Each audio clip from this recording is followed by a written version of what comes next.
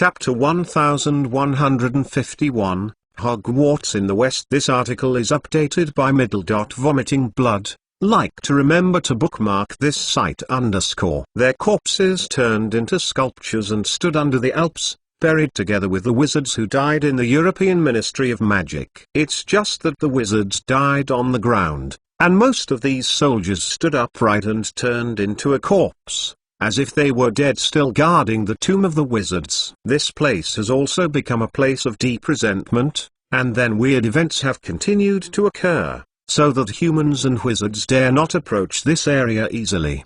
The Italian, Swedish and other coalition forces camped not far away heard the news and disbanded in place and immediately retreated to the country. They did not want to confront the terrorist force like Merlin anymore. The information of the terrifying wizard Merlin spread throughout the world in an instant, but because the people who were in direct contact with Merlin were basically killed, it was all specious and inaccurate news. Because of these half-truths, many people regard Merlin as the leader of the wizarding world, avenging humanity for the wizarding world. Of course, what Merlin did before is also constantly confirmed. The creator of the tragedy in the United States, destroying the government of Ying, attacked the Palace of Versailles in France. This time it was the massacre of the 80,000 French-German coalition forces. The number of humans who died in the hands of Merlin has reached millions, which is an extremely terrifying number of 350. The importance of wizards in human society has been increasing. Many human governments regard wizards as scourges, and even define wizards as the enemy of human life and death, chanting the slogan that only one of wizards and humans can live. It is now that the relationship between humans and wizards has reached the most tense moment. Maybe the Third World War in the history of the Earth is about to break out. A war between wizards and humans. As for Merlin, who was originally an enemy of the wizarding world, he was regarded by humans as the leader of the wizarding world, and at the same time he gave Merlin a terrifying name, Blood Witch. The name of the Blood Witch spread rapidly all over the world, and the wizard became synonymous with killing in the human world. It's just that those wizards who are feared by humans, hearing the name of the Blood Witch demon, are also terrified of fear, because many of them know that the Blood Witch is not the leader of the wizards. On the contrary, he is also the existence of the wizards. It is a pity that the human moles who occupy the dominant position in this world do not know it, but instead regard Merlin and the wizard as one kind of existence. As the overlords of the world, they will certainly not tolerate such terrible existence and unstable factors such as wizards. So the elimination of wizards is almost on the agenda of all countries. The whole world is in such turmoil, and this so-called Blood Witch demon, that is, Merlin, enjoys this name very much. During this period of time, Merlin continued to attack the Ministry of Magic of various countries. There were countless wizards who died in his hands. Many Ministry of Magic wanted to unite against Merlin, but Merlin's goal was too small. There is no way to grasp the position of Merlin. This also caused Merlin to come and go like wind, attacking wherever he wanted to attack, and the Ministry of Magic of various countries could not find anyone who could compete with Merlin. More and more wizards died in Merlin's hands. Merlin absorbed the power of the dead, and also became stronger and stronger. The wizards were getting weaker and weaker in fighting Merlin. Coupled with the encirclement and suppression of the mole government, they could only passively hide. Fortunately, Merlin did not only target wizards. While attacking the Ministry of Magic of various countries, governments of various countries also suffered at Merlin's hands. The number of moles who died in Merlin's hands was much higher than that of wizards. The worst thing is that many mole people have put Merlin's brutal behavior on the head of the wizard group, and even regarded the wizard as the enemy of the world. Facing the tyranny of the Blood Witch, Merlin, although the world is big, there is really no good way to deal with this Merlin. With Merlin's vast magic power at the level of Dharma God, it is possible for one person to destroy the world. Just when the world was messed up by Merlin, the location of Hogwarts in the country of Ying, this energetic school of magic had become lifeless, not only because of the various things that happened during Dumbledore's presidency, but also because the wizarding world of Ying's country is now mixed, with many messy wizards appearing near Hogwarts, disrupting school order. Hogwarts no longer had the glory it used to be. Dumbledore, who was so powerful in the past to shake the world, is no longer there. Hogwarts does not have a powerful wizard who can protect it with one hand, and it does not pose too much threat in the eyes of outside wizards. As for elite wizards like McGonagall and Snape, they did not have enough strength and reputation to guard Hogwarts. This ancient school of magic is dying. The Forbidden Forest outside of Hogwarts has not changed much. Various exotic and rare beasts slept in it, and the horsemen galloped in the Forbidden Forest with bows and arrows, no different from decades ago. And in a remote corner of the Forbidden Forest, a young man dressed in a black wizard robe stood quietly on the spot, his eyes closed tightly, like a statue. He has been standing there for a long time. His body is covered with dust, and there are even some bold little spiders lying on the young man to make spider webs. They all thought this young man was not a living thing, and even thought it was just a stone. This person is Marks McClown. Ever since he fell into the illusion in the Forbidden Forest, Marks McClown has been standing there without moving. But Marks McClown's spirit is in the surrounding illusion. In the illusion, Marks McClown was moving fast on the highway. Behind him were a lot of zombies, chasing Marks McClown's pace hoarsely. This time Marks McClown fell into a world of zombies. The whole world was zombies. Only a few characters like the protagonist were hiding in the woods. Chapter 1152 Bet everything on the next world. This article is updated by Vomiting Blood.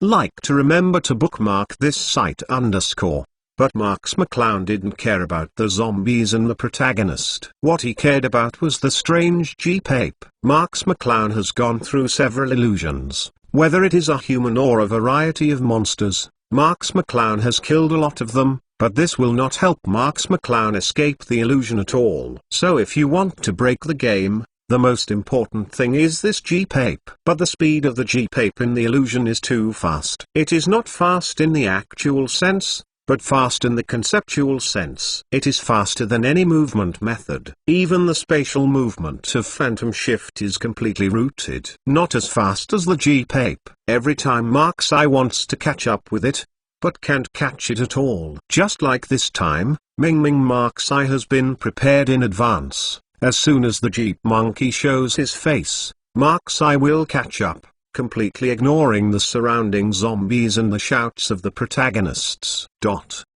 But even so, the Jeep-ape still got farther and farther away from Marks I, shouting the slogan "Follow it." Damn it! There is no point in chasing like this. Seeing that Marks McClown could no longer catch up with the Jeep-ape, he could only grit his teeth and pointed the magic wand in his hand at the Jeep-ape in the distance. Try another method. An enchantment hit instantly. The Jeep-ape would not evade at all, sitting on the small Jeep yelling, looking so happy. Plus, Marks I naturally did not use a spell to attack the Jeep-ape, but aimed at the Jeep at its feet. Boom! The spell hit the Jeep at the feet of the Jeep-ape, and saw a tire burst open.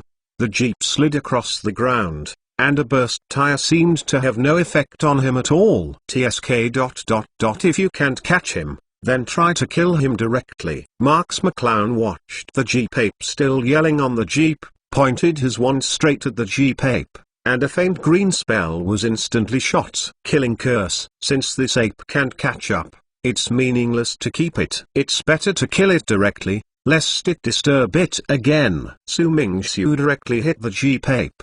The ape's body trembled, as if thinking of something. Su Mingxiu instantly killed all the vitality in it.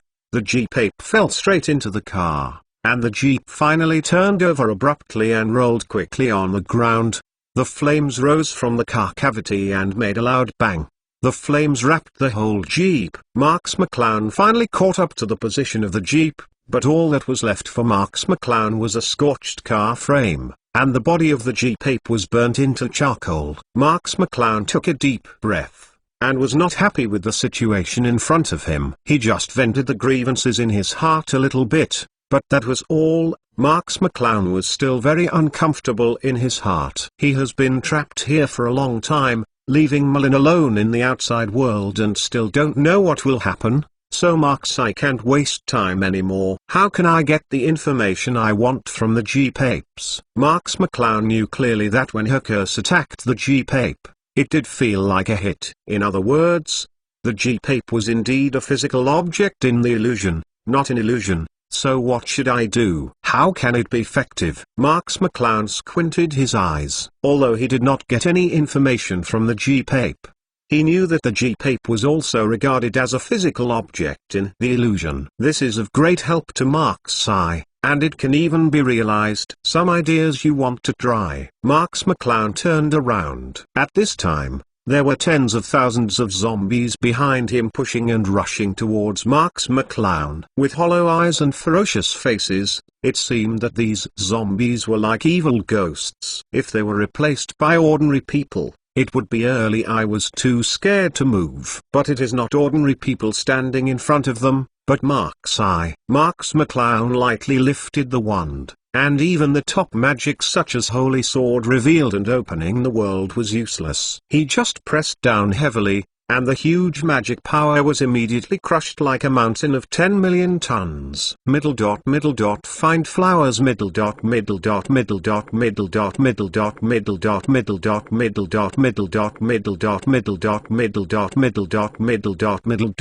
The entire ground collapsed with a bang. The ground cracked into a huge ground crack.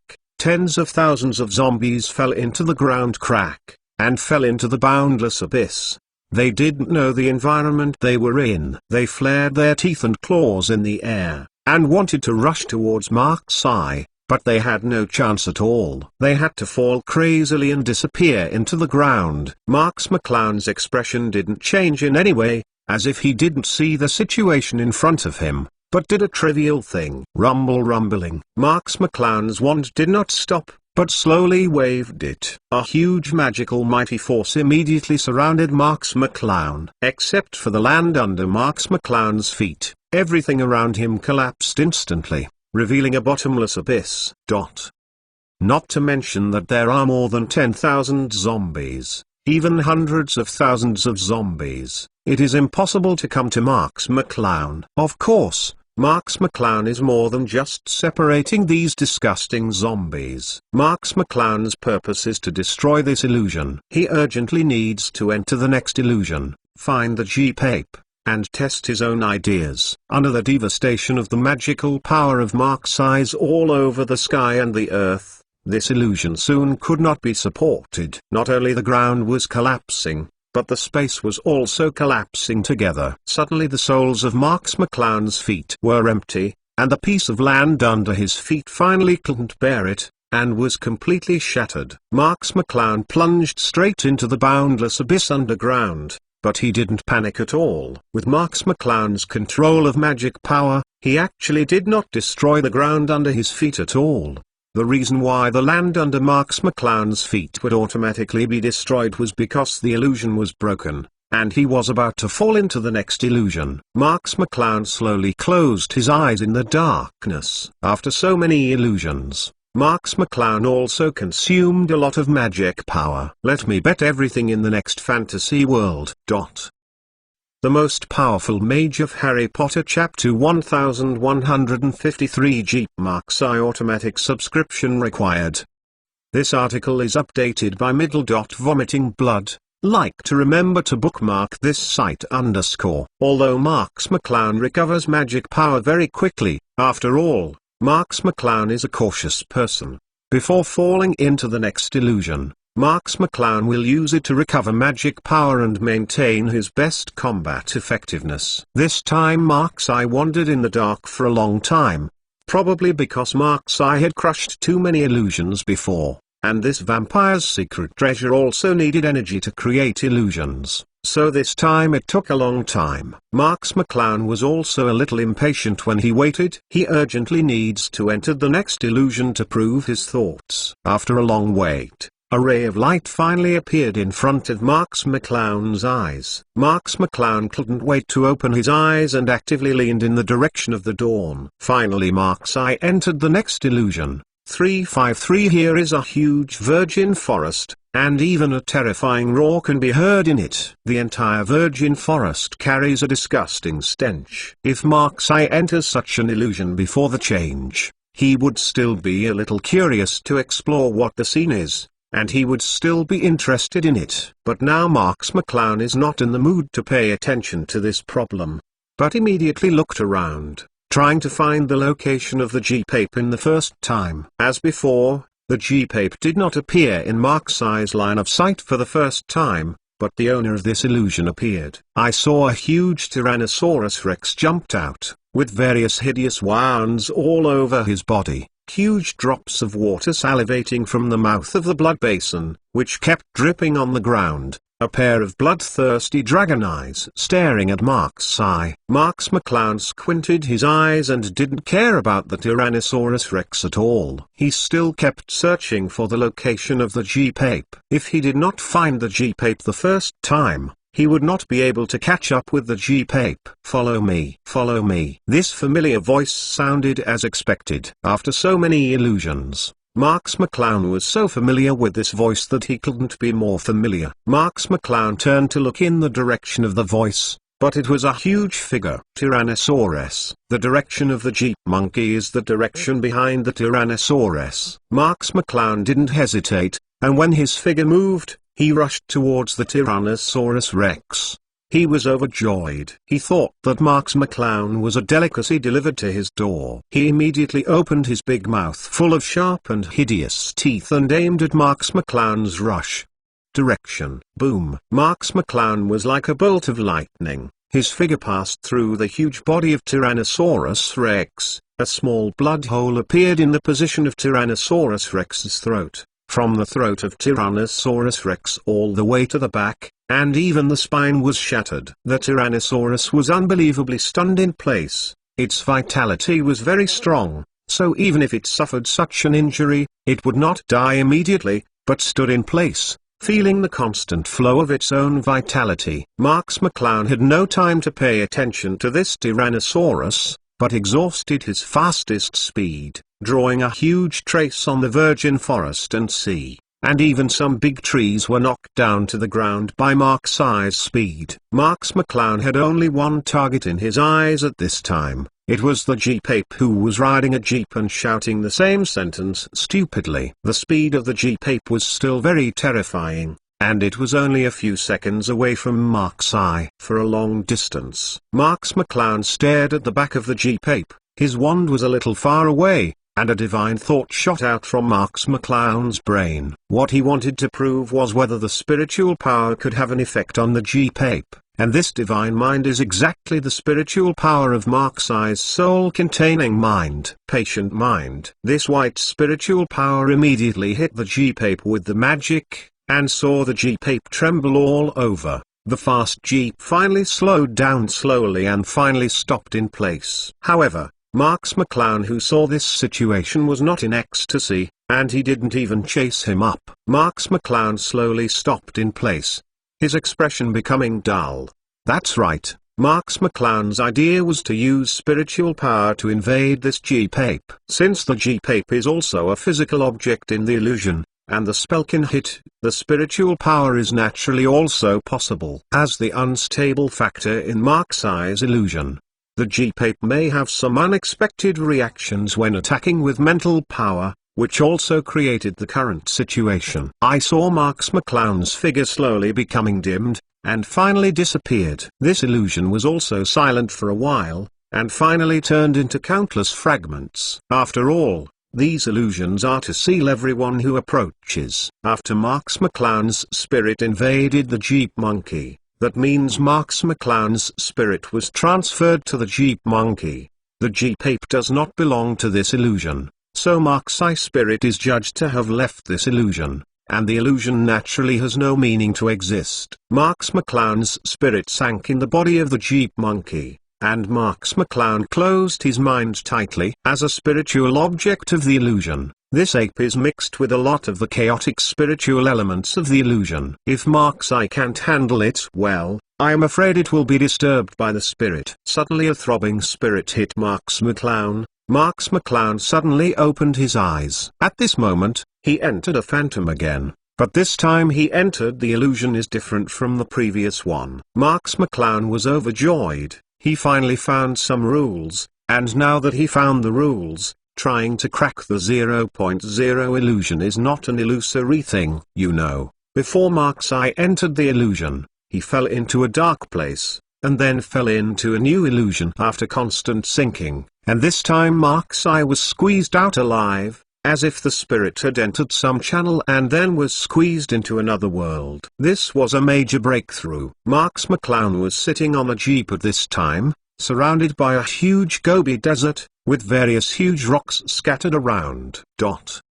Chapter 1154, The King of the Forbidden Forest. This article is updated by Vomiting Blood. Like to remember to bookmark this site _ There was no Jeep ape beside Marks McClown. The Jeep drove fast, and the speed was comparable to the Jeep drove by the Jeep ape before. Behind Marks McClown, a huge voice roared arrogantly against all the surrounding rocks, chasing the Jeep Marks McClown was riding in. Marks McClown looked back and couldn't help but exclaimed.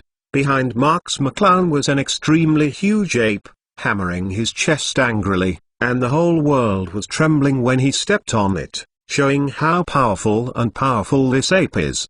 Wait! Marks McClown slammed on the brakes, and the Jeep tires under his feet slammed on the ground, drawing a black mark on the ground, and the harsh braking sound even overwhelmed the roar of the giant ape. After the Jeep stopped steadily, Marks McClown jumped out of the car and looked at the giant ape behind him. The ape also looked a little dazed at this time, as if he didn't expect Marks McClown to stop. Marks McClown was also looking at the giant ape in front of him. This ape gave him a different feeling from any apes before. It was a real texture. He already knew the number 11 of the giant beast in front of him. Forbidden Forest. King of. The giant beast stared at Mark's eye, his bloodred eyes bursting. Staring at Mark's eye, his huge gasp splashed on the ground with countless dust. His face was indescribably cautious. Who are you? The giant beast took the lead in making a sound, and at the same time it hit the ground with a heavy blow. Suddenly the whole land trembled, and some nearby rocks even cracked. Marks McClown faintly looked at the giant beast, and said, "The King of the Forbidden Forest?" The behemoth's originally angry face suddenly stagnated, and the eyes that looked towards Marks McClown were full of incredible, and he didn't even know how to speak. Marks McClown looked calmer and said, "Are you the King of the Forbidden Forest?" The giant beast took a deep breath and hit the ground again with his fist. Although the strength was not strong this time, the ground still trembled. The giant beast hesitated for a moment and said, "Are you also an outsider?" Although he didn't admit it, the giant beast didn't deny it either. Mark's eye could already be sure that the giant beast in front of him was the King of the Forbidden Forest. Marks McClown nodded and said, "I'm here to find you." The King of the Forbidden Forest cautiously said, "Didn't you have been running away before? Why suddenly you want to talk to me again?" Marks McClown was stunned for a moment, and she didn't understand what the King of Forbidden Forest meant. But soon Mark's eye understood. Listening to what the King of the Forbidden Forest meant,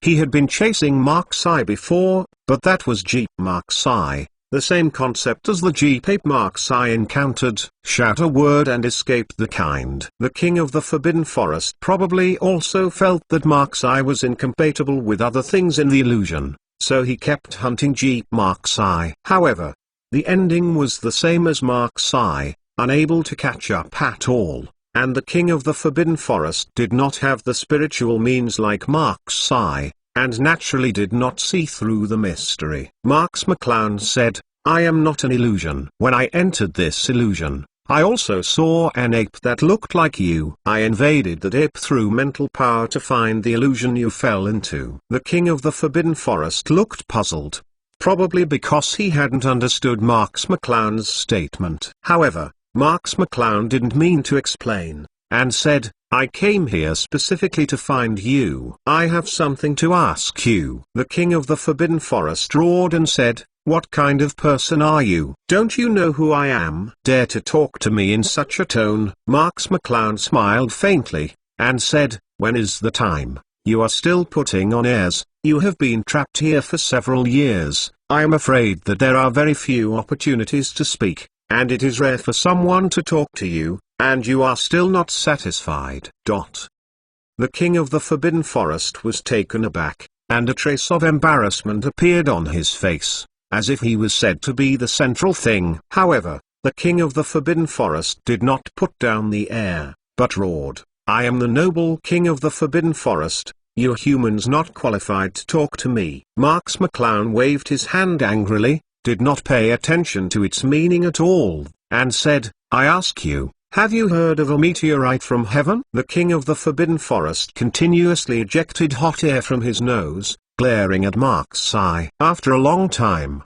the king of the Forbidden Forest closed his eyes and said, "Who are you?" Marks McClown stared at the king of the Forbidden Forest, and slowly said, "My name is Marks McClown." The king of the Forbidden Forest looked at Mark's eye coldly, and said, "I have never heard of the dregs coming from somewhere." Marks McClown said indifferently, "You don't need to know so clearly, you just need to answer my question. Do you know the situation of the meteorite outside the sky?" The king of the Forbidden Forest sneered and said, "Why should I answer your question? Do you think you are qualified to talk to me after entering the illusion? With your qualifications, it is not enough to make me take it seriously. Go back and practice for decades. Come back and talk about it." Marks McClown squinted his eyes. He knew that the king of the Forbidden Forest didn't recognize him at all. He just thought he was just a 307 ordinary human, so he talked with Marks McClown so arrogantly. At this time,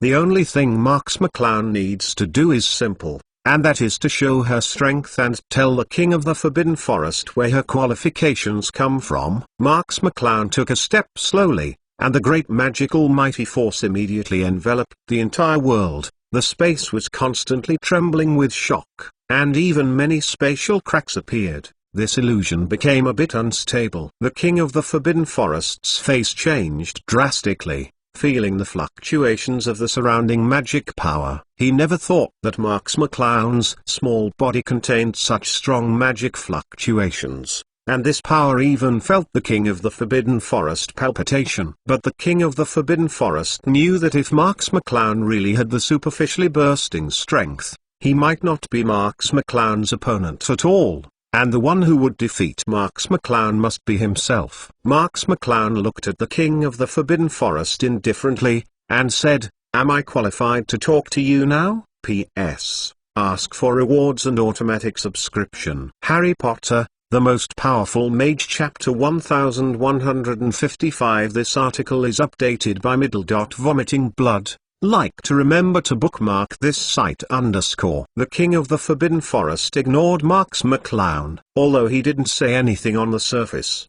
The trembling pupils of the Forbidden Forest showed that the king of the Forbidden Forest was in an unstable mood at this time. The silent attitude of the king of the Forbidden Forest actually shows that the king of the Forbidden Forest attaches great importance to Mark's eye. Marks McClown said coldly, "I asked for the last time, what is the relationship between you and the meteorite outside the sky? If you still don't want to say, I don't mind spending a little effort to communicate with you. Although I am very short of time, but this time it's still affordable." The king of the Forbidden Forest took a deep breath and knew that Marks McClown was not joking. Moreover, Marks McClown had such a powerful strength that it was enough for the king of the Forbidden Forest to pay attention to Marks McClown. The king of the Forbidden Forest hesitated, and finally, before Marks McClown was patiently exhausted, he said, "I know that the meteorite outside the sky is the piece of the horse race forbidden trial." Marks McClown raised his eyebrows and looked at the king of the Forbidden Forest. The king of the Forbidden Forest finally said what he cared about most. The king of the Forbidden Forest revealed the color of memory in his eyes. He looked into the distance and said, "I was just an ordinary ape. I lived near the forbidden area of horsemen. I didn't even know my mind." He said that I was just a beast. Not too much. Marks McClown asked, "Have you come into contact with the meteorite outside the sky?" McClown's, "I accidentally approached the horse forbidden area." The king of the Forbidden Forest took a deep breath, nodded his head heavily, and said, "At that time, I didn't know what was inside. It was just pure curiosity that prompted me to go in. Then in the deepest part of the forbidden area, I saw the huge sky meteorite. Marks McClown nodded slightly. He didn't doubt this. After all, he had also been to the forbidden land of the horse race. He also knew the general situation. He understood that the king of the forbidden forest did not lie. The king of the forbidden forest exclaimed, "That is really a magical stone." Diaresis. I live next to a meteorite outside the sky. Not only has my mind turned on, I can distinguish the good and bad of time, I have my own thoughts and consciousness, and even my strength has become extremely powerful, surpassing the entire forbidden forest creatures, including the horse people. Marks McClown glanced at the king of the forbidden forest, and said, "With your strength, it should be a simple matter to level the horse race." The king of the forbidden forest hummed heavily and said, "I am not you filthy humans, and I have no grievances with the horse race. Why do we attack the horse race?" Marks McClown smiled faintly. He naturally knew that the king of the forbidden forest did not attack the horse race, otherwise the horse race would have been destroyed long ago. Where are the horse race people? Marks McClown saw. The reason why Marks McClown said so was just to lure the king of forbidden forest to continue speaking. "I'm a person who knows the grievances, and the horse race also discovered my existence at that time, but they have no malice against me." Sure enough, the king of the forbidden forest continued, "My strength is given by meteorites from within and outside of their clan, so it can also be said that they are kind to me and we have reached an agreement." Sheltered each other, Marks McClown said. The king of the forbidden forest nodded and said, "McClowns, the horse race knows that my strength is strong. If they attack me because they can't tolerate the existence of meteorites from outside the sky, the horse race will inevitably suffer heavy casualties, and even destroy the race. They chose the best way for them, and I have become a shelter for the horse race. Exist." Marks McClown said, "You all chose the best way, which is good for both sides. What about afterwards?" The king of the forbidden forest glanced at Marks McClown dissatisfiedly, and was very dissatisfied with Marks McClown's way of inquiring. But thinking of the power that Marks McClown showed before, the king of the forbidden forest could not express his dissatisfaction. After humming, the king of the forbidden forest continued, "After that, I became the so-called king of the forbidden forest, guarding the horse race, and at the same time guarding the meteorite that gave me tremendous power." Marks McClown was taken aback, and said, "Guardian meteorites outside the sky?" Marks McClown suddenly remembered the map of the live spot in Harry's hands. Wasn't that made of a meteorite from the outside world? It was the fragments of meteorites from the outer space that Harry's father and Sirius had obtained from the Forbidden Forest, but the description Marks McClown heard a few years ago was also very vague, and it could not be completely confirmed that they were given to them by the King of the Forbidden Forest. So in order to confirm, Marks McClown groaned and asked, "Have you ever given a meteorite from the outer world to the Hogwarts students?" The King of the Forbidden Forest was taken aback for a moment, and a memory of memories appeared on his face. He probably thought of something funny, and a smile fluttered from the corner of his mouth. He said, "What you said, I probably thought of those few things." "A lad." Marks McClown waved his hand slightly, and an illusory magical projection appeared beside Marks McClown, which was exactly Hogwarts school uniform. Marks McClown knew that although the King of the Forbidden Forest was known as the King of the Forbidden Forest, legends about him were circulating in every corner of the wizarding world. The King of the Forbidden Forest has never left the Forbidden Forest of Hogwarts. He knows nothing about the outside world. Although he probably knows the existence of Dumbledore,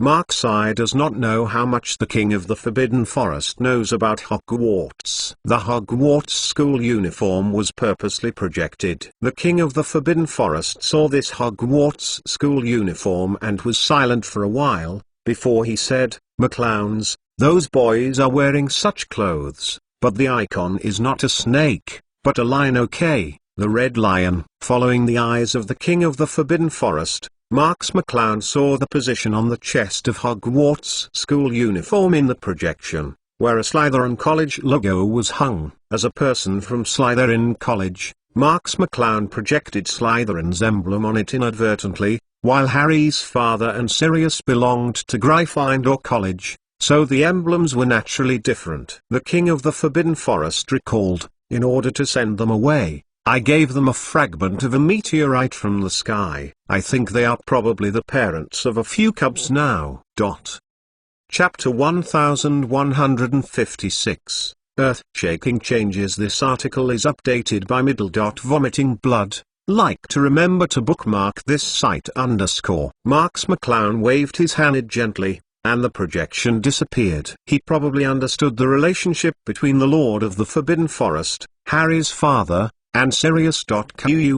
Probably it was Harry's father, Sirius and others who broke into the Forbidden Forest and encountered the King of the Forbidden Forest. It was basically the same description as Marks McClown heard in the past. In the end, it should be the King of the Forbidden Forest who gave them some small fragments of the outer meteorite, but they did not realize the true function of the outer meteorite. But based on the characteristics of the outer meteorite, they created the map of the living point. Marks McClown said indifferently, "Those of them don't have much alive now." The King of the Forbidden Forest was taken aback, and said in surprise, "How is it possible? I just met them 10 or 20 years ago." Marks McClown said coldly, "You have been here. Of course, you don't know what happened outside. Now the whole world outside is in chaos. The war between wizards, the war between humans and moles, I think it has already started up."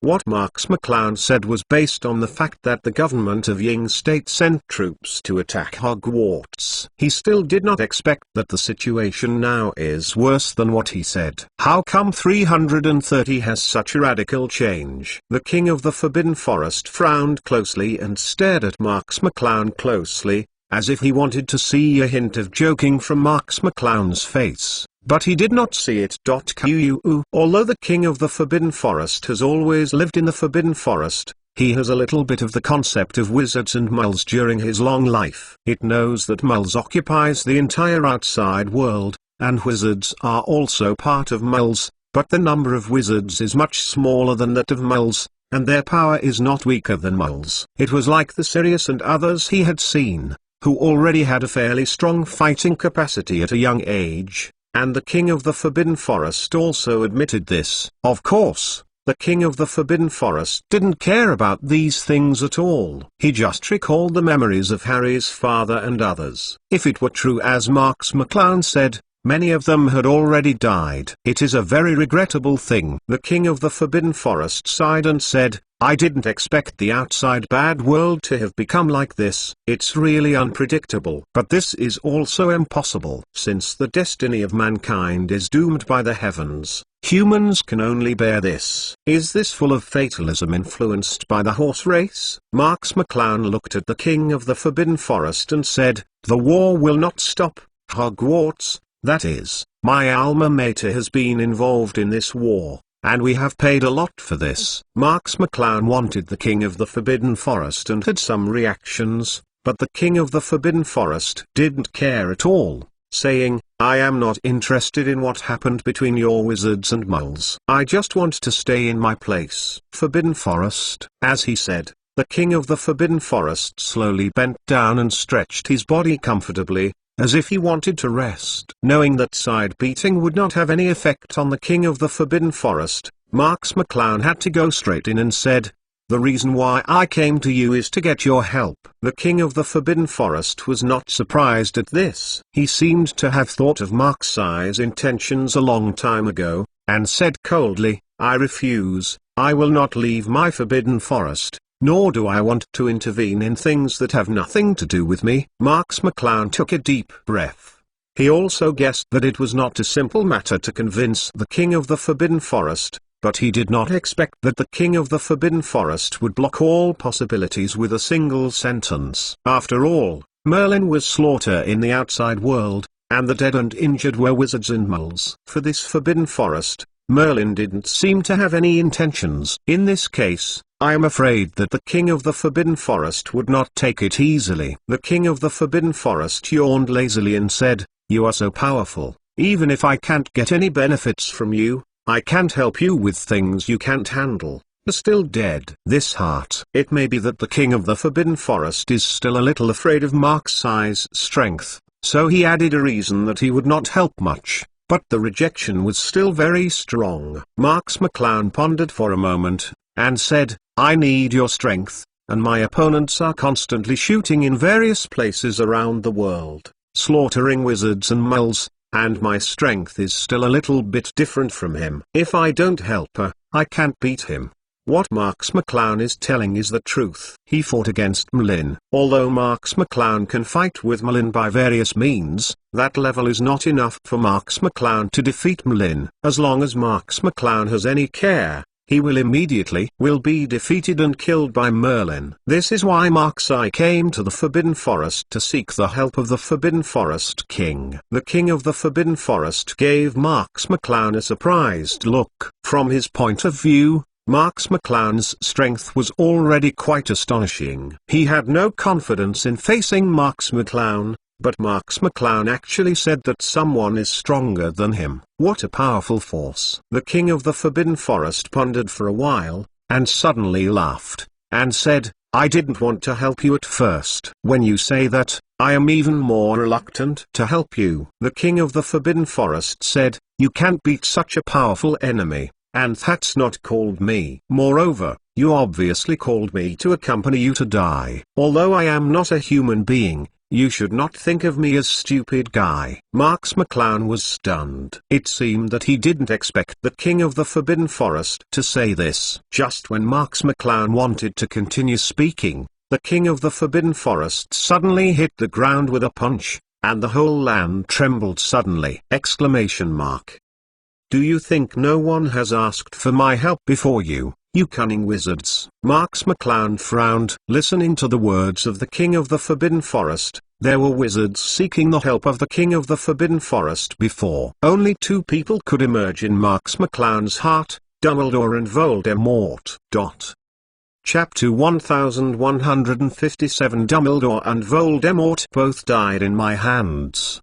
This article is updated by Vomiting Blood. Like to remember to bookmark this site _ Dumbledore was the principal of Hogwarts. He couldn't say that he knew everything about the Forbidden Forest, but he was quite familiar with it, and he was naturally aware of the King of the Forbidden Forest. In addition, Voldemort's existence as the peak student of Hogwarts era should naturally also be aware of the existence of the King of the Forbidden Forest. Moreover, if the two of them were hostile, if they were helped by the Lord of the Forbidden Forest, they would be able to reverse the situation in one fell swoop, driving the opponent into a blind spot, and there were only two people who could seek the help of the Lord of the Forbidden Forest. However, judging from the trajectory of events, the King of the Forbidden Forest did not choose to help these two people. The King of the Forbidden Forest said coldly, the first person to ask for my help is wearing the clothes you projected. According to him, he is already from Slytherin. You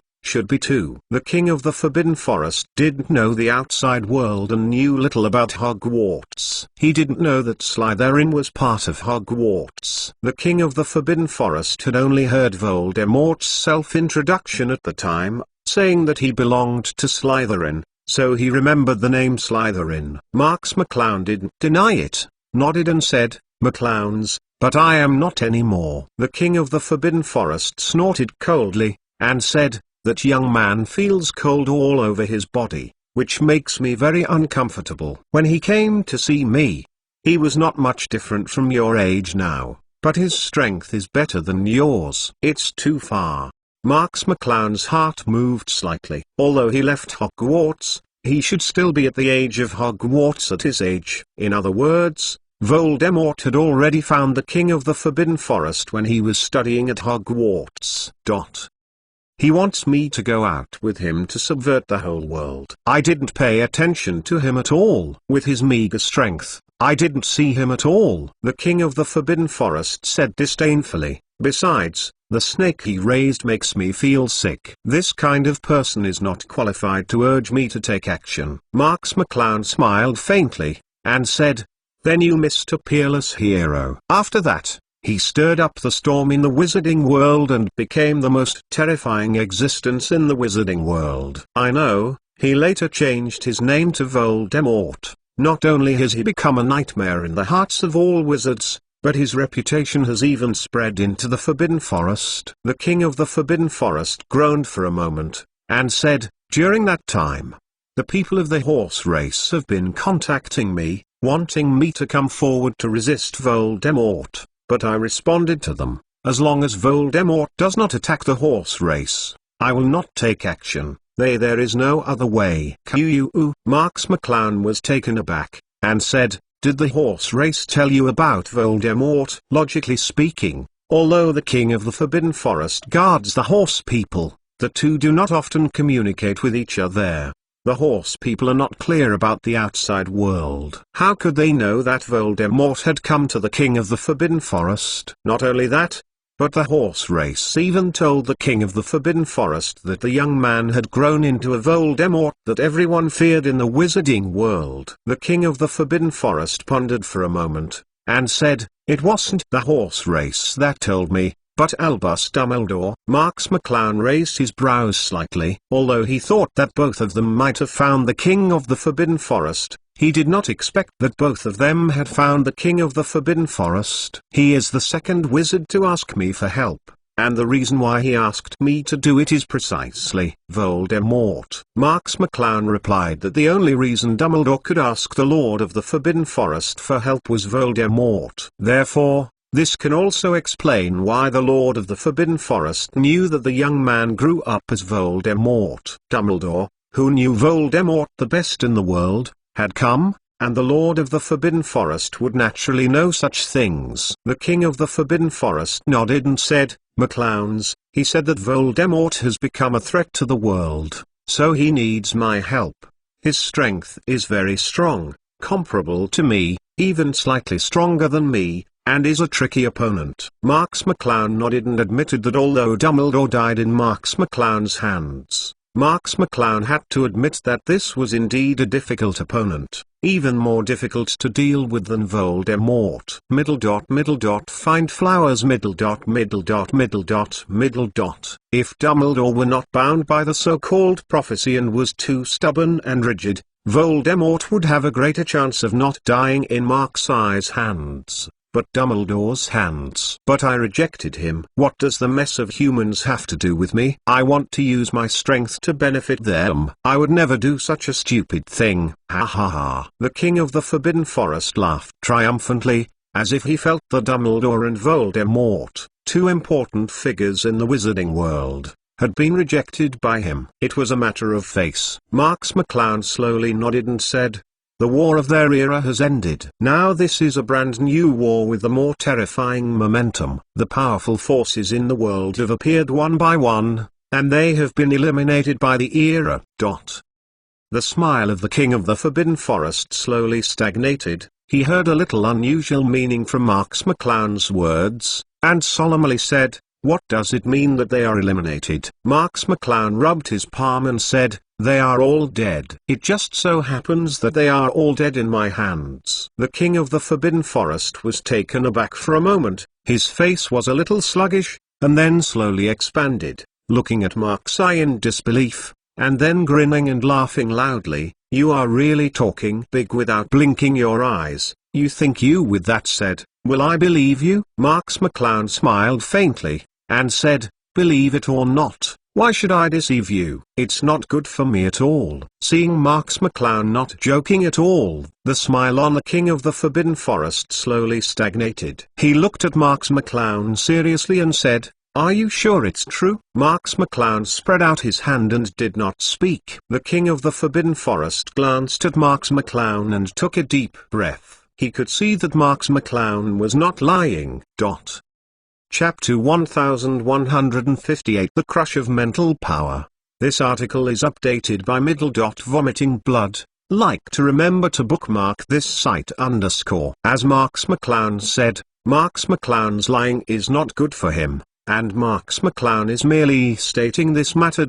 Plus, thinking of this, the king of the Forbidden Forest had to wait and watch Marks' eye. his eyes full of vigilance and anxiety. The King of the Forbidden Forest knew how powerful and terrifying Dumbledore was. After all, Dumbledore had come to the King of the Forbidden Forest.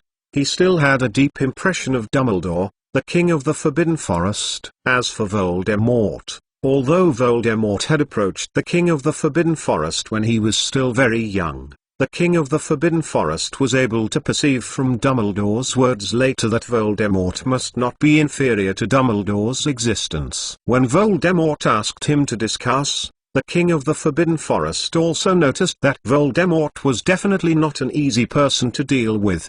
The whole person was gloomy, as if he was always looking at and calculating others. This kind of scheming is definitely not light. But these two powerful people, two powerhouses whose scheming cannot be ignored, would actually die in the hands of this young man. This is really a scary thing. At first, the King of the Forbidden Forest just felt that Marks McClown was just more powerful. It should have been achieved through a sudden increase in strength. After all, Marks McClown was still too young, and it was not a big deal to have such emptiness. But after knowing that Dumbledore and Voldemort both died in Marks' hands, the King of the Forbidden Forest had to put Marks in the most serious position. Dumbledore and Voldemort were not simple, and this Marks was even more so unfathomable. The King of the Forbidden Forest slowly said, "Since they are not your opponents, why should you seek my help? My strength is not too far from them, and the help I can provide to you is very limited." Marks McClown did not deny,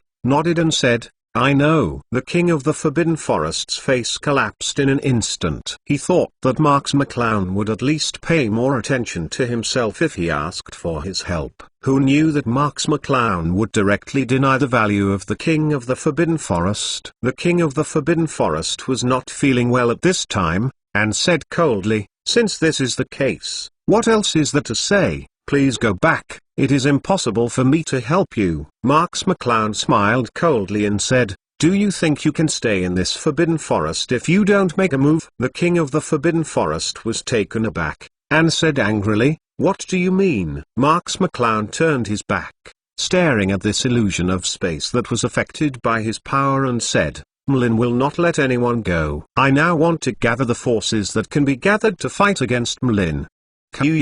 Marks McClown turned his head, looked at the King of the Forbidden Forest, and said, "If I fall, no one will be able to withstand Merlin anymore." The King of the Forbidden Forest's pupils trembled slightly, and he could realize the heaviness in Marks McClown's tone. The King of the Forbidden Forest has always felt that his strength can be ranked in the whole world, but this is not the case. From Voldemort and Dumbledore at the beginning, to Marks today, and then to Merlin in Marks' mouth, the King of the Forbidden Forest discovered how small his power is, and this power is simply not enough for the King of the Forbidden Forest to guard the Forbidden Forest at his feet. Marks McClown continued, "You have been trapped by a vampire clan for so long. Did you know that the vampire clan was almost wiped out by the sealed Merlin? If I hadn't found out in advance, I'm afraid the vampire clan has become a historical term."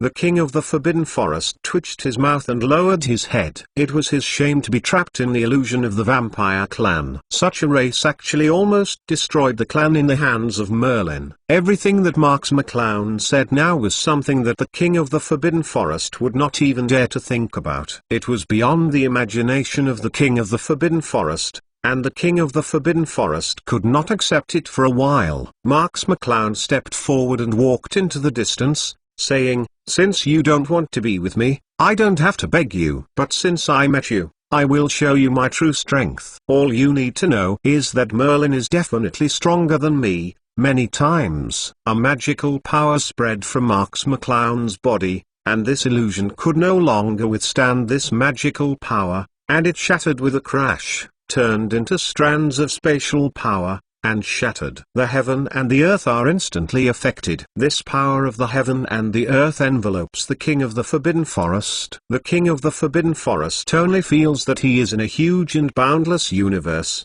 and everything around him is repelling himself. Eliminated. The King of the Forbidden Forest had never felt that he was so small, so small that the king of the Forbidden Forest could not help but want to run away with his head. This is the emptiness that the king of the Forbidden Forest has not felt before. Just like the king of the Forbidden Forest has not encountered a meteorite outside the sky when he was young, but an ape without any power, threatened by the wild beasts at any time. Marks McClown's surging mental power kept surging around the king of the Forbidden Forest, impacting the forehead of the king of the Forbidden Forest. As long as Marks McClown wants, he can defeat the spiritual defense of the king of the Forbidden Forest at any time. After all, the king of the Forbidden Forest is powerful, but in the final analysis it is just a strange beast, and his spiritual power is not too strong. But Marks McClown didn't do this, because he just wanted the king of the Forbidden Forest to comprehend the gap between power. I took back the 0.5 words I just made. The king of the Forbidden Forest lowered his head, hiding his fearful eyes. The king of the Forbidden Forest can feel how terrifying Mark's eye is to him from the fluctuations in the spirit power emanating from Mark's eye. It can even be said that the king of the Forbidden Forest feels that Mark's eye can give him a deadly threat. This is a feeling that the Lord of the Forbidden Forest has never felt since he started his mind. Even from Dumbledore and Voldemort, he has never felt this way. Harry Potter, The Strongest Mage Chapter 1159, The strongest place is also the biggest weakness. This article is updated by Vomiting Blood. Like to remember to bookmark this site _ The Lord of the Forbidden Forest took back what he had just said. The main reason was not only because Marks McClown's power had frightened him, and let him know that there were more powerful existences in the world. The most important thing was Marks McClown's threat to him. On the surface, he did reject Marks McClown, but Marks McClown has such a powerful strength. Who knows if Marks McClown will become angry and suddenly take action against himself and the Forbidden Forest. This is the point that the King of Forbidden Forest is most worried about. Marks McClown returned to his senses, so she could look at the King of the Forbidden Forest in his spare time. Sure enough, this world is still very realistic. No matter how much he says, he still has to show his strength in the end. Otherwise, how could the King of the Forbidden Forest compromise so easily? The King of the Forbidden Forest glanced at Marks McClown secretly and said, I have considered what you said. If there is really a strong opponent as you say, I am afraid it will be difficult to fight the enemy by my words. Let's join hands. Marks McClown smiled faintly, but did not express anything else, let alone humiliate the King of the Forbidden Forest. After all, it is natural for the King of the Forbidden Forest to be soft and understandable. Marks McClown said, since the King of the 11th Forest is willing to cooperate with me, of course it is the best. The King of the Forbidden Forest nodded and said, then what should we do now? I have been trapped in this illusion for a long time, and I can't get out at all. When saying this, the King of the Forbidden Forest glanced at Marks McClown with hope. Marks McClown shook his head and said, although I know this secret treasure of vampires, I was a little big at first, thinking that I could solve the predicament here. I didn't expect this predicament to have two brushes. The King of the Forbidden Forest was taken aback and said, didn't you know the vampire family? Didn't you ask clearly when you came to me? Marks McClown smiled bitterly and shook her head. Although Lilith had specially reminded herself, she did think that this secret treasure could not hold her, so she did not ask Lilith about the secret treasure in detail. It seems that Lilith is quite confident in herself. Who knows that the vampire family still has some tricky treasures, worthy of the name of their thousands of years of race. Marks McClown turned his back, looked around, and contemplated the surrounding situation. At this moment, they recondensed into a brand new illusion. And there was no flaw at all. The King of the Forbidden Forest took a deep breath and raised the corner of his mouth slightly. Looking at Marks McClown's back, a trace of bad intentions flashed from the corner of his eyes. After all, the King of the Forbidden Forest is the one who dominates in the Forbidden Forest. It is difficult for him to tolerate being overwhelmed by Mark's eye's aura, but the situation has reached this situation, and he has no choice but to tolerate it temporarily. Cloud Knight. If Mark's eye can liberate him, that would be the best. After all, The king of the Forbidden Forest has been imprisoned here for several years. If he can be liberated by tolerating it for a while, then that would be the best result. The king of the Forbidden Forest is also making small calculations in his heart. Mark-Sai's mental strength is very strong, and the magic fluctuations are not weak. But the king of the Forbidden Forest thinks that Mark-Sai is just a strong spiritual power, and the Mark-Sai he perceives the magic is strong, but it is only because of being affected by Marks McClown's mental power. In the concept of the king of the Forbidden Forest, the lifespan of a human being is very short. Therefore, the wizards are all people who are not fully developed. They are either mentally powerful or magically powerful. Mark-Sai cannot be as powerful in both aspects. So there is only one result, that is, Mark-Sai's magical power is only fabricated by Mark-Sai illusion. The king of the Forbidden Forest has already made his calculations. As long as Mark-Sai liberates himself, he will immediately strike Mark-Sai thunder and tell Mark-Sai what is the king of the Forbidden Forest. However, the king of the Forbidden Forest did not intend to kill Marks McClown, but just wanted to give Marks McClown a little bit of color. Of course, Marks McClown didn't know the little abacus that the king of the Forbidden Forest had made, but carefully looked at the surrounding illusions. Before, he looked for the king of the Forbidden Forest and didn't know much about illusions, so he is now studying the mysteries of illusions. Marks McClown said, "The most powerful part of this illusion is that it can gather the most powerful force to trap people, and maintain the ability to continuously recover." The king of the Forbidden Forest nodded and said, "I know that no matter how I destroy the illusion, this illusion can recover itself." Marks McClown suddenly smiled and said, "The biggest advantage of this illusion is its biggest flaw." The king of the Forbidden Forest was taken aback, and said, "The self-recovery ability of this illusion?" Marks McClown slowly shook his head and said, "It is the one that can gather the most powerful force to trap people." The king of the Forbidden Forest was stunned, a little bit confused about what Marks McClown was saying. Marks McClown said,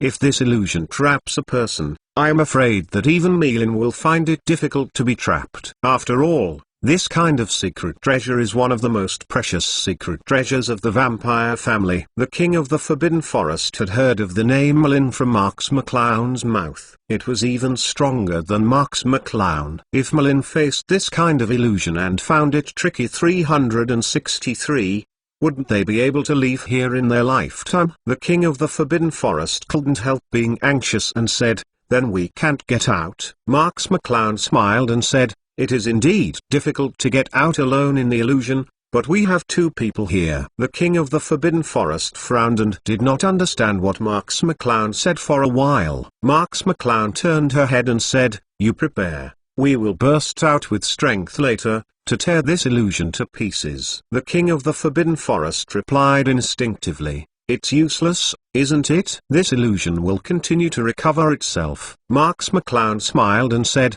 "You can just try it. Anyway, it's not that you haven't broken the illusion." The king of the Forbidden Forest pondered for a moment and nodded. Anyway, he had no way to deal with this illusion. It seemed that listening to Mark-Sai was his only choice. The king of the Forbidden Forest lowered his head, but glanced at Marks McClown secretly, and a trace of complicated emotions flashed in his eyes.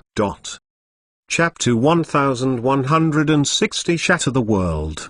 This article is updated by Vomiting Blood. Like to remember to bookmark this site _ Marks McClown pointed to a mountain on the opposite side, and said, "Go over there and listen to my orders." Plus. The king of the Forbidden Forest nodded silently. In fact, he was already scolding his mother in his heart. He is the king of the Forbidden Forest and the noblest existence in the Forbidden Forest. No matter where he has been commanded like this, he still needs to obey Mark-Sai's orders. Joke. However, the king of the Forbidden Forest did not express his emotions. The first condition now is to leave this illusion, and then slowly calculate with Mark-Sai. I saw the king of the Forbidden Forest hit the ground abruptly, and his 4 feet stomped heavily on the ground, making deep marks on the ground. In just a few seconds, the huge body of the king of the Forbidden Forest has rushed under the mountain peak, climbing the stone of the mountain peak with his big hands, and climbing along the mountain peak to the summit within a few seconds. The king of the Forbidden Forest looked at Mark-Sai from a distance, and seemed to be waiting for Mark-Sai's order peacefully. Marks McClown turned around and flew towards a mountain opposite to the king of the Forbidden Forest. Compared to the king of the Forbidden Forest, Marks McClown's movements are undoubtedly more elegant, standing steadily far away from the king of the Forbidden Forest. Above the mountain, Marks McClown slowly pulled out his wand and gestured to the king of the Forbidden Forest in the distance. The king of the Forbidden Forest nodded his head heavily,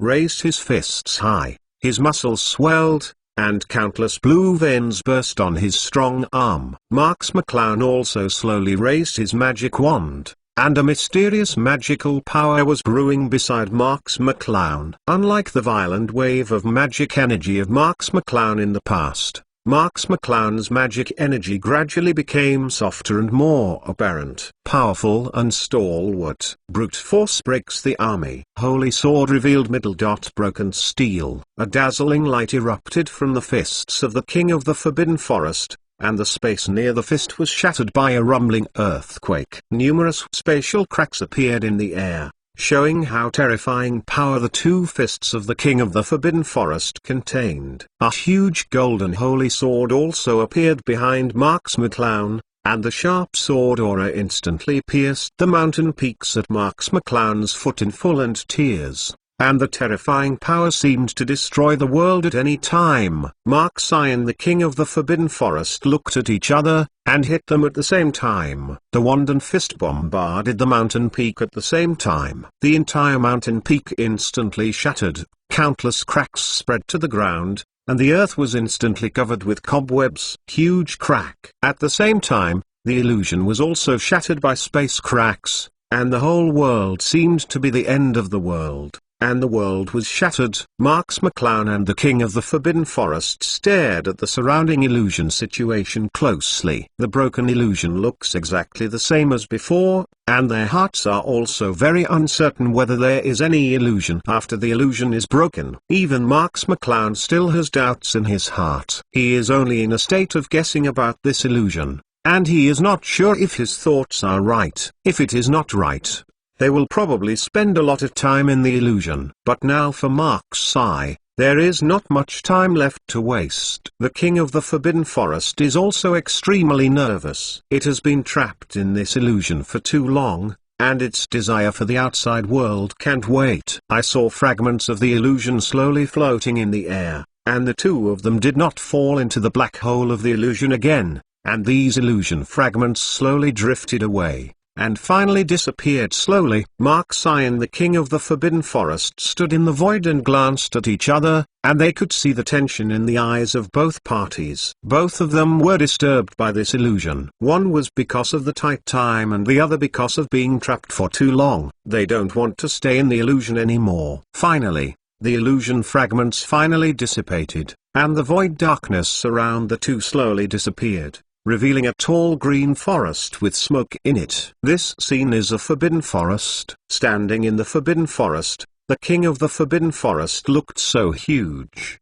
The heavenly tree looked like a toy in front of the king of the forbidden forest. But the king of such a huge forbidden forest looked dull at this time, looking at the familiar scene of the forbidden forest around him in disbelief. Tears even reflected in his eyes. "I'm back. Really back." The king of the forbidden forest murmured to himself, and did not react to everything in front of him. Marks McClown finally let out a sigh of relief, and finally relieved the vampire family's illusion. Otherwise, it would waste too much time. I am afraid that when Marks McClown comes out, Merlin has slaughtered the entire world. The king of the forbidden forest suddenly turned his head and said, "How did you know that this can break the illusion?" Marks McClown smiled and said, "Actually, I'm not sure, I just gave it a try. I didn't expect it to be successful. In fact, the advantages of this illusion are too obvious: the automatic recovery ability, the ability to continuously produce illusions.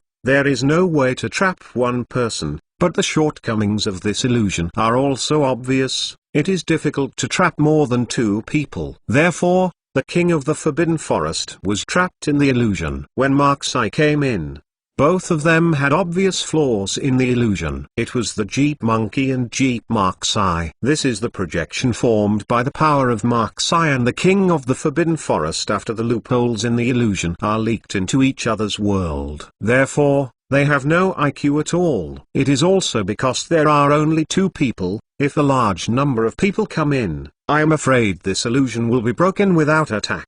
However, Marksai and the King of the Forbidden Forest have caused flaws in the illusion. Is it so? And the illusion keeps separating power to trap them at the same time. This is why Marksai and the King of the Forbidden Forest want to catch up with Jeep Marksai. It's so difficult with a Jeep ape.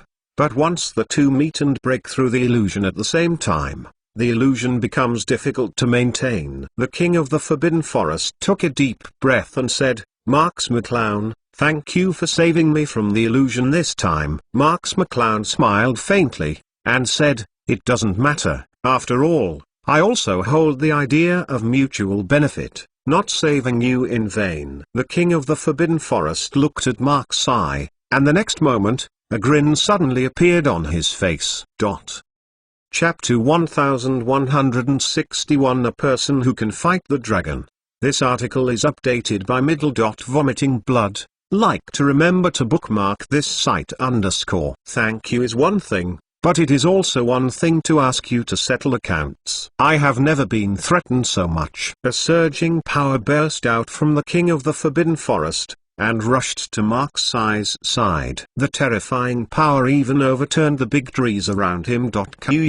Marks McClown's smile slowly stagnated, squinting at the King of the Forbidden Forest, and said, "So you are quite naughty." The King of the Forbidden Forest's expression stagnated. Marks McClown's tone of these words was like an adult reprimanding a child, full of joking and contempt, and he did not put the King of the Forbidden Forest in his eyes. The King of the Forbidden Forest roared, "What do you think you are, dare to challenge the majesty of the King of the Forbidden Forest?" With that, the King of the Forbidden Forest hammered his fists on the ground, shaking the entire forest, and countless fallen leaves fell tremblingly. Marks McClown smiled faintly and said, "Aren't you going to show your majesty? Let me have a look." The King of the Forbidden Forest took a deep breath and said, "I know that you humans have a limited lifespan and cannot be proficient in various abilities, not to mention your limited age. Even if your mental power is strong, it is nothing more." Marks McClown gave a cry and said, "So you have these 713 ideas." Marks McClown finally understood how the courage of the King of the Forbidden Forest came from. It turned out that the King of the Forbidden Forest believed that he was strong in spirit and created the illusion of strong magic power. Therefore, the King of the Forbidden Forest believed that he did not imagine that he was strong. Marks McClown twisted his palm, with a great intention to stretch his body, and said, "Come on. I also want to see how powerful your dignity is." The King of the Forbidden Forest showed hesitation on his face and seemed a little hesitant, but the King of the Forbidden Forest quickly made up his mind. Since he has decided to tear his face with Marksai, hesitating any more is just a laughing stock. The King of the Forbidden Forest gave a loud roar, plucking himself up with courage, mixed with huge waves of air, rushed towards the cloud knight. All the towering trees around him were uprooted instantly, countless soil, with roots splashing. "Go to death, humble human!" The King of the Forbidden Forest roared. His huge fist hit Marksai hard, and the fist wind could even break the rock. Marks McClown didn't mean to avoid but instead smiled faintly, raised his palm, and pointed it directly at the King of the Forbidden Forest. The contrast between the two is very obvious. One island as tall as a mountain, and the other is like an ant in comparison. With such a huge difference, the King of the Forbidden Forest completely crushed Marksai. The King of the Forbidden Forest showed a grim smile at the corner of his mouth. He had thought about how Marks McClown would deal with him, but no one would have thought that Marks McClown would raise his hand to face him. How could a human being have the ability to resist his own punch? Marks McClown was too confident in himself. But such confidence would only make Marks McClown pay the corresponding price. The King of the Forbidden Forest uttered a triumphant roar, and he had already seen Marks McClown being smashed into the ground by his huge fist. turning into a mass of flesh. But at this moment, Marks McClown's palm collided with the fist of the King of the Forbidden Forest. The entire space fluctuated for a moment, and the ground instantly collapsed, and countless huge cracks appeared on the ground. Only Mark's eye and the ground at the feet of the King of the Forbidden Forest were intact. The King of the Forbidden Forest's face sank. As expected, the situation of crushing Mark's eye into fleshy mud did not appear. Mark's eye seemed to be a reef in a huge wave. He did not fall in the violent fist wind of the King of the Forbidden Forest. Rock. Marks McClown's face was flushed at this time. The King of the Forbidden Forest's fist was much stronger than he thought. If Marks McClown's were far stronger than ordinary people, and he could even fight a dragon, he would have been punched. The hammer died.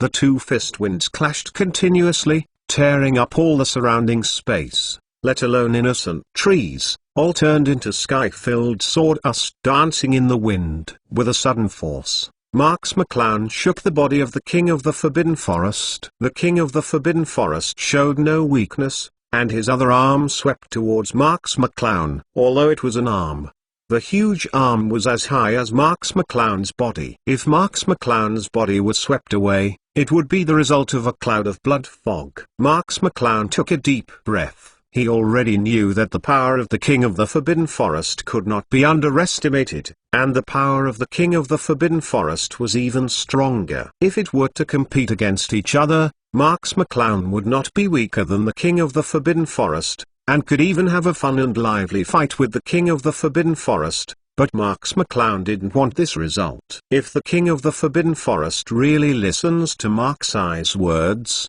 Mark's Eye must show his thunderous methods so that the King of the Forbidden Forest knows what is meant by the heavens and there are people outside the world. A black magic wand appeared in Marks McClown's sleeves, and a powerful wave of magic power burst out instantly, forming a magic barrier around Marks McClown. But at this moment, the King of the Forbidden Forest hit his arm heavily on the magic barrier, making a loud noise, but there was only a ripple on the magic barrier, and there was no sign of breaking. The King of the Forbidden Forest felt a chill. From above the magic barrier, he felt a real wave of magic power. It was a wave of magic power that made him feel palpitation, exactly the same as he felt in the illusion. Marks McClown's magical power was not made up of mental power, but real. How could there be such a terrifying human being? Isn't he just under 20 years old? How can magic and mental powers, and even masturbation,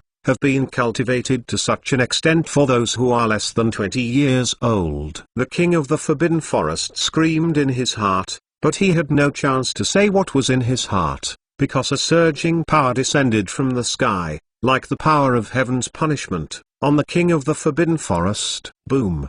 The huge body of the King of the Forbidden Forest was heavily overwhelmed on the ground, splashing a large cloud of dust.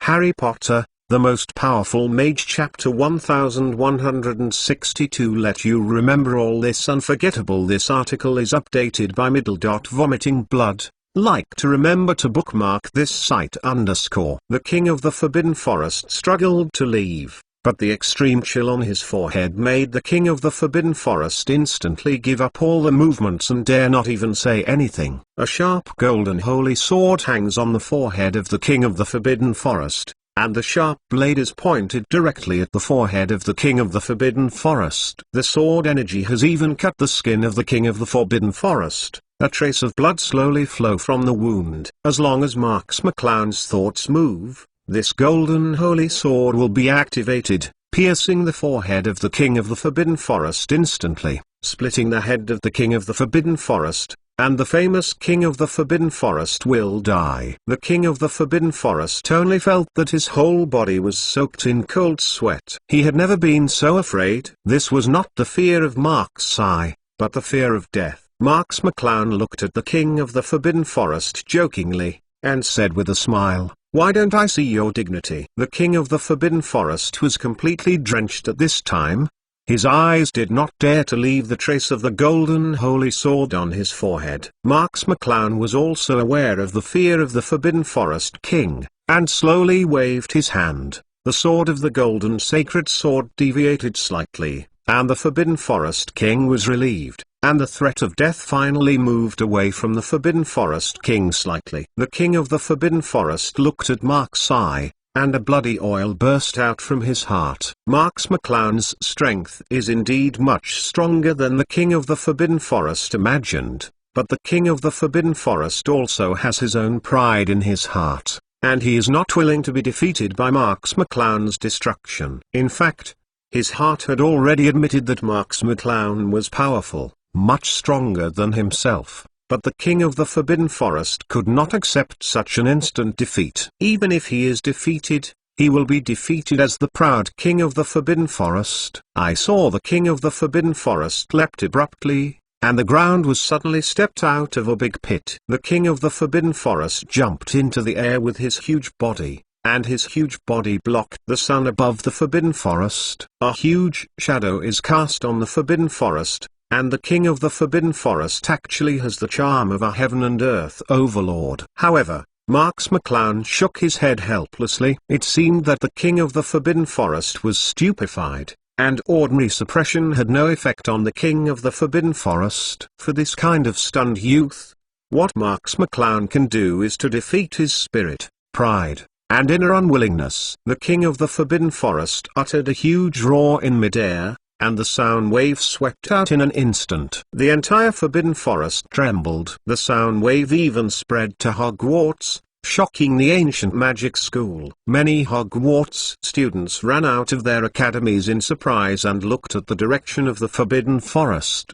They didn't know what happened there, but this kind of movement didn't feel like a trivial matter. McGonagall, Snape, and other professors who knew the situation in the Forbidden Forest were cold-faced, instructing the members of the student union to evacuate the students, making preparations to evacuate Hogwarts at any time. There have been too many storms at Hogwarts over the years. They are also very familiar with this kind of thing, and the students have become accustomed to it. Since Dumbledore's death, Hogwarts did not have a powerful master to control the scene, but the wind and waves outside were getting bigger and bigger, and they could not help but be cautious. After all, any wind and wave could destroy Hogwarts' entire college. Just as Hogwarts was busy, the King of the Forbidden Forest in the Forbidden Forest also broke out his most powerful force in history. I saw that the entire body of the Forbidden Forest King's hair was erected,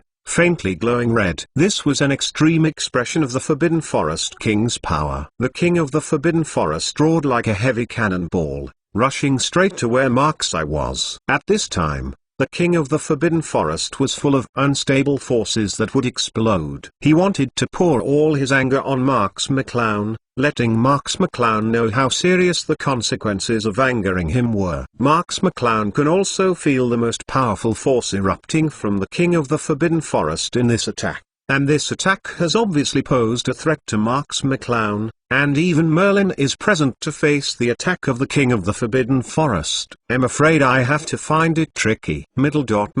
Seeking flowers middle dot middle dot middle dot middle dot middle dot middle dot middle dot middle dot middle dot middle dot. Marks McClown took a deep breath. He could completely dodge the attack of the King of the Forbidden Forest, but as said before, if Marks McClown wants to suppress the King of the Forbidden Forest, he must defeat the King of the Forbidden Forest with the strength of destroying the pool. Before Mark's eye's attack obviously could not defeat the inner line of defense of the Forbidden Forest King, so the Forbidden Forest King still had the courage to fight against Mark's eye. Mark's eye decided not to keep his hands anymore. Two magic wands appeared on Marks McClown at the same time, and a great power of heaven and earth permeated Marks McClown. Marks McClown stood in place, as if blending with the surrounding environment. Heaven and earth are both Mark's eye, and Mark's eye as both heaven and earth. The King of the Forbidden Forest has entered a state of enthusiasm, has elevated his energy to the extreme, and has entered a state of ignorance and desirelessness. Even if Marks McClown really incarnates the entire world,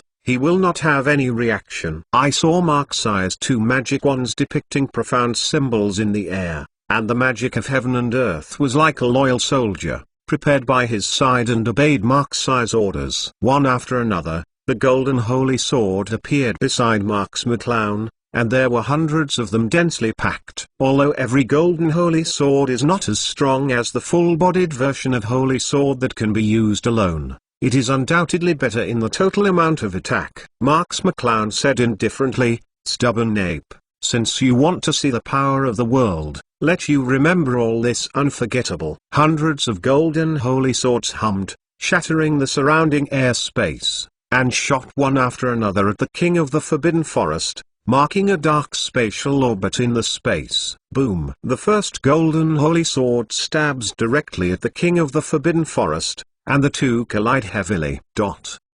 Chapter 1163 completely beat.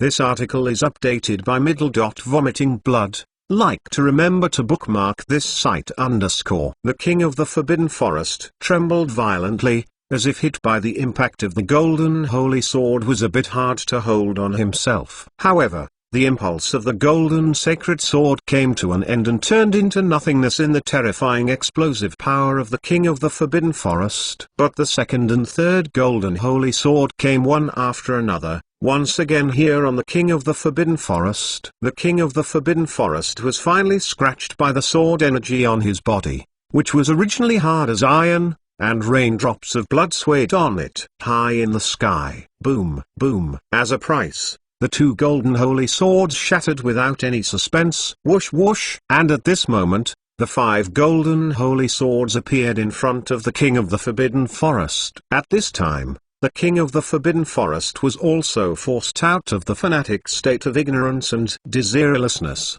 and his body kept spreading. March 20th. The tearing pain made the King of the Forbidden Forest unable to help but scream up to the sky. Wow! Facing the simultaneous attack of the 5 golden holy swords, the King of the Forbidden Forest rose up with all his strength, raised his huge fist, and hammered the golden holy sword one by one. The two fists suddenly shredded the golden holy sword, and at the same time, a mouth broke a golden holy sword into pieces. The escaped magic power was scattered like a flood, but at this time the remaining 2 golden holy swords had hit the King of the Forbidden Forest. Strong chest. The golden holy sword broke open the muscles of the King of the Forbidden Forest, and blood sprayed out of the King of the Forbidden Forest like spring water. The King of the Forbidden Forest clenched his teeth abruptly. His chest muscles collapsed tightly together, clamping the golden holy sword in front of his chest. But the escaping sword energy of the golden holy sword could not be clamped by muscles. Countless sword energy slashed the muscles of the King of the Forbidden Forest, and small wounds were densely covered on the King of the Forbidden Forest. The King of the Forbidden Forest broke the 2 golden holy swords with his big hands, finally slowed down and pinched the chest. The 2 golden holy swords slammed hard. The golden holy sword shattered in an instant, but the broken blade still pierced the palm and body of the King of the Forbidden Forest, and the King of the Forbidden Forest was dripping with blood, and his body was dripping with blood. The King of the Forbidden Forest was gasping for breath. He no longer had the kind of resolute aura he had just now, and his energy to charge against Mark-Si's golden holy sword had been lost. In front of the King of the Forbidden Forest, there are hundreds of golden holy swords densely packed. Judging from the power of the golden holy sword just now, the King of the Forbidden Forest must be unable to avoid the next attack. The King of the Forbidden Forest looked desperately at the golden holy swords flying towards him. As long as these golden holy swords came over, he would definitely not have any vitality. Do you really want to die like this? The King of the Forbidden Forest muttered to himself. At this time, he regretted not knowing how to express his feelings. He clearly knew that Marks McClown's strength was so strong. Why should he be able to compete with Marks McClown? Why did he not want to compromise with Mark-Si? The King of the Forbidden Forest felt extremely regretful at this time, but he couldn't do much at this time. He could only watch the golden sacred sword rush to his side densely, and the King of the Forbidden Forest closed his eyes in despair. A suffocating force slammed the King of the Forbidden Forest, hitting the King of the Forbidden Forest heavily on the ground. The King of the Forbidden Forest planted headlong into the ground, and the breath of the earth surged into the nose of the King of the Forbidden Forest, but the King of the Forbidden Forest could no longer take care of so much. Death was about to come, and the breath of the earth was again. What's the deal? The golden holy sword shot one after another, and the whole land trembled under the impact of the golden holy sword. After a long time, the king of the Forbidden Forest suddenly realized, I shouldn't have been pierced by Marksai's golden holy sword and 10,000 swords. Why don't I feel any at all? The ground vibration I felt was just from the surroundings, and my body no longer suffered from the penetration of the golden holy sword. The king of the Forbidden Forest slowly raised his head, and in front of him, it was a huge golden holy sword that was stuck on the ground. Around the body of the king of the Forbidden Forest, there are also gold holy swords one after another, which are inserted beside the king of the Forbidden Forest in a regular and sequenced manner, sealing the king of the Forbidden Forest into a sword formation, blocking the king of the Forbidden Forest. The scope of the action. Marks McClown still stood on the spot. From the time he fought against the king of the Forbidden Forest, Marks McClown has not moved his position. The king of the Forbidden Forest raised his head slightly, and there was an extreme chill on his head and back. No need to look. The king of the Forbidden Forest knew that there were still dozens of golden holy swords floating above him, ready to penetrate at any time. The body of the king of the Forbidden Forest. The king of the Forbidden Forest was discouraged. He knew that he had been defeated, and he had defeated very thoroughly. She desperately wanted to defeat with dignity, but Marks McClown didn't give herself a chance at all, and even let herself defeat herself without dignity. For this reason, the king of the Forbidden Forest is about to pay the price of his life. I lost. The king of the Forbidden Forest yelled loudly, as if he was shouting a slogan. Facing Marks McClown, he really didn't have any confidence. The king of the Forbidden Forest has been trapped in the illusion for only a few years. How come out? The whole world has changed. Powerful people emerge in endlessly, Voldemort, Dumbledore, and Marksai in front of him and Merlin in Marksai's mouth. And these people are all from Hogwarts without exception. Are the people from that magic school all abnormal? How could they be so powerful? The king of the Forbidden Forest is gone. He can only admit that he is unlucky. He is not Marks McClown's opponent at all, and it is the best result to survive. Marks McClown walked slowly towards King of the Forbidden Forest 5.6. His face was cold, and he couldn't see what he was thinking. The king of the Forbidden Forest looked at Marksai nervously, trying to guess Marksai's thoughts, but couldn't guess it at all. Every expression of Marks McClown has become a word that the king of the Forbidden Forest wants to understand. How did the king of the Forbidden Forest think that he would be in such a situation? I lost. I am willing to listen to you. The king of the Forbidden Forest added that he wanted to gain Marks McClown's trust and let Marks McClown give up the meaning of killing it. Chapter 1164 has been annihilated! For automatic subscription. This article is updated by Vomiting Blood. Like to remember to bookmark this site _. However, Marks McClown's expression did not change in any way. She looked at the king of the Forbidden Forest coldly, as if looking at an ant, and could use the power of life and death anytime. The king of the Forbidden Forest said anxiously, Marks McClown, I did something wrong just now. Don't kill me. Everything is easy to discuss. Marks McClown remained silent, looking at the king of the Forbidden Forest coldly, and finally said, you now have only two choices, death or compromise. The king of the Forbidden Forest didn't even think about it, and said, I agree to join hands with you. Marks McClown took a deep breath and said, but I don't believe you. The king of the Forbidden Forest was taken aback, and said, it's me who is not good. It is really me that is wrong. I shouldn't do such excessive things.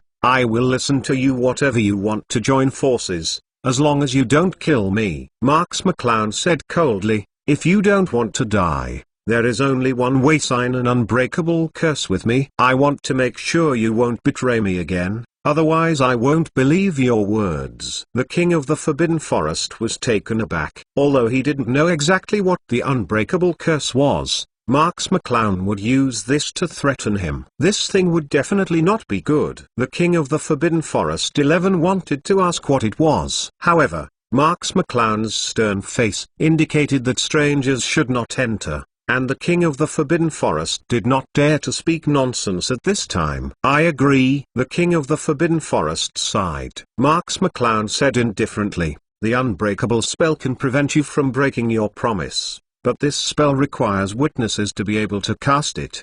What Marks McClown said is exactly the world-famous unbreakable curse. Just like Marks McClown said, the unbreakable curse can prevent two people from breaking their promises, but it needs a witness to witness the two people who made the promise to complete this magic. Without the spell cast by the witness, the unbreakable spell cannot be successful. And the king of the Forbidden Forest, who heard Marks I say this, couldn't help showing a look of joy, and said, "Really? That's really a shame. We don't have a third person here besides us, and there is no so-called witness. Already exists, but you can rest assured that I will definitely fulfill my promise." The king of the Forbidden Forest still endured his urge to laugh. After all, Marks McClown didn't have an unbreakable curse to restrain him, and how things would develop afterwards was still uncertain. Marks McClown smiled and said, "How do you know that I have no witnesses?" The smile on the face of the king of the Forbidden Forest suddenly stopped,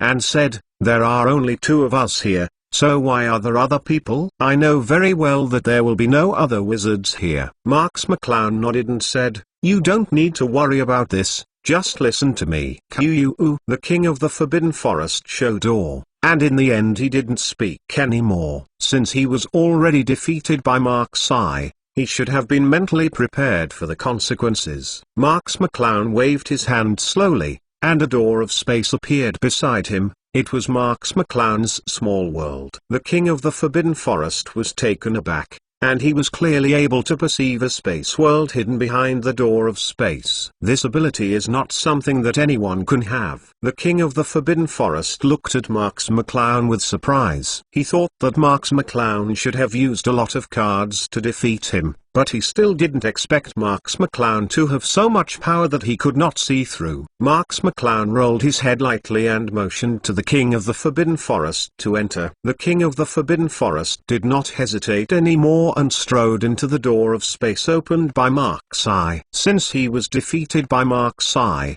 he has no autonomy for the rest of the matter. Marks McClown stretched out his hand to retrieve the black wand on one side, turned and walked into the door of space, and the door of space suddenly rippled. After the two disappeared, they slowly closed together, leaving no trace of the place. This is the king of the Forbidden Forest stepped into a new spatial world, and his eyes were immediately clear, and what he saw was a large green forest. Unlike the Forbidden Forest, which is full of towering trees, this forest is filled with vigor and vitality, and many exotic plants that grow vigorously stretch their bodies. Although these plants are very weird, some are hideous, some are strange and beautiful, but they all add a moving vitality to this forest. Although the Forbidden Forest is also densely covered with various animals and plants, it is shrouded in mist all year round. Although it can be regarded as a forest with strong vitality, it always lacks a sense of vitality, but it gives people a gloomy mystery. The king of the Forbidden Forest looked at the forest in front of him and couldn't help being taken aback. This forest is very familiar to the king of the Forbidden Forest, and it was even once part of the Forbidden Forest. Perhaps because of being separated from the Forbidden Forest for a period of time, the entire forest has given its own vitality. The meteorite forest that the horseman tried. The king of the Forbidden Forest immediately recognized the forest's name. The king of the Forbidden Forest shook its huge head and said, "Impossible. This forest is hidden in the deepest part of the 440 Forbidden Forest as the Holy Land of the Horse People, and it is also guarded by the Horse People. How can you enter casually?" Marks McClown also appeared beside the king of the Forbidden Forest at this time, patted the arm of the king of the Forbidden Forest, and said, "Don't be so surprised. This is not the Forbidden Forest anymore. You have been trapped in the illusion for so long. Many things have changed." The king of the Forbidden Forest suddenly changed his face and said, "You won't destroy the horse race, will you?" The king of the Forbidden Forest recognized this forest as the forest that gave birth to its growth, and because of the meteorites here, he agreed to protect the horse race. This forest is the most important existence for it and for the horse people. If this forest has been acquired by Marksai, doesn't it mean that the horse people have? Suddenly, countless speculations about the extermination of the horse race echoed in the mind of the king of the Forbidden Forest. The most important thing is that Marks McClown is not without the strength to do so. Chapter 1165 I dare not imagine.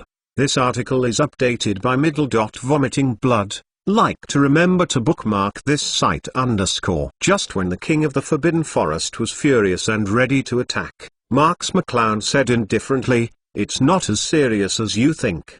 The horse race is unscathed, but this forest and outer meteorite belong to me." The king of the Forbidden Forest was taken aback, and his mood calmed down a little bit, as long as there was nothing wrong with the horse race. Marks McClown said, "You don't have to think about the things you are worried about. I just passed the horseman trial. These are what I deserve." Marks McClown didn't explain in detail, let alone how she used the forest for her own use. There was no need to explain these to the king of the Forbidden Forest. The king of the Forbidden Forest suffocated his mouth and did not ask any more questions. As long as the horse race's bottom line has not been touched, there is no big problem with this forest and the outer meteorite that breeds it in Marksai. What's more, Marksai has the strength to match it. At this moment, a large group of wizards and vampires instantly surrounded the forest. They heard the spatial fluctuations and thought it was an invasion by foreign enemies. But soon, they saw a familiar face. Marksai. "Marks McClown, you finally came back. Why have you been to the Forbidden Forest for so long this time?" It was Lilith's voice. In order to ensure the safety of the Marks family, the vampire family and the members of the new Ministry of Magic, Lilith personally served as the captain of the patrol, which is why Lilith discovered and rushed here in the first time. Lilith breathed a sigh of relief when she saw Marks McClown, and felt that her backbone was back. But immediately, Lilith saw the huge figure beside Marks McClown, the king of the Forbidden Forest. "You are?" Lilith instantly tensed, looking at the king of the Forbidden Forest nervously, and lost her voice. "The king of the Forbidden Forest, why are you here too?" Some unbearable memories in Lilith's heart immediately came to Lilith's mind. At that time, when Merlin was controlling the vampire family, Lilith had to go to the trial forest of the horse people to obtain meteorites from the trial forest of the horse race in order to fight Merlin. At that time, Lilith encountered the king of the Forbidden Forest. Around Lilith are the elites of the vampire clan. Some of them are good at mental power, some are good at power. Anyway, they are all outstanding in the clan. But all of this was unbearable in front of the king of the Forbidden Forest. Even Lilith had the ability to protect herself against the king of the Forbidden Forest. Therefore, several elites of the vampire clan were killed. This incident had a great impact on Lilith. After all, at that time the entire vampire family was shrouded in the haze of Merlin, and those people were the few like-minded people who could escape control with Lilith. But it was such a few comrades who fell into the hands of the king of the Forbidden Forest. If it wasn't for Lilith to have a secret treasure of the vampire family, that is, the so-called illusion secret treasure, Lilith and the elites of the vampire family would all be killed. Therefore, Lilith has an instinctive fear in her heart for the king of the Forbidden Forest. Lilith said solemnly, "Marks McClown, the king of the Forbidden Forest is definitely not an easy opponent to deal with. We must first join hands to deal with it, otherwise it will lead to catastrophe." Although Lilith knew that Marks McClown was looking for the king of the Forbidden Forest, she didn't expect that Marks McClown would let in such a dangerous king of the Forbidden Forest. Who knew if this monster would start to wreak havoc uncontrollably? The only thought she had at this moment was to join hands with Marksai to block the king of the Forbidden Forest. Taking into account that Marksai's strength is also unfathomable, plus himself, no matter how strong the king of the Forbidden Forest is, he can set off too much storm. So Lilith suppressed the fear of the king of the Forbidden Forest, shocked the wand in her hand, and prepared to fight to the death. "Isn't this the little girl? I can still meet you here." The king of the Forbidden Forest narrowed his eyes slightly. After all, Lilith had trapped it in that illusion for so long. If it weren't for Mark's eye's arrival, I'm afraid the king of the Forbidden Forest would still be trapped in the illusion and unable to extricate himself, let alone how long he would stay in the illusion. So the king of the Forbidden Forest was right. Lilith was also unstoppable anger. Well, you will still be teammates fighting side by side from now on. Forget the previous things, Marks McClown said slowly. Lilith was taken aback, looked towards Marks McClown, a little unbelievable what Marks McClown said. Marks McClown's tone just now was clearly directed at the tone of the two subordinates. Lilith was willing to follow Marks McClown. This is a fact. Lilith also admitted, but is the king of the Forbidden Forest willing to become Marks McClown's subordinate? Marks McClown didn't give Lilith time to think, and asked, You should be able to use the unbreakable curse? Will do. Lilith nodded dumbly, and Mark's eye said, that's all right, get ready to start. There is nothing wrong with this, right? The king of the Forbidden Forest hesitated, and finally couldn't help but ask. He thought Lilith was a member of the vampire family, not a wizard, and feared that this would cause problems. Marks McClown said indifferently, if there is a problem, you shouldn't think about it. Stretch out your hand and say your promise. The king of the Forbidden Forest paused, but in the end he stretched out his huge arm as Marks McClown said. Marks McClown stretched out his hand in the same way,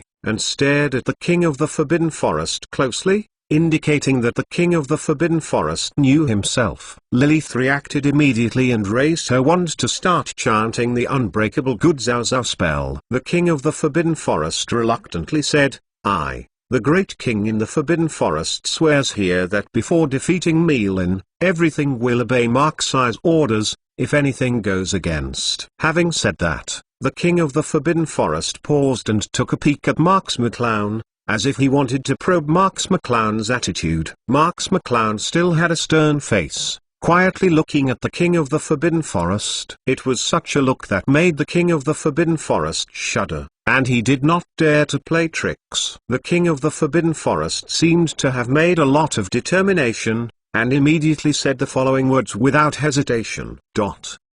Chapter 1166 Dawn of the Decisive Battle. This article is updated by Vomiting Blood. Like to remember to bookmark this site _. If there is any violation, I will die by 1,000 swords, and torment in hell forever, without reincarnation. Lilith's wand suddenly blasted out 2 rays of light, entwining in the air like 2 light snakes, and then slowly fell on the arms of the king of Mark's Eye and the Forbidden Forest, followed the arms of both, and penetrated into the body. Marks McClown showed a bright smile and said, thanks for your hard work, king of the Forbidden Forest. The king of the Forbidden Forest seemed to be drained of all his strength, and he was in a cold sweat.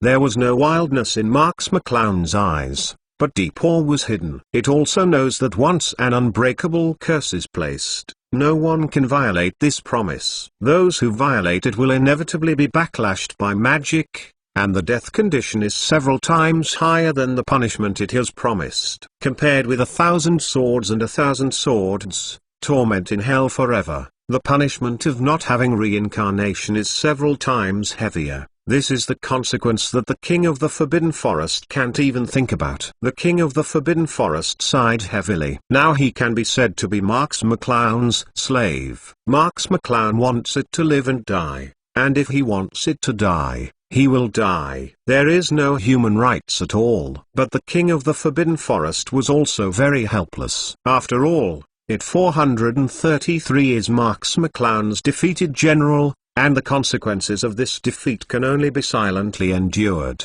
Just hope that Marks McClown will not be a tyrannical master. The king of the Forbidden Forest has set his mentality right now. After all, he is also a generation of heroes. He understands the simple truth of being able to bend and stretch. Since he has become a slave of Marks McClown, there is no chance to resist. He should not listen to Marks McClown's words. Maybe Mark's Eye would still feel that she was more loyal and would not embarrass herself. Lilith looked at Marks McClown in awe. Although she had seen Marks McClown create many miracles, The powerful king of the Forbidden Forest in her heart was willing to become Marks McClown's subordinates. This kind of thing refreshed her view of Marks McClown to understanding. At first, Marks McClown was just a young man who could beat herself, but now, Marks McClown has grown into an existence she can only look up to. All this is so dreamy and unreal for Lilith. It is precisely because of Mark's eye that their family of vampires can become so powerful and stand in the world again. Marks McClown let out a sigh of relief. Since the unbreakable curse has been erected, the king of the Forbidden Forest is not enough for them to fear. The question now to be considered is how to deal with Merlin. During this period of time, Mark's eye wasted too much time in the illusion. With Merlin's strength, no one outside could resist Merlin's offensive. It can be said that Merlin was unscrupulously killing in the outside world. Plus, Marks McClown bonded. Although he was very anxious about this, he could not stop Merlin's behavior for the time being. After all, Merlin's strength is still much stronger than that of Mark's eye. Even if the king of the Forbidden Forest is added, the chance of defeating Merlin is very slim. If one is careless, I am afraid that the king of the Forbidden Forest will be killed by Merlin. With regard to Merlin's rival, Marks McClown must be careful and then careful. Lilith saw Marks McClown showing such an expression. Lilith, who was familiar with Marks McClown, naturally knew that Marks McClown was really thinking about things and shouldn't disturb Marks McClown's thinking. But Lilith still couldn't help but ask aloud, "Marks McClown, what should we do now?" They can't blame Lilith for being impatient. After all, they have seen the terrifying strength of Merlin. Even the equally powerful Mark's eye has no advantage in front of Merlin, and they can only hide in Mark's eye's small world. It is really a very bad thing to allow such a powerful Merlin to be outside. Marks McClown took a deep breath, didn't blame Lilith for her recklessness, and shook her head. "We don't know anything about the external situation now, BBFJ. I still don't have a clue as to how to take it." Lilith pursed her lips and said, "Well, let me go with you to investigate the situation outside." With Merlin's character, she will inevitably kill in the outside world. In this case, the wizarding world of Ying Country should be relatively safe. The biggest advantage now is that there is only one enemy. Marks McClown nodded slightly, then shook his head with a wry smile. Indeed, there is only one person in Merlin, but it has caused them so much trouble, which is really a headache. How did Marks McClown think of such an enemy appearing? Marks McClown said, "It is necessary to go out to investigate the situation, but Lilith, you don't need to accompany me. Let the king of the Forbidden Forest accompany me." Lilith questioned, "The king of the Forbidden Forest is too big. How can he go out with you?" The king of the Forbidden Forest should also be trying to highlight the value of his existence at this time, and hurriedly said, "Do you think I have always been such a huge body?" The problem of body shape is not a big problem at all. As he said, the king of the Forbidden Forest exudes a gentle light, and the original huge volume gradually shrinks, and finally shrinks to the size of a person, standing beside Mark's eye. Marks McClown looked at the king of the Forbidden Forest strangely, and said, "I didn't expect you to have such a method. I also want to use a spell to make you smaller." Since the king of the Forbidden Forest has a method, Lilith, don't worry about it. Lilith was taken aback, but also smiled wryly. She knew that her strength could not keep up with Marks McClown's level, so Marks McClown would let her stay in the portable world. Besides, there is a more powerful king of the Forbidden Forest, who would choose to let herself follow. But while Lilith thought so, she also secretly made up her mind. She was left behind by Mark's eye because of her lack of strength. If she still doesn't want to make progress, I'm afraid Mark's eye will have to leave her own results behind. Whether for herself or for the vampire family, Lilith must make herself stronger. Marks McClown said, "It doesn't matter. I put a cloak on the king of the Forbidden Forest, there shouldn't be much problem. P.S. Please customize." Chapter 1167 A Terrible Situation. This article is updated by Vomiting Blood. Like to remember to bookmark this site _ With that said, Marks McClown waved his magic wand lightly, and a cloak suddenly appeared on the king of the Forbidden Forest, enveloping the king of the Forbidden Forest. It was impossible to tell whether it was a person or an ape. Lilith took a deep breath and said, "Marks McClown, you remember to be careful. Now everyone's hope here lies on you." Marks McClown was taken aback, smiled and nodded. Although her confidence in her heart is not great, she still has to let Lilith and her own subordinates settle down first. If the leader is messed up by himself, then let alone other subordinates. Marks McClown said, "Help me take good care of my family. You don't need to tell them about the things I have come back. Just let them recuperate. We can go back soon." Lilith nodded vigorously, and she would try her best to finish what Marks McClown said. Marks McClown turned his head, motioned to the king of the Forbidden Forest, and said, "Let's go. We are running out of time." The king of the Forbidden Forest was also very conscious at this time, nodding quietly, very obedient to Mark's eye. With a wave of Marks McClown's hand, a space door suddenly appeared next to him. As the owner of the small world, he has absolute power over this world. Marks McClown took the lead to step out of the door of space, while the king of the Forbidden Forest glanced at Lilith jokingly and a little proudly, and followed Marks McClown to step out of the door of space. Plus, Lilith hummed bitterly, and said coldly, "Strengthen the surrounding surveillance. We must ensure the safety of our current base. Have you heard it?" The vampires around Lilith shuddered with fright and nodded quickly, while Lilith watched the door of space slowly closed in front of her, and Marks and the king of the Forbidden Forest disappeared in front of her. Marks McClown and the king of the Forbidden Forest returned to the Forbidden Forest. Although they only entered the small world of Marks McClown for a while, their mentality had changed a little at this time. The king of the Forbidden Forest has corrected his mentality, while Marks has realized the weight of the burden on his shoulders. Where to go? You should have a general idea. Marks McClown was taken aback and looked at the king of the Forbidden Forest. The sentence just now was what the king of the Forbidden Forest said. Marks McClown smiled and nodded slowly. He didn't tell Lilith just now because he wasn't sure yet, but he had already figured out a lot of things after coming out of the portable world, and he probably had a direction. The king of the Forbidden Forest said indifferently, "Although I am not very familiar with you yet, people like you will definitely have their own unique ideas. At this time, I don't recommend that you hide your ideas. This is not the same. A good thing." Marks McClown glanced at the king of the Forbidden Forest thoughtfully, and said, "This kind of thing shouldn't be yours." The king of the Forbidden Forest covered the cloak and said,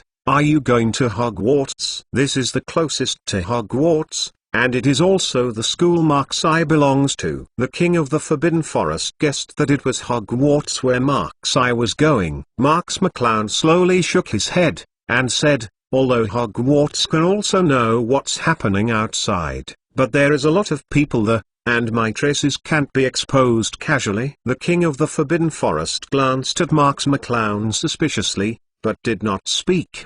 He knew that Marks McClown had his own ideas, so he didn't plan to guess again. Marks McClown waved his hand slowly. A cloak also appeared on his body, covering Marks McClown's face. Marks McClown said lightly, "Let's go." The two disappeared in the Forbidden Forest, as if no one had been here before. Everything was quiet.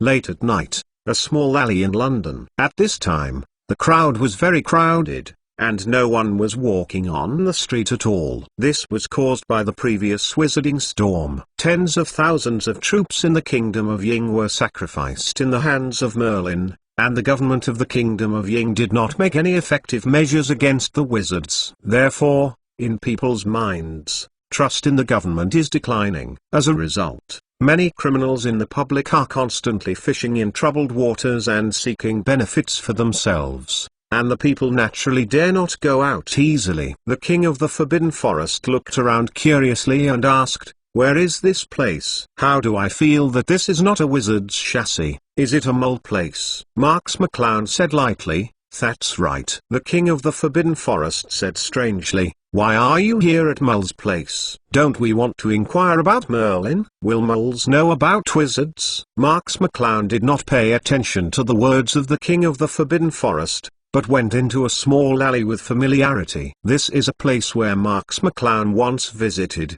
but when he came last time, it was still a lively place. The streets, but now there are no people. It should be here, Hermione's home, Marks McClown mumbled while looking at the familiar house number on the wall. The place Marks I wanted to go was Hermione's Mull family. This is a place that has absolutely nothing to do with him on the surface, so he will not be suspected when he appears here. After all, who would have thought that Marks McClown would appear in Hermione's house? The most important thing is that Hermione has the habit of keeping in touch with her family, so she will inevitably get relevant information and clues from the Hermione family. So this is the safest place Marks I can think of. Okay. But at this moment, Marks I discovered something unusual. Right at the door of Hermione's house, a whole wall of blood good red paint was messed up all over the wall with various rough words written on it. The babble is very ugly. The house of witches. The devil who raised the wizard. Burn the witch to death. Go to hell, human traitor. Countless threatening words were painted on the outer wall, and there were even some filthy things like excrement and urine on it, stained on the doorplate, looking very disgusting. Marks McClown closed her brows tightly, and when she was about to knock on the door to enter, some noisy sounds came from the door, as if someone was fighting inside. Chapter 1168 I have come. This article is updated by Vomiting Blood. Like to remember to bookmark this site _ It doesn't seem to be right inside. The King of the Forbidden Forest obviously found that the situation inside was wrong. Marks McClown couldn't help it. Kicked the door of the house with a big kick, and the whole door was torn apart. You can see that there are 4 or 5 stylishly dressed young people smashing things everywhere in the house, and the ground is broken. Tableware and glass are scattered all over the floor. A bunch of middle-aged couples were surrounded by young people in a corner. They seemed to be frightened a lot. They shuddered on the ground shivering and didn't dare to resist. The young people also noticed the abnormality at the doorway, turned their heads one after another, and saw Marks I and the King of the Forbidden Forest standing at the doorway in cloaks, looking at them grimly. Fuck, who is such a big sauce? Even the door kicks badly. I want to save these 2 old things, right? A young guy who looked very dragged didn't know that he was about to face a catastrophe, but instead joked about Marks I and the King of the Forbidden Forest. The King of the Forbidden Forest was sullen and said, "What to do?" Marks McClown waved his hand and said, "This kind of garbage, don't let them live anymore. But keep your hands and feet clean and don't scare others." The King of the Forbidden Forest smiled and nodded. 443, strode forward, and grabbed a young man with one hand. 4 or 5 young people saw that the situation was not good, and wanted to rush forward. But like a small fish who was caught, the King of the Forbidden Forest hugged directly, all locked in the arms of the King of the Forbidden Forest. The horrible strength of the King of the Forbidden Forest can be imagined. These young people were suddenly strangled, blushing, unable to even speak, and the King of the Forbidden Forest remembered what Marks McClown said and did not take it. As the middle-aged couple did cruel things in front of them, they walked outside the house. Marks McClown knelt down, put down her turban, and smiled. "Uncle and Auntie, are you all right?" It was Hermione's parents that Marks McClown was in front of, but they were so frightened at this time. They were a little calmer when they saw Marks McClown. They also recognized that they were Hermione's classmates. They had been with her before school started. Marks McClown had contact. At this moment, there was another oozing fracture outside their house. It was the sound of crushing human skulls, and the 2 screamed and hugged each other. Marks McClown yelled dissatisfiedly, and said, "I told you not to scare people. Didn't you hear it?" The King of the Forbidden Forest murmured outside the house, then walked in angrily, and said, "I was accidentally excited, and I tried harder." Marks McClown glared at the King of the Forbidden Forest, then turned around and said, "Uncle and Auntie, it's all right now. Don't worry." Hermione's parents naturally realized what the Lord of the Forbidden Forest had done outside their house just now. They looked at the Lord of the Forbidden Forest in horror, and then they had lingering fears and said to Marks I, "Fortunately you are here. otherwise the little rascals don't know what to do. What did you do? The king of the Forbidden Forest closed the door, looked out the window cautiously, and said, "No one is coming outside." "I should say that there is no accident for the time being," Marks McClown said lightly. "Are you afraid of accidents?" The king of the Forbidden Forest smiled, did not speak. The meaning was obvious. Marks McClown helped Hermione's parents sit on the broken sofa and said softly, "I've already come. You are safe. Don't be afraid anymore." Hermione's parents still looked at the king of the Forbidden Forest in horror. In their hearts,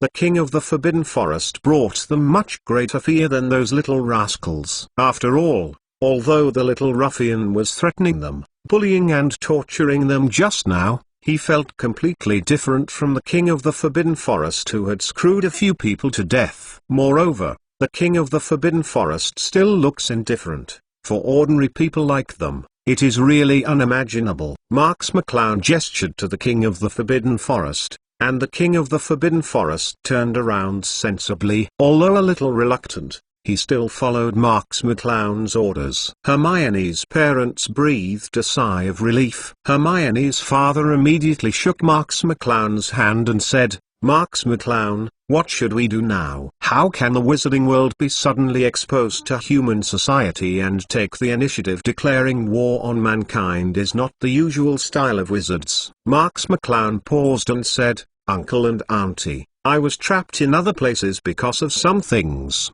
So I don't know the current situation very well, so I came here specifically to find out about the situation. After all, other places and people, it's too easy to expose me. I can only come to you." Hermione's parents were taken aback and looked at each other. Although Marks McClown only said a short sentence, it has revealed a lot of information and content, including what they heard, that Marks McClown's current situation is not good. So she can't expose herself and can only come to them. Hermione's father hesitated, and said, "In fact, we don't know much about it. Probably, the wizarding world declared war on humans, and many humans died in the hands of wizards. Therefore, we humans are going to form an army to attack the wizarding world. Kill all the wizards." Hermione's mother nodded repeatedly and said, "McClowns, I heard that France, Italy and other countries have formed coalition forces to attack some European Ministry of Magic headquarters and killed all the wizards there, but they also seem to have encountered wizards. The army was also annihilated." Marks McClown frowned tightly. Although Hermione's mother was very vague, Marks McClown could hear that the contradiction between humans and wizards had been formed, and it was very difficult to alleviate them. Hermione's father suddenly shook his head and said, "Didn't Hermione have already sent a letter back to say that it is not an army of wizards, but a very evil wizard, like Merlin's?" Marks McClown frowned and said, "Hermione has anything else to tell you?" Hermione's father shook his head and said, "Hermione still kept a lot of contact with us, but I don't know why. It was revealed that Hermione was a wizard. Chapter 1169 The Third World War. This article is updated by Vomiting Blood. Like to remember to bookmark this site _ After that, in order to ensure our safety, Hermione had much less contact with us. I can understand that this is also Hermione's helpless move when there is no other way. Marks McClown said in surprise, "It should be like this." "But why is Hermione's identity exposed?" Hermione's father shook his head and said, "I don't know. But it must be the fact that Hermione has gone to Hogwarts to study in the past few years and has not been seen, so that people outside are suspicious. Otherwise, how can anyone come to our house and bully us casually?" Marks McClown frowned. The fact that Hermione's situation was exposed is not difficult to understand. After all, the wizards of the world are no longer a secret. At this time, there are doubters who have fallen into trouble to understand. Hermione's mother sighed, and said, "What the hell is going on? The first 2 months have been fine. Suddenly the wizarding world has become so chaotic. I heard that many people have died." "Forget it. I heard that wizarding armies are constantly attacking the governments of some countries. The previous president of France almost died in the hands of wizards, and the entire country also died of tens of thousands of troops. Hermione's father sighed _ shook his head. Marks McClown burst his mouth. He also knew from Hermione's parents that the two actually didn't know much. But Marks McClown can still hear a lot of clues from it. The situation between humans and wizards has exceeded Marks McClown's imagination, reaching the moment when the First World War is on the verge of rush. By the way, Marks sighed. Look at this thing. Hermione's mother suddenly thought of something, so she pulled out a newspaper from the drawer of the coffee table and handed it to Marks sighed. The newspaper is a few days ago. The main page has a large coverage of the attack on the Palace of Versailles in France. These are not bright spots. The biggest bright spot is the matching picture. The picture was obviously taken from a satellite in space, and it was very vague. But it was obvious that the surroundings of Versailles had been destroyed 7 or 8. The corpses were densely covered on the ground, and all the blood was flowing down the bloodline. A figure in midair. This person was photographed very vaguely, and he couldn't even see the appearance. But Marks McClown's heart was tight. This person was so familiar to him that he could no longer be familiar with it. It was Merlin. Hermione's mother pointed to the photo and said, "Look, this is the photo taken by the satellite before, saying that this person is the leader of the wizarding world. He wants to lead the wizarding world to war with us. The voice of the whole society is very loud." Oops, Hermione must be dangerous. Marks McClown showed a smile, which looked reluctant, but it also gave Hermione's parents a little confidence. Marks McClown solemnly said, "It's okay, I will handle this matter. You leave this place temporarily. Otherwise those ignorant people will definitely come to harass you again." Hermione's parents were taken aback, and at the same time they resolutely shook their heads. Hermione's father said, "I never think it's a shame for Hermione to be a wizard. It's their fault that they don't agree with Hermione's identity, Minutte's identity, and fear them." Hermione's mother also nodded vigorously, and said, "Me too. I am proud of Hermione. The stupid ideas of those ignorant villains won't affect us." Marks McClown understood the thoughts of Hermione's parents, but Marks McClown did not agree with their approach. They are proud of Hermione, but the Muggles can't understand their thoughts. If there is something wrong with Hermione's parents because of this, this is a consequence Marks I cannot bear. If Hermione knew that Marks McClown had sought out her parents, but hadn't taken good care of her parents, Hermione would never forgive Marks McClown. Marks McClown smiled bitterly. "Uncle and Auntie, you also know that the relationship between humans and wizards is very tense now. If you have any accidents because of this, what do you let Hermione do? If Hermione knows that I haven't protected you, I'm afraid I won't forgive me either." For a moment, Hermione's parents seemed to have thought of the consequences. Marks I said, "They are indeed proud of Hermione, and don't want to change their minds because of outside eyes. But if something goes wrong, leaving Hermione alone in the world, how lonely she will be." Find flowers middle dot middle dot middle dot middle dot middle dot middle dot middle dot middle dot. Marks McClown said, "Two of you, hide for a while first, and I will try my best to resolve this storm. What you have to do is to protect yourself so that when Hermione comes back, you can see the two intact." Hermione's father pondered for a while, and finally said, "Marks McClown is right, and our house has been destroyed like this. For Hermione, we'd better hide for a while." Hermione's mother was still reluctant at first, but after Hermione's father was persuaded, she finally nodded and agreed with Hermione's father. Just when Marks McClown wanted to ask the King of the Forbidden Forest to escort the two to a safe place, Hermione's mother grabbed Marks McClown's hand and said, "Marks McClown, you must stop this water war. If wizards and humans fight, at least hundreds of thousands of people will die, countless families will be torn apart, and Hermione, as a member of wizards, will inevitably be in danger." Marks McClown nodded heavily and said, "I know, I will do my best to stop this war." Hermione's father suddenly said, "They should be thinking about war in Greece. I heard from a government official. Our country is sending almost 100,000 troops to Greece. but I heard that the International Ministry of Magic has also organized an army of wizards to have a showdown with humans there. Have you reached this point? Marks McClown was taken aback, and her heart slammed. Hermione's father was a very famous dentist. It was not incomprehensible to check teeth for some government officials, and it was understandable to hear such things.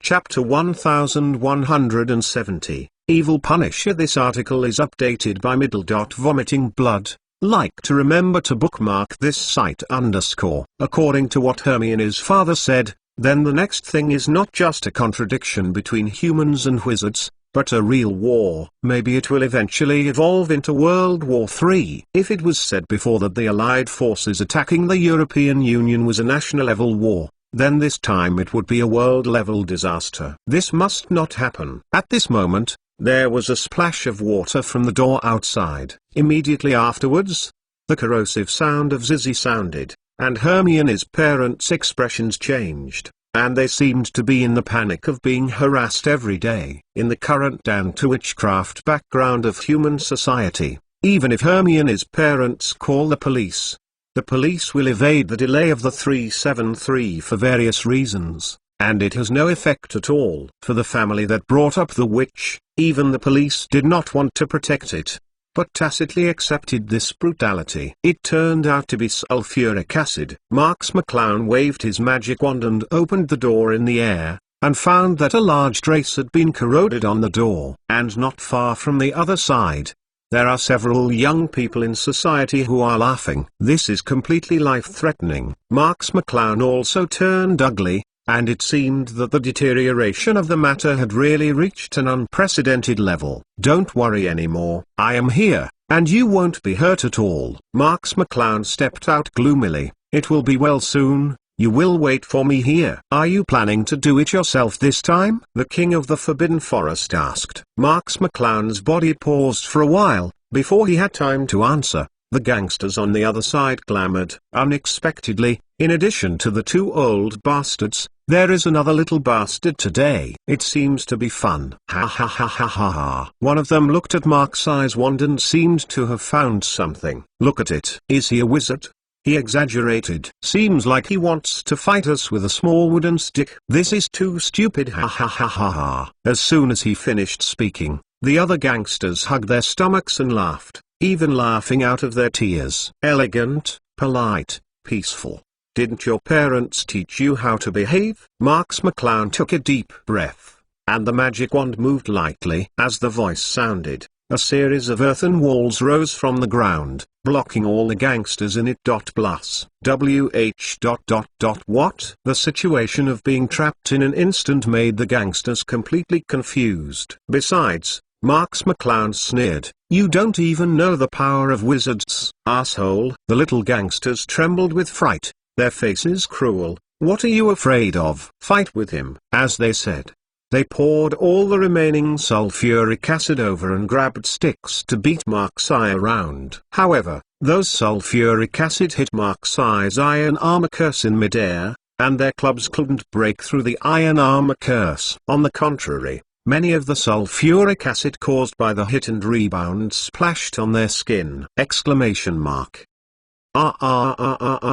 Suddenly, these little gangsters all fell to the ground and screamed, showing fear on their faces. They have only now realized that wizards are not something ordinary humans can fight against. I'm afraid now, it's too late, Marks McClown said coldly. Atonement for your past. Drill your heart out. A faint light flashed, and the terrible howling sound shook the whole block.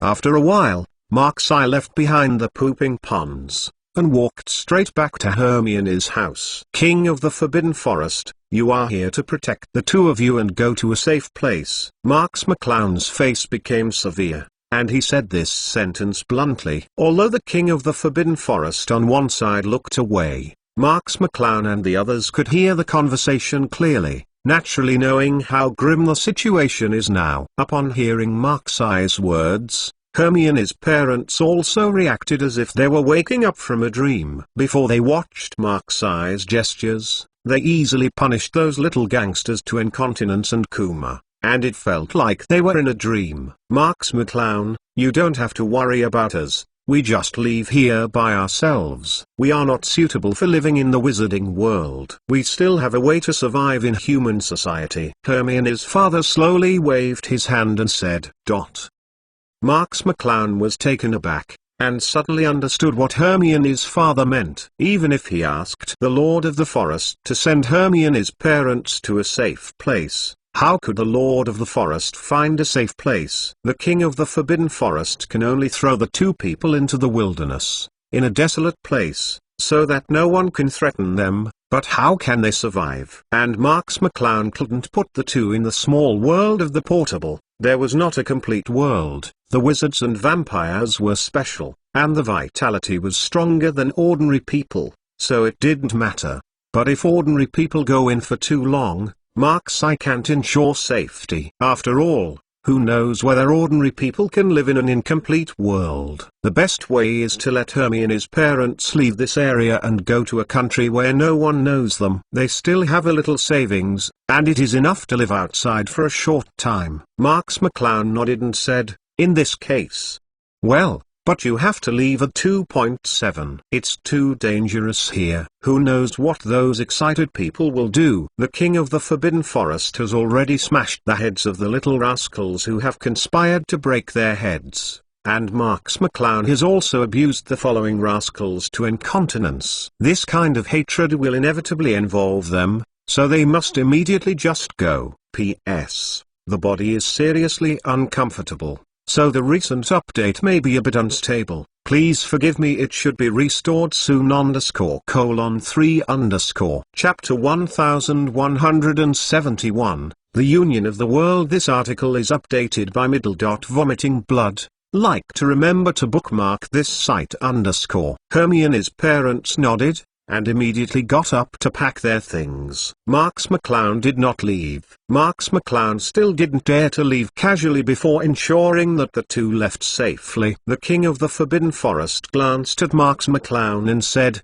"Marks McClown, what are your plans next?" Marks McClown glanced at the King of the Forbidden Forest and said, "This war cannot be started. Merlin can suck the blood of others to strengthen himself. The people that Merlin killed before are enough to make Merlin much stronger. If this war starts, dozens of deaths will be lost. With tens of thousands of muggles and tens of thousands of wizards, Merlin will be so powerful that we can't imagine it. So what are you going to do?" The King of the Forbidden Forest has a very heavy tone, and he also knows that if Merlin becomes stronger, it will not be a good thing for him. Marks McClown took a deep breath, did not answer directly, but fell into deep thought. The King of the Forbidden Forest did not interrupt Marks McClown's contemplation, but stood quietly beside Marks McClown, remaining silent. At this time, Hermione's parents also packed their simple clothes, dragged a suitcase and walked to Mark's side. Hermione's father 11 said,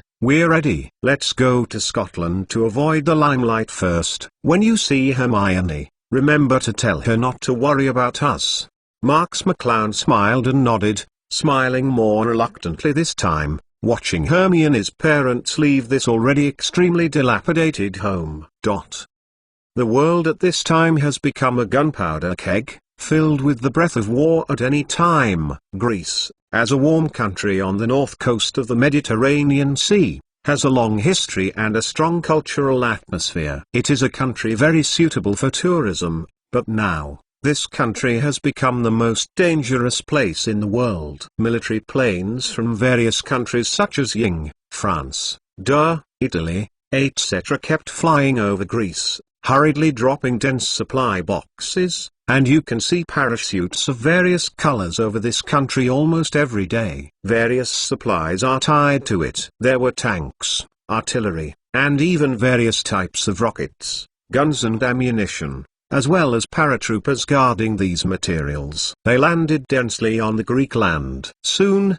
fully armed soldiers from various countries came to the landing place and recovered them. Class materials. On the trains and highways of Greece, various military vehicles and large military trucks are constantly appearing, with soldiers carrying live ammunition sitting on them. The signs on them are also various, from various troops from various countries. All the bullets in the guns have been loaded, and the insurance cover is in the open state, ensuring that they can go into battle at any time. As the capital of Greece, Athens, this ancient city has already entered the first level of military alert. Soldiers patrolling can be seen everywhere in the streets and alleys of the city. Soldiers appear on the streets more frequently than pedestrians. Many pedestrians are blocked by these soldiers on the walls and undergo strict inspections. Many people are afraid to go out, for fear of one. If you are not careful, you will cause unnecessary trouble. Athens, where the government is located, is a huge European-style ancient building. At this time, thousands of military officers are guarding vigilantly near the government, and ordinary people are not allowed to approach it nearly 100 meters away. The investigation is very strict. If you are careful, you can find that these soldiers are not wearing clothes from the same national army at all. They come from many countries in the world, and there are no soldiers who really belong to the Greek army, and they are all dispatched to other places. The office of the consul of the Greek government. This place, which should have belonged to the highest peak of the entire Greek politics, is now heavily guarded by soldiers from all over the world. The master of the Greek government, Dwyer Siva, was furious in the office at this time, but the soldiers outside did not have anything. People care about it. Mr. Dwyer, don't be so irritable. It will not do you any good to go on like this. A young officer stood in front of Siva in a uniform, smiling bitterly. Siva was already a grey-haired, nearly 60-year-old old man, jumping up and down very similar to a monkey, so the young officer had been enduring his smile and gave this poor old man the last dignity. Benefits. What are the benefits now? France, Ying, any messy countries have all sent troops here, and the glory of Greece will be tarnished by these dirty people. Siva exclaimed angrily. In fact, it is no wonder that this poor Greek consul, more than half a month ago, Greece was still as peaceful as ever, and the people lived a peaceful and happy life without any disturbance at all. Suddenly a message came from nowhere. The Evil Wizards International Alliance is actually located in Greece. They are no strangers to wizards. Previously, the deeds of wizards attacking the United States, Ying country, and France spread internationally. At that time, Siva still looked at it with schadenfreude, mocking these countries. 370 deserved to provoke these unclean things. And in a country as small as Greece, the wizards don't look at it at all, let alone the presence of wizards in the country of Greece. There is no need to worry that the wizards will attack Greece. Who knew that? This information immediately stirred up waves in the international arena. Numerous countries demanded the immediate eradication of the Wizarding League, and at the United Nations General Assembly passed the vote to increase troops to Greece with a crushing force. Suddenly, the whole of Greece was turned upside down. First, more than 20,000 UN peacekeeping troops stationed in the Greek seaport, and then more than 30,000 Italian troops stationed in Macedonia, and moved quickly towards Athens. This is a naked violation, but before Siva will respond to this incident to the United Nations, countries such as France, Ying, and even Russia, etc., continue to throw soldiers into the Greek land in various ways. Greece has become a garrison for all countries in just a few days.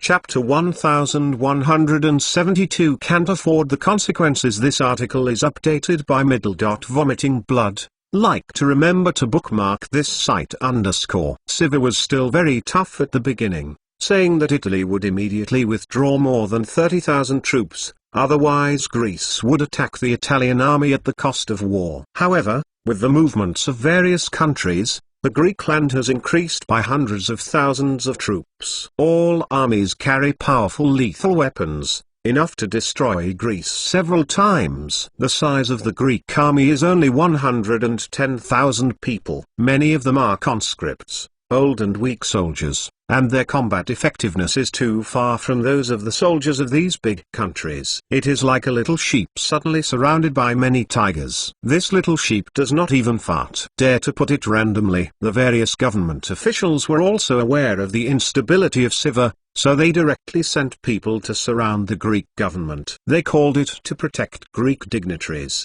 All Greek security personnel were removed. Siva became a bachelor commander gloriously, and Greece was directly defined as the battlefield of a great power. I really can't bear this anger. You immediately give me a secret order to Ras Wilton, asking him to gather all the troops to attack the government. Even if we go to war with other countries, our Greece cannot be controlled like this. Siva yelled furiously. The young officer's face tightened, and he said anxiously, "Consultant, it's not good. We are already in control. Rash actions will only make things worse." Siva slapped the table sharply and said angrily, "I have never felt such anger. With the imaginary international alliance of wizards, I want to control our Greece. Don't even think about it. They either pull out or we fight with them. The fish die and the net is broken." Just when the young officer wanted to continue to dissuade Siva not to act recklessly, the door of the office was suddenly pushed open, and a heroic middle-aged officer gave Siva a cold glance. Siva immediately recognized that this was a general of the Yin country, and this time the army from the Yin country was mainly led by him, which seemed to be called Virtue. "William, old man, how many troops can you mobilize now?" "I just want to fight with us. It's not a pity to die. Don't pay for your motherland." William half leaned on one side of the wall and looked at Siva. Immediately afterwards, two officers walked in. The difference was that one was wearing the costume of a general of De and the other was wearing a costume of a French general. The two were Marshal Tansenberg Lund of De and French Marshal Kim Sauron.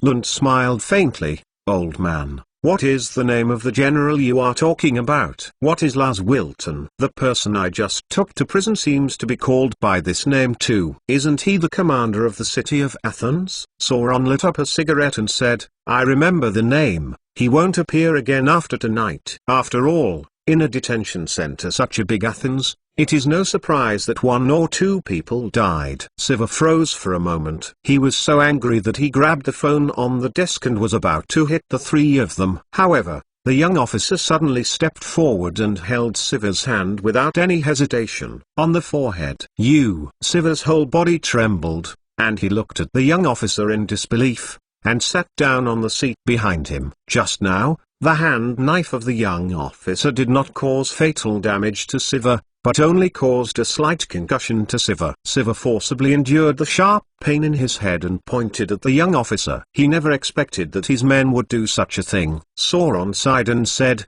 "The old man is still old and he can't recognize the current situation. It's the young guy who understands the current situation better." The young officer turned his head and smiled at Sauron, a smile full of flattery. William said indifferently, "This old man ignores him. He just hasn't recognized the facts. He won't be able to do anything when he knows it. Our primary purpose is to deal with Herbalus." The Helbarus that William said was the commander-in-chief of Russian Luo, but Russian Luo has always been unable to get along with European countries. Therefore, the issue of increasing troops in Greece did not greet in advance. As a result, the situation in Athens is now more. A Russian Luo has caught the European powers off guard. Lund said coldly, "This time we sent troops to Greece, saying it was an order of the United Nations, but in fact, it was mainly our European powers. Now that the US government has collapsed, the domestic affairs can't be taken care of by itself, let alone the dispatch of troops, and the Eastern forces have not yet come into contact with this side. The dispatch of troops is also very restrictive, which is the biggest trouble for us by Russia."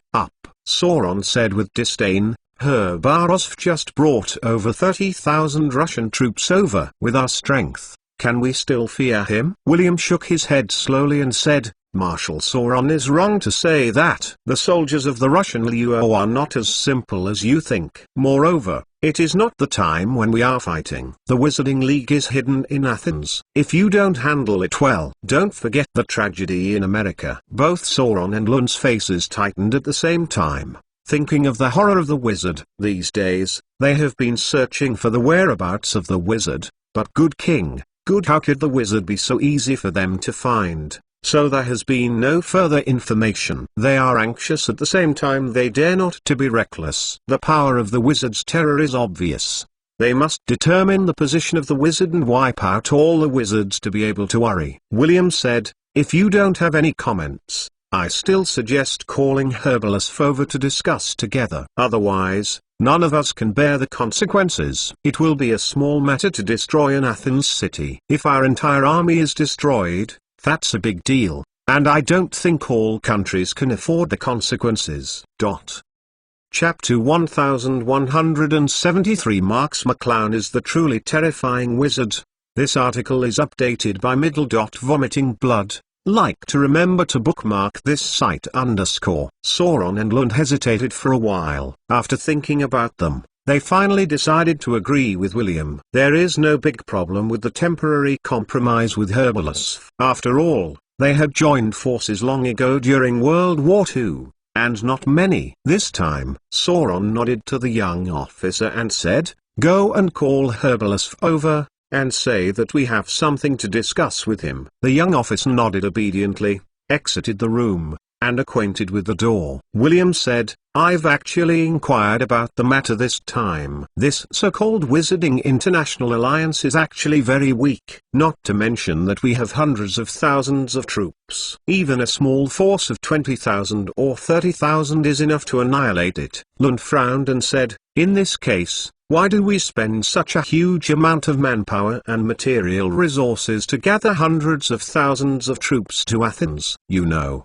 when we come to Athens, the domestic defense power is relatively weak." Kidding. William glanced at Sauron and said, "This we naturally know that our country and France have been attacked. This problem is even more serious for our two countries."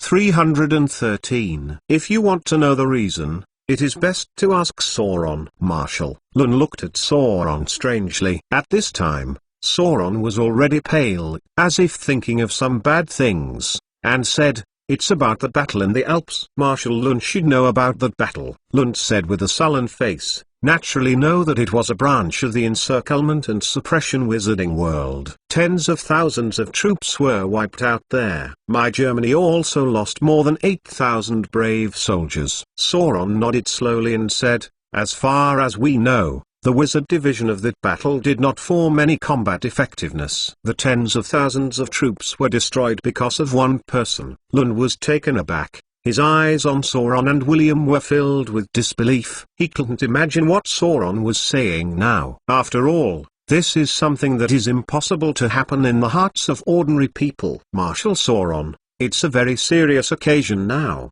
Don't talk nonsense." Lund sternly stared at Sauron, as if he wanted to see a hint of joking from Sauron's face. Sauron shrugged and said, "You Germany didn't know that this incident was normal. We only knew about this incident recently, and we knew that it was because of a black box found on the spot. Our French army has always have the habit of carrying a black box to record some emergencies."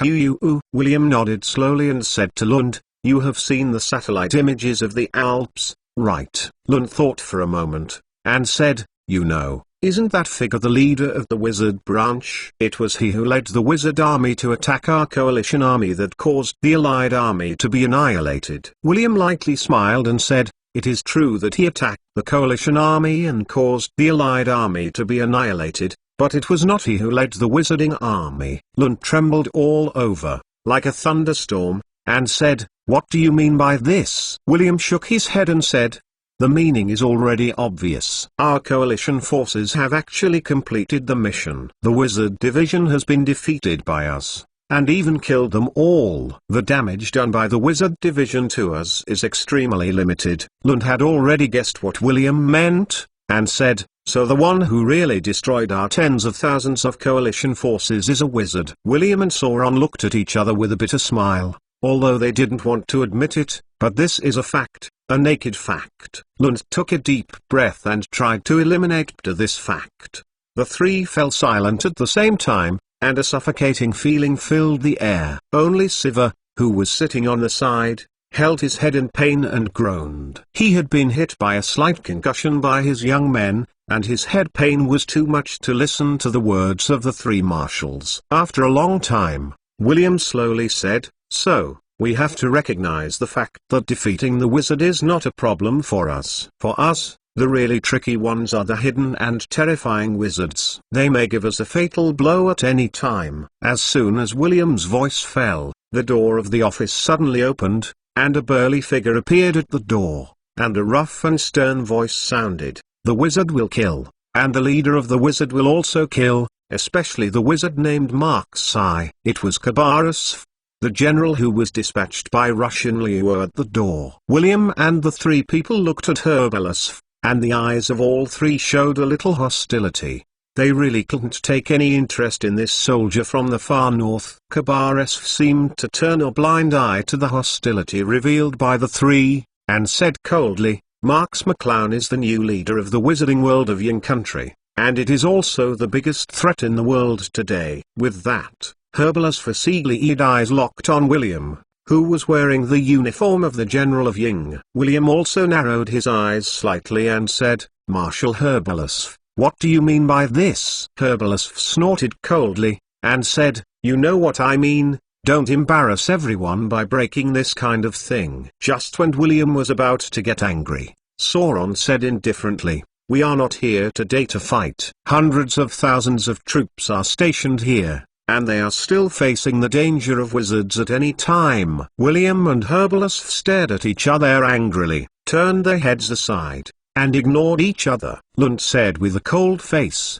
"If the situation is like what you said, it means that Marks McClown's personal strength is very strong, and it is not difficult for him to kill tens of thousands of troops in a second. P.S. Ask for rewards and automatic subscription." Chapter 1174 International Wizard League. This article is updated by Vomiting Blood. Like to remember to bookmark this site _ So we want to kill Marksai is also a very difficult thing, and we have not figured out where the so-called International Wizards League is now. The enemy is in the dark.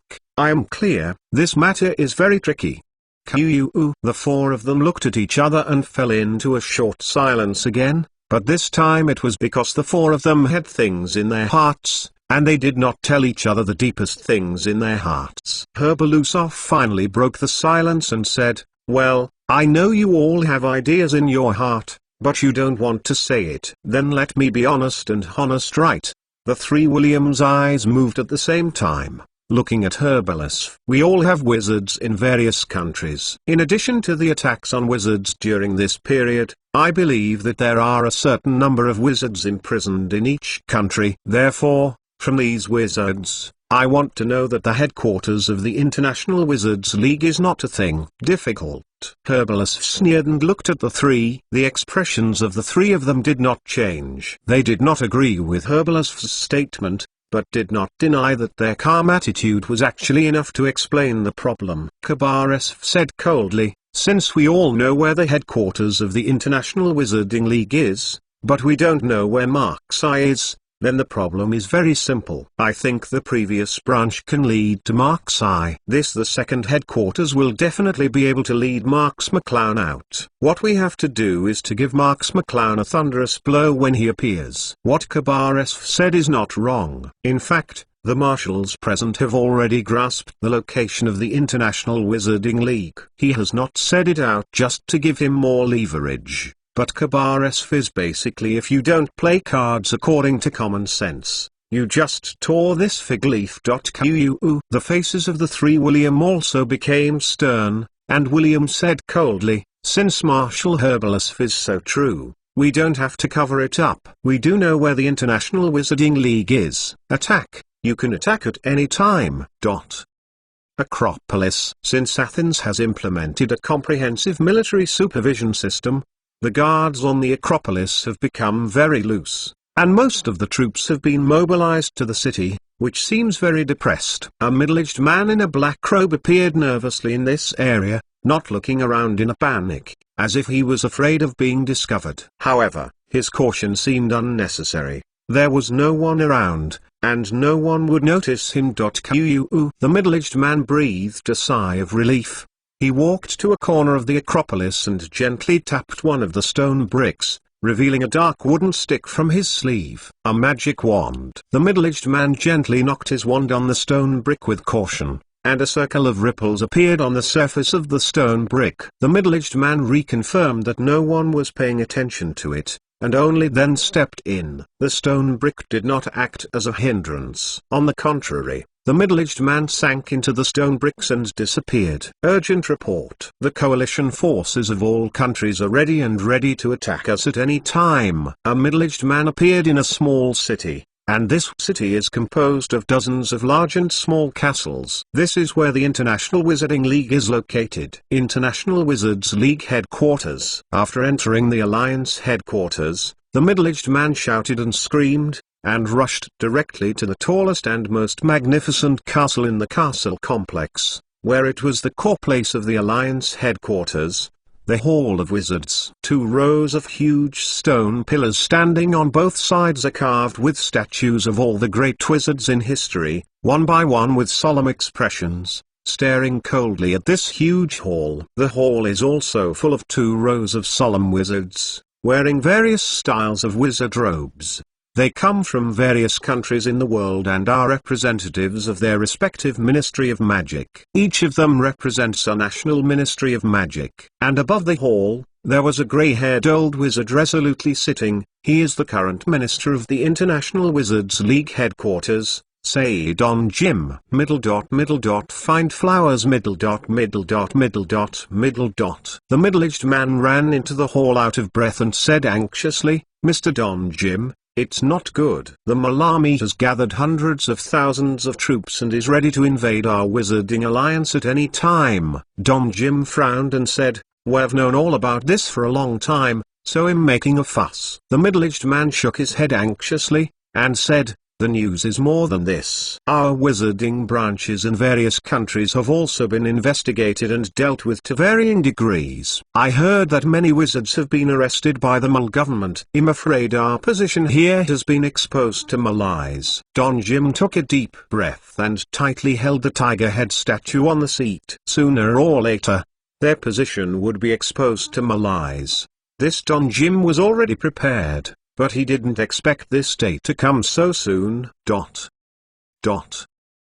Jim suddenly looked at one of the following wizards and asked, "Has the signal for help sent?" A wizard stepped forward respectfully and said, "Honorable Mr. Don Jim, it has already been sent out." But, having said that, the wizard showed an indescribable look. A bad omen appeared in Don Jim's heart and said, "But what?" The wizard said with a bitter face, "However, a lot of the information returned by the Ministry of Magic cannot be supported. They are also unable to protect themselves at this time, and there is no power to support us." Don Jim's face was as deep as water, and he sighed, and said, "It was good a few months ago. Why has everything changed suddenly? How many people are still here and how strong are we?" The wizard hesitated and said, "We have more than 3,000 wizards who have not had time to retreat. But there are less than 500 elite wizards who can go into battle.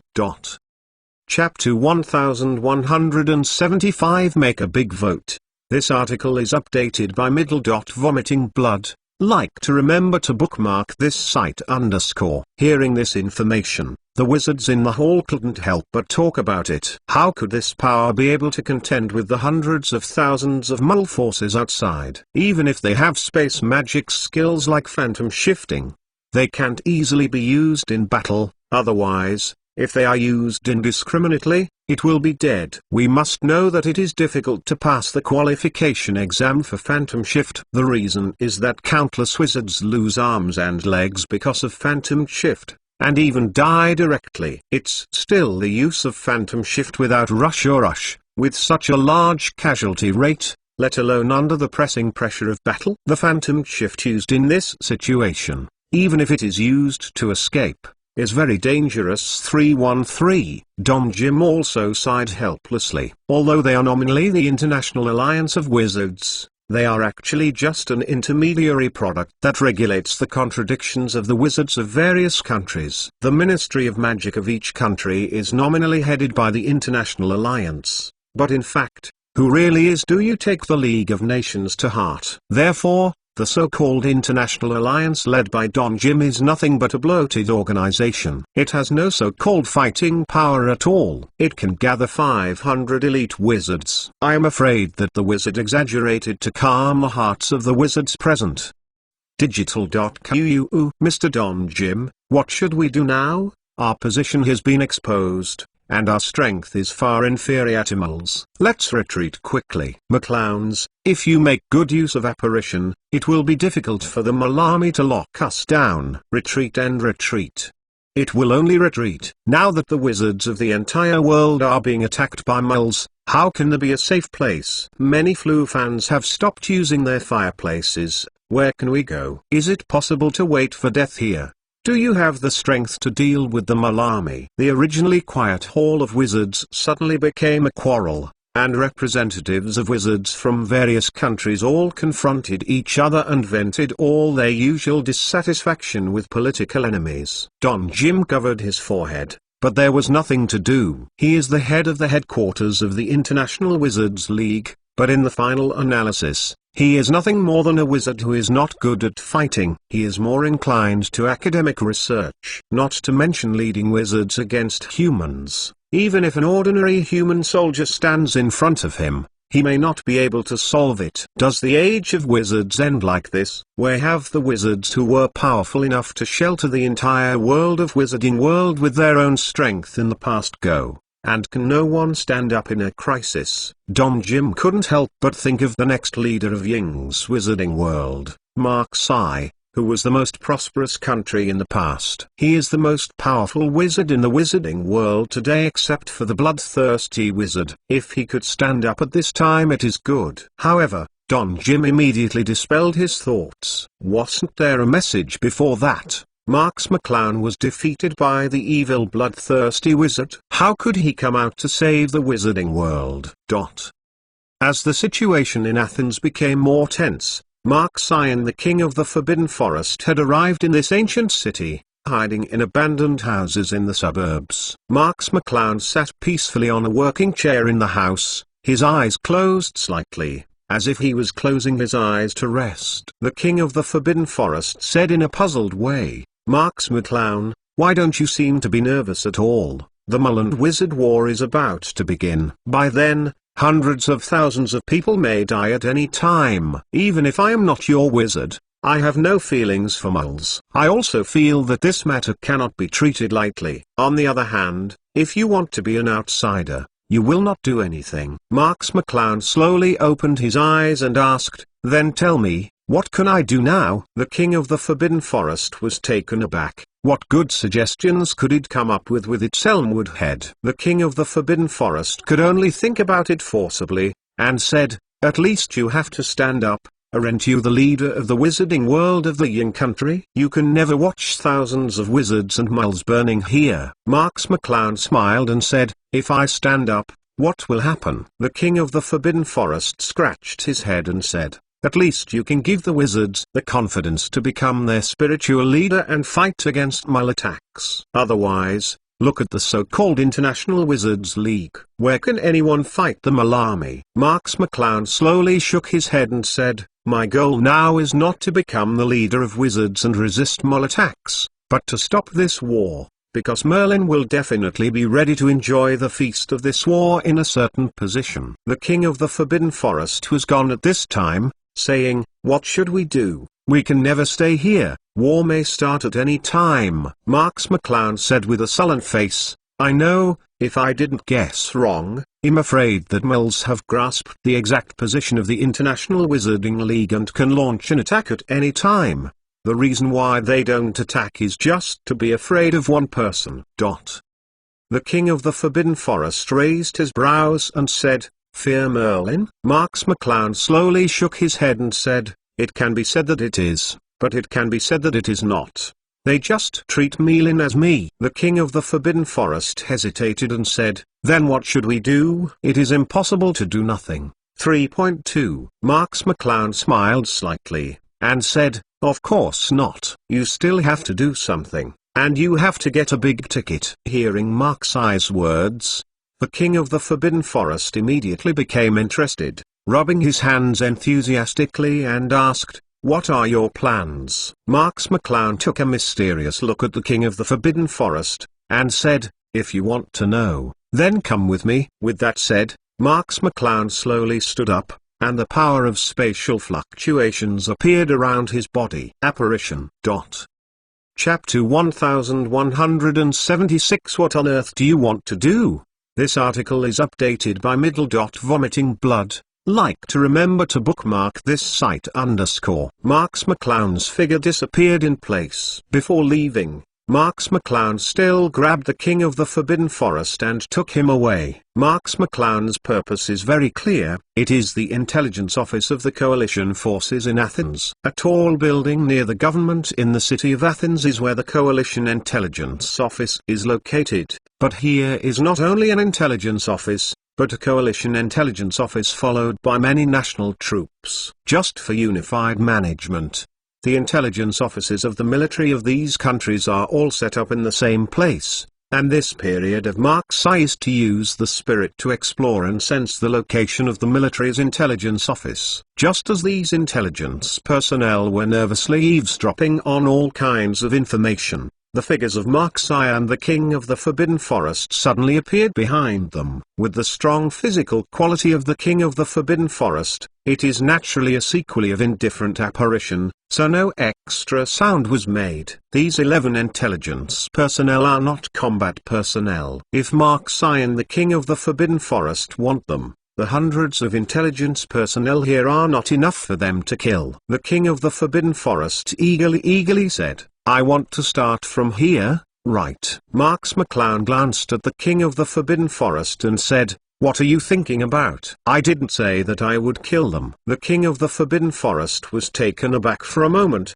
and said in a puzzled way, what are we doing here without killing them? Marks McClown smiled. Before he had time to explain, the intelligence personnel here had discovered the two uninvited guests. Someone immediately screamed and was about to pull out his gun. Who? But how could Marks McClown let them expose themselves casually? Marks McClown drew out the magic wand at the fastest speed, and shot a sky full of spells from the top of the magic wand, which was the Imperious Curse. The light of the Imperious Curse instantly disappeared into the foreheads of all the intelligence personnel present, and everyone's movements stopped for a moment, and their eyes suddenly became dim, staring at the air dully. Marks McClown smiled faintly, clapped his hands gently, and the loud applause seemed very harsh in the quiet office. All the intelligence personnel turned around dumbly, returned to their seats, and started mechanical work, as if they hadn't seen Mark's eye and the King of the Forbidden Forest at all.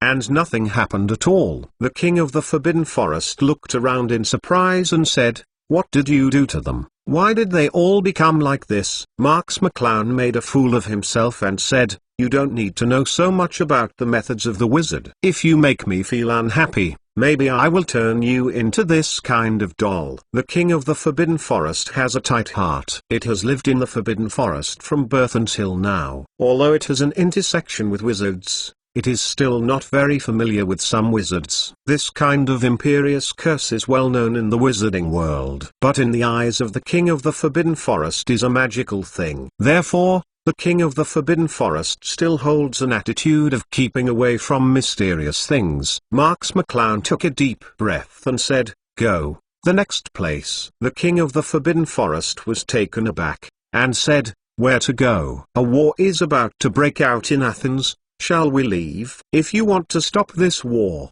you have to leave and do other things. Marks McClown stared into the distance and said, I want everyone to know the consequences of offending wizards, but I can't kill moles directly, so there is only this way. The King of the Forbidden Forest was stunned, and didn't understand Marks McClown's meaning at all. But Marks McClown's figure became illusory again at this time, which was a sign of using Phantom Shift to leave. The King of the Forbidden Forest smiled bitterly. Although he didn't understand Marks McClown's meaning, he still wanted to keep up with Marks McClown's pace. Apparition. Marks McClown grabbed the King of the Forbidden Forest before disappearing completely, and the two figures quickly disappeared in place. The figure of Mark's eye and the King of the Forbidden Forest appeared in a huge ice and snow canyon, and huge goose feathers and snow fell continuously in the sky, and a thick layer of snow accumulated on the ground, making it cold and difficult to move. The king of the Forbidden Forest tightly wrapped his robe. He was not very comfortable with the cold here, and tremblingly said, "Marks McClown, where is this place? What are you doing here?" Marks McClown was also tightly wrapped in her wizard's robe, so as not to be blown into her clothes by the violent cold wind.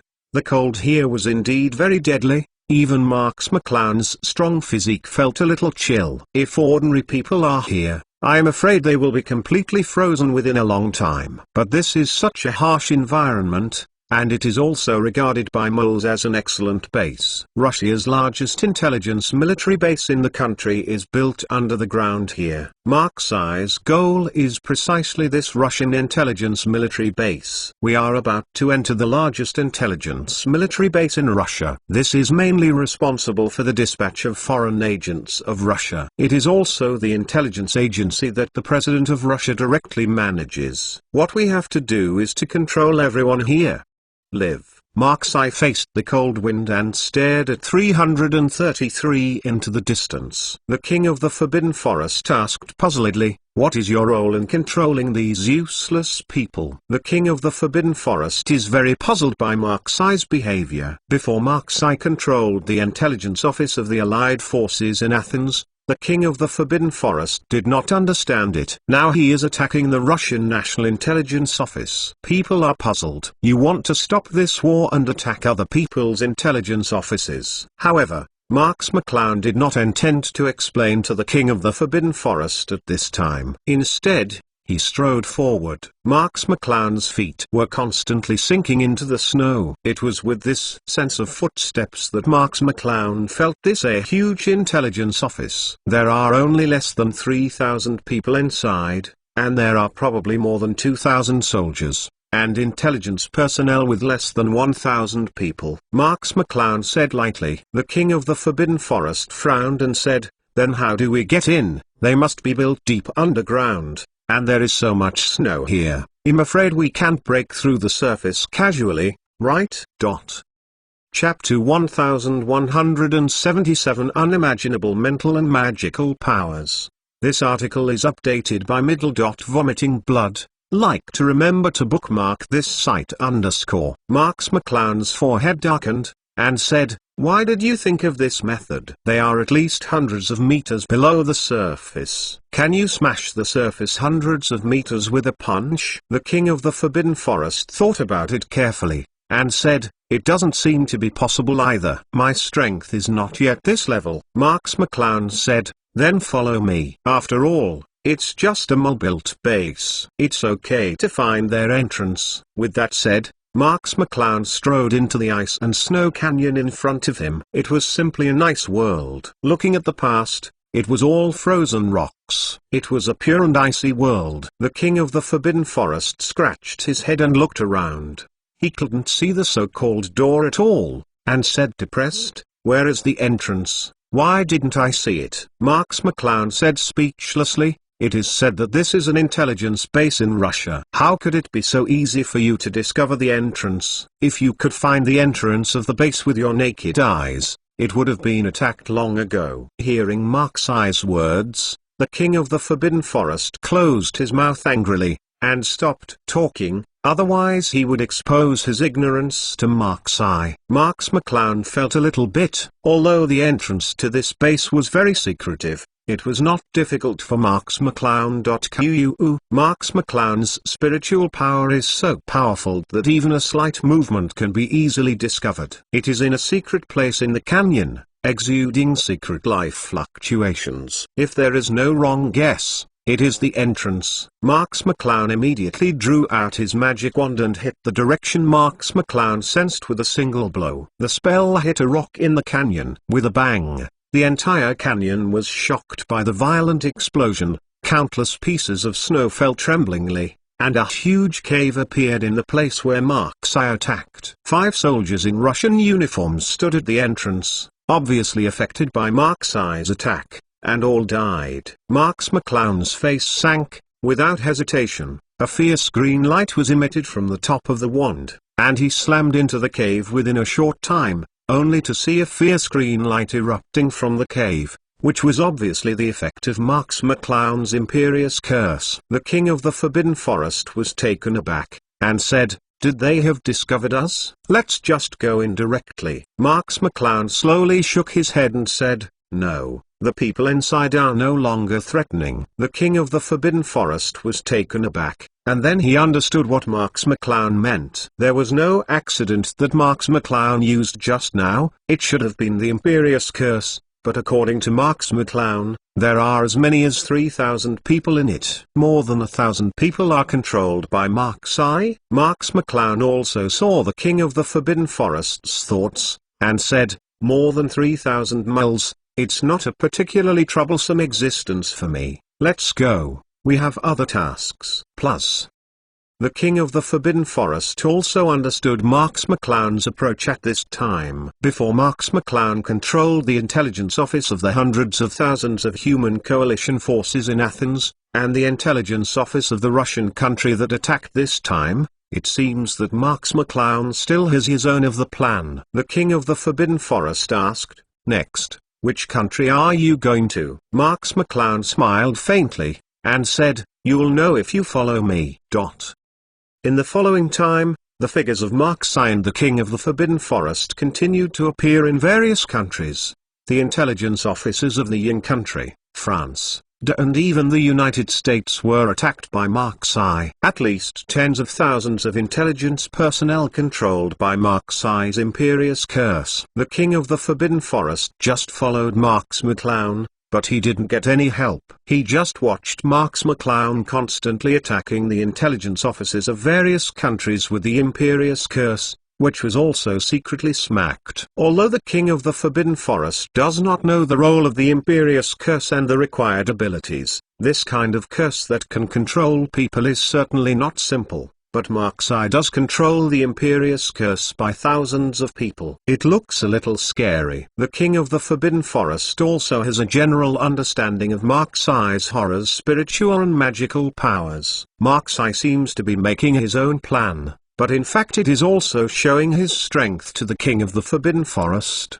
Wang Hao does it for himself. Marx I's footprints spread all over the surrounding major European countries and controlled the intelligence offices of more than a dozen countries, large and small, and it took less than 5 days to complete all this. Naturally, these countries don't know what Marx McClown did these days. After all, Marx McClown controls the intelligence offices of various countries, which is equivalent to the eyes of every country. Their eyes are controlled by Marx McClown. How could they find Marx McClown? What about the behavior? Russian Leos, Moscow. Marx I and the king of the Forbidden Forest trapped in tight robes and walked on the spacious street, surrounded by hurried passers-by passing by. The king of the Forbidden Forest leaned closer to Marx I and asked: "Isn't the intelligence office of LUOs the first one we attacked? Why did we come to this country again?" Marx McClown's face was hidden under the scarf,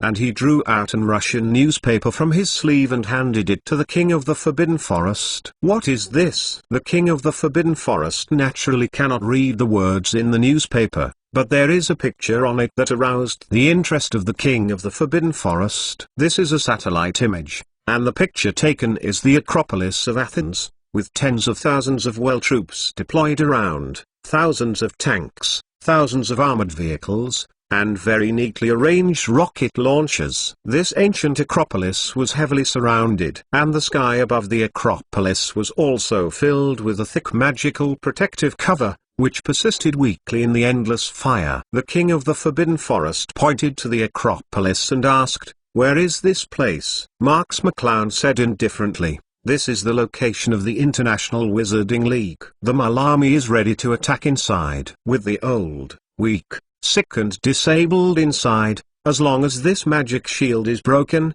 no one inside will still have the ability to resist." The most powerful mage of Harry Potter Chapter 1178, Unmanned City Seeking Automatic Subscription. This article is updated by Vomiting Blood. Like to remember to bookmark this site _. But can't they use apparition to escape? It's okay, it's okay. After all, phantom shift is something that a fumal technology absolutely can't do right now. Marx McClown said lightly. But although the wizard can move in space is great, it only delays the time of defeat. This is because the whole world is the enemy. No matter where you flee, it is useless. The king of the Forbidden Forest frowned tightly and said, since time is already in such a hurry, let's go back to Athens first, otherwise this war will begin, and Merlin will be there any time. Marx McClown slowly shook his head and said, I don't need to go back to Athens. There is only one way to stop this war, and that is to let these moles know the power of our wizards. The king of the Forbidden Forest said anxiously, you don't want the war to start, and you want them to see the power of wizards. You only attack the intelligence officers of various countries. What are your plans? Marx McClown said with a light smile, you will know right away. With that said, Marx I once again used the Phantom Shift 303 with the King of the Forbidden Forest, and this time he actually moved to the west of LUOs. The King of the Forbidden Forest sighed helplessly. This Marx I is good at everything, but likes to sell Guanzi. Plus. Obviously, he is confident, but he just hides it and will not show it until the end. This would certainly make the people around Marx McClown very anxious, but in another aspect, it can be seen that Marx McClown is indeed very cautious. The two crossed the cold ice field again, and a huge city appeared in front of them. However, what is not in line with the scale of the city is that the city is not very popular. Looking at the past, the whole city is empty and full of lush weeds. Desolation is the best interpretation of the entire city. Marx I and the King of the Forbidden Forest hovered in the high sky of the city. Looking at this empty city, the King of the Forbidden Forest asked in surprise, where is this place? Why is there not even a mole? I don't know how many times BBDF the King of the Forbidden Forest has asked this kind of words these days. I am a little embarrassed to ask the King of the Forbidden Forest. Ask the questions in your mind. Marx McClown said, this is Chernobyl, a relatively large industrial city in Russia, but because of the leak of a nuclear power plant, it is not suitable for moles. The King of the Forbidden Forest does not know the so-called nuclear power plants, industry and other terms, but the city is no longer inhabited. It still knows, but the King of the Forbidden Forest still doesn't understand Marx I. Marx McClown raised his hand slightly and said, since there is no time, I don't need to wait any longer. Let these moles see the true power of the wizard. At this moment, Marx I activated the power of the Imperious Curse, and the personnel of the intelligence services of the major European and American countries were immediately controlled by Marx I, and his actions became dull. Use satellites to broadcast the pictures here to all corners of the world. Marx McClown lightly ordered. The New York Intelligence Agency of the United States, the National Intelligence Agency of the United States, the National Intelligence Agency of the United States, the French Intelligence Agency, the Russian Intelligence Agency. All intelligence personnel controlled by Marx I control the satellites of various countries at the same time, or drones, or the plane. All the cameras are facing the abandoned city of Russia Chernobyl, and these pictures are cast to every corner of the world without exception. Athens, the general base of the Allied forces. Marshal William of Ying State slammed the desktop and pointed to the screen in front of him. It was originally a map of the Acropolis, but now it has become Chernobyl. He said angrily, what is going on? What about the intelligence personnel? Made it? This little mistake will happen. William thought it was an operation error by the intelligence personnel and put the wrong picture on the screen. Marshal Lund of the country said calmly at this time, no, the picture here has also changed. French Marshal Sauron walked up to William with a cold face. Obviously, their French intelligence display screen had also changed. Asshole, who did this? Compared with other people, Russian General Khabarovsk looked very angry, and smashed the water cup directly in front of him with a punch. He has recognized that this is the abandoned city in their country. Bailey. William and other marshals looked at each other. They had realized that something was wrong. This was definitely not a case of individual mistakes, but someone secretly understood their hands and feet. The coalition soldiers underneath looked at each other, and did not realize what was going on. William shouted angrily, "Are you all wood? Show me immediately to the intelligence office to see what happened." The two British soldiers reacted immediately, anxiously trying to run out. At this time, a few panicked soldiers ran from the command room. When they saw William, they yelled, "Marshal William, it's not good. The intelligence department doesn't know what happened." But they were all blocked. No one can get in at all. The French Marshal Sauron and the de Marshal Lund's expressions sank at the same time. They also realized that something was wrong, and their respective men reported the same news to them, proving that there was indeed a major problem with the intelligence service. Khabarovsk immediately violently pulled out his pistol and shouted angrily, "The guards will come with me and blast open the door of the intelligence office. I want to see who is causing the chaos. I will bang his head."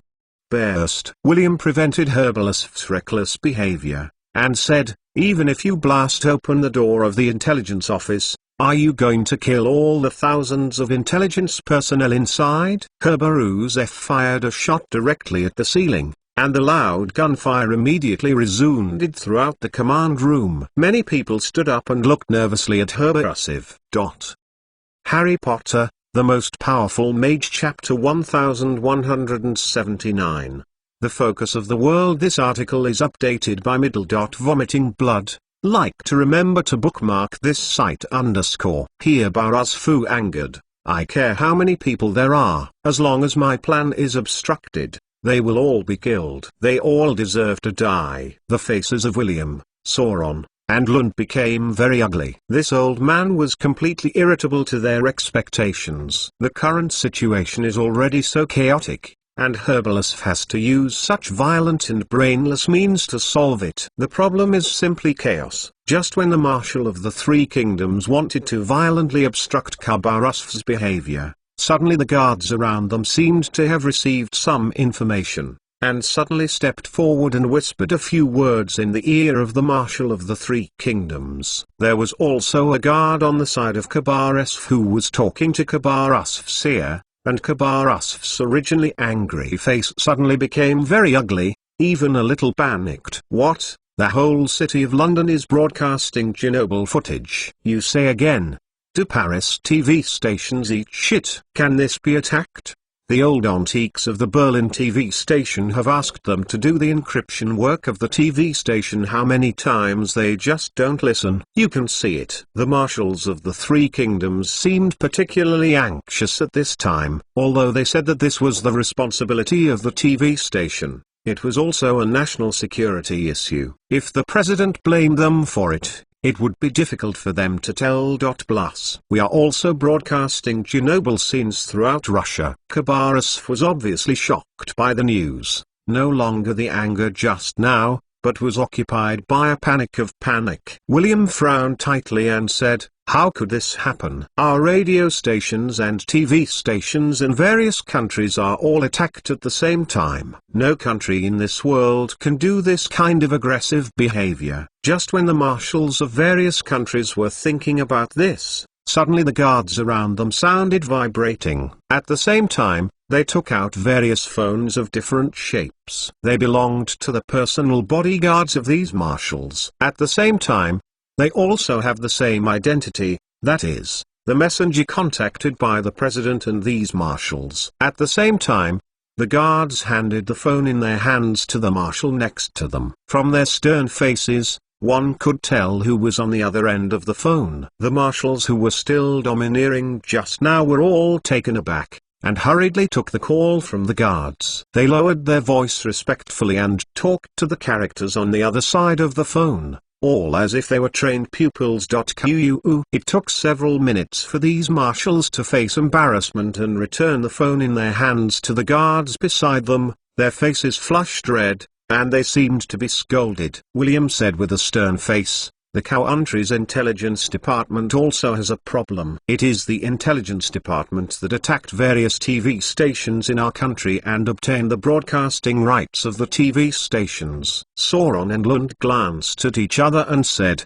"Ours too." It seems that not only my intelligence office, but even the National Intelligence Office have been attacked. Hogwarts clenched his fists tightly, resisted the anger in his heart, and said, "What is it now? What should we do? We can't be led by the nose. The problem of the intelligence department must be solved. What's here is still national, and they must be resolved." William was in a bad mood at this time and said, "Who doesn't know? But what can I do now? Do you think I have a good way?" Sauron hesitated. "Anyway, it should be a problem with the intelligence department. How about we go to the intelligence department to take a look? Maybe we can find the root cause of the problem." Lund also nodded and said, "I think so too. After all, we seem to have no other way." William took a deep breath. Although he wanted to refuse, at the moment they couldn't think of any solution to the problem. Just when William was about to agree, a figure suddenly appeared on the big screen in front of them,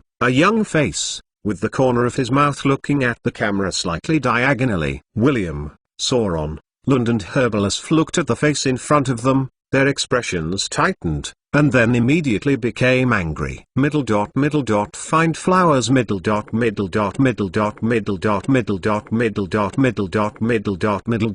They hadn't seen this face before, but the first moment they saw this face, only one person's name appeared in their minds. Mark-Sai, the leader of the young country wizarding world. The head of the evil wizard. William angrily shouted, "It's Mark-Sai, it must be Mark-Sai, it's his ghost." William pointed at Mark-Sai on the screen and roared out loud, wishing to eat the life on the screen immediately. Kabarev had already squeezed the pistol in his hand. If he hadn't known that even if he smashed the screen in front of him, it would be of no avail, I am afraid he would have shot his anger a long time ago. Sauron sighed and said, "Now the whole world is broadcasting this scene. It seems that Marx McClown has planned it alone. I don't know what scene he wants to show us." Lund also nodded, and said, Marx McClown spent such a big means to let us see him. It is definitely not a boring move for a while." Kabarev slammed his fist on the table and said, "Anyway, isn't he in Chernobyl now? He'll have someone encircle the city right away. This time I must kill this person." Sauron and Lund are also fed up with this Herbalus. Lund disdainfully said, "As for your mosey army, let alone kill Mark-Sai, even self-protection is difficult, so don't say here." "What disgusting words." Sauron also said coldly, saying, "McClowns, shut your mouth." "You guys." Herbalus's face tightened, and he looked at the two angrily, trying to argue with them, but could not think of any words. Chapter 1180. The only one in the dead city. This article is updated by Vomiting Blood. Like to remember to bookmark this site _ The national strength of Russia is indeed not as good as that of other countries. If he shows a momentary advantage, it may bring disaster to Russia. So Herbalus snorted badly, and then stopped talking. The International Wizarding League. At this time, Don Jim wore a simple wizard robe, which was very refined, which made the old man look a lot more energetic. Even so, he still couldn't conceal the wrinkles on his forehead. Behind Don Jim were more than 500 elite wizards, all standing silently behind Don Jim. Everyone looked solemn, as if they were preparing to wait for something serious. And after more than 500 elite wizards, there are more than 2,000 wizards who support each other. Among his 7, there are old and young, holding their wands in their hands, but the fragile wands can't give them confidence. The flustered mood can be seen from their faces. Don Jim glanced at all the wizards behind him, only to sigh helplessly. This is all the wizarding power he can use. There will be no reinforcements at all. They will fight against hundreds of thousands of moles with such a lineup. It's just to die. As long as the magic shield outside the Acropolis is broken, they will be exposed to the gunfire of the mole army, and the thousands of wizards present will be reduced to ashes. What a sad result this is. But who told them the wizards are now in civil strife? Otherwise, with the power of the wizards, how can they tolerate these moles so presumptuous? Could it be that these wizards, who represent the International Wizards League, will be slaughtered to death in this way today. Will the final dignity of wizards be so wiped out? Could there be no wizard who can stand up for them? The more Don Jim thinks about it, the more angry he gets. Since there are no wizards who can stand up for the International Wizards League, the existence of this International Wizards League is meaningless. It's better to be killed in battle. Don Jim shouted angrily, "All the wizards of the International Wizards League, listen. Today is a battle for the dignity of our wizards. We have no retreat, nor any survival. We can only use our lives to right the final dignity for the wizards. Even if we die, we must tell everyone that none of the wizards of our International Wizards League are afraid of death." Exactly. More than 500 elite wizards behind Don Jim responded resoundingly to Don Jim's words. They are all powerful wizards and naturally possess their own dignity, which coincides with Don Jim's knowledge. But among the more than 2,000 wizards behind them, there were only a few scattered and less than 1,000 people shouting, and the others couldn't lift their energy. They don't have much combat effectiveness. They are nothing but cannon fodder in the war. Just as Don Jim was about to take the fight before his morale had fallen, a wizard suddenly appeared from the entrance of the Acropolis in a panic. When he saw Don Jim, he exclaimed excitedly, "Mr. Minister, it's saved." Mr. Marks McClown appeared. Up.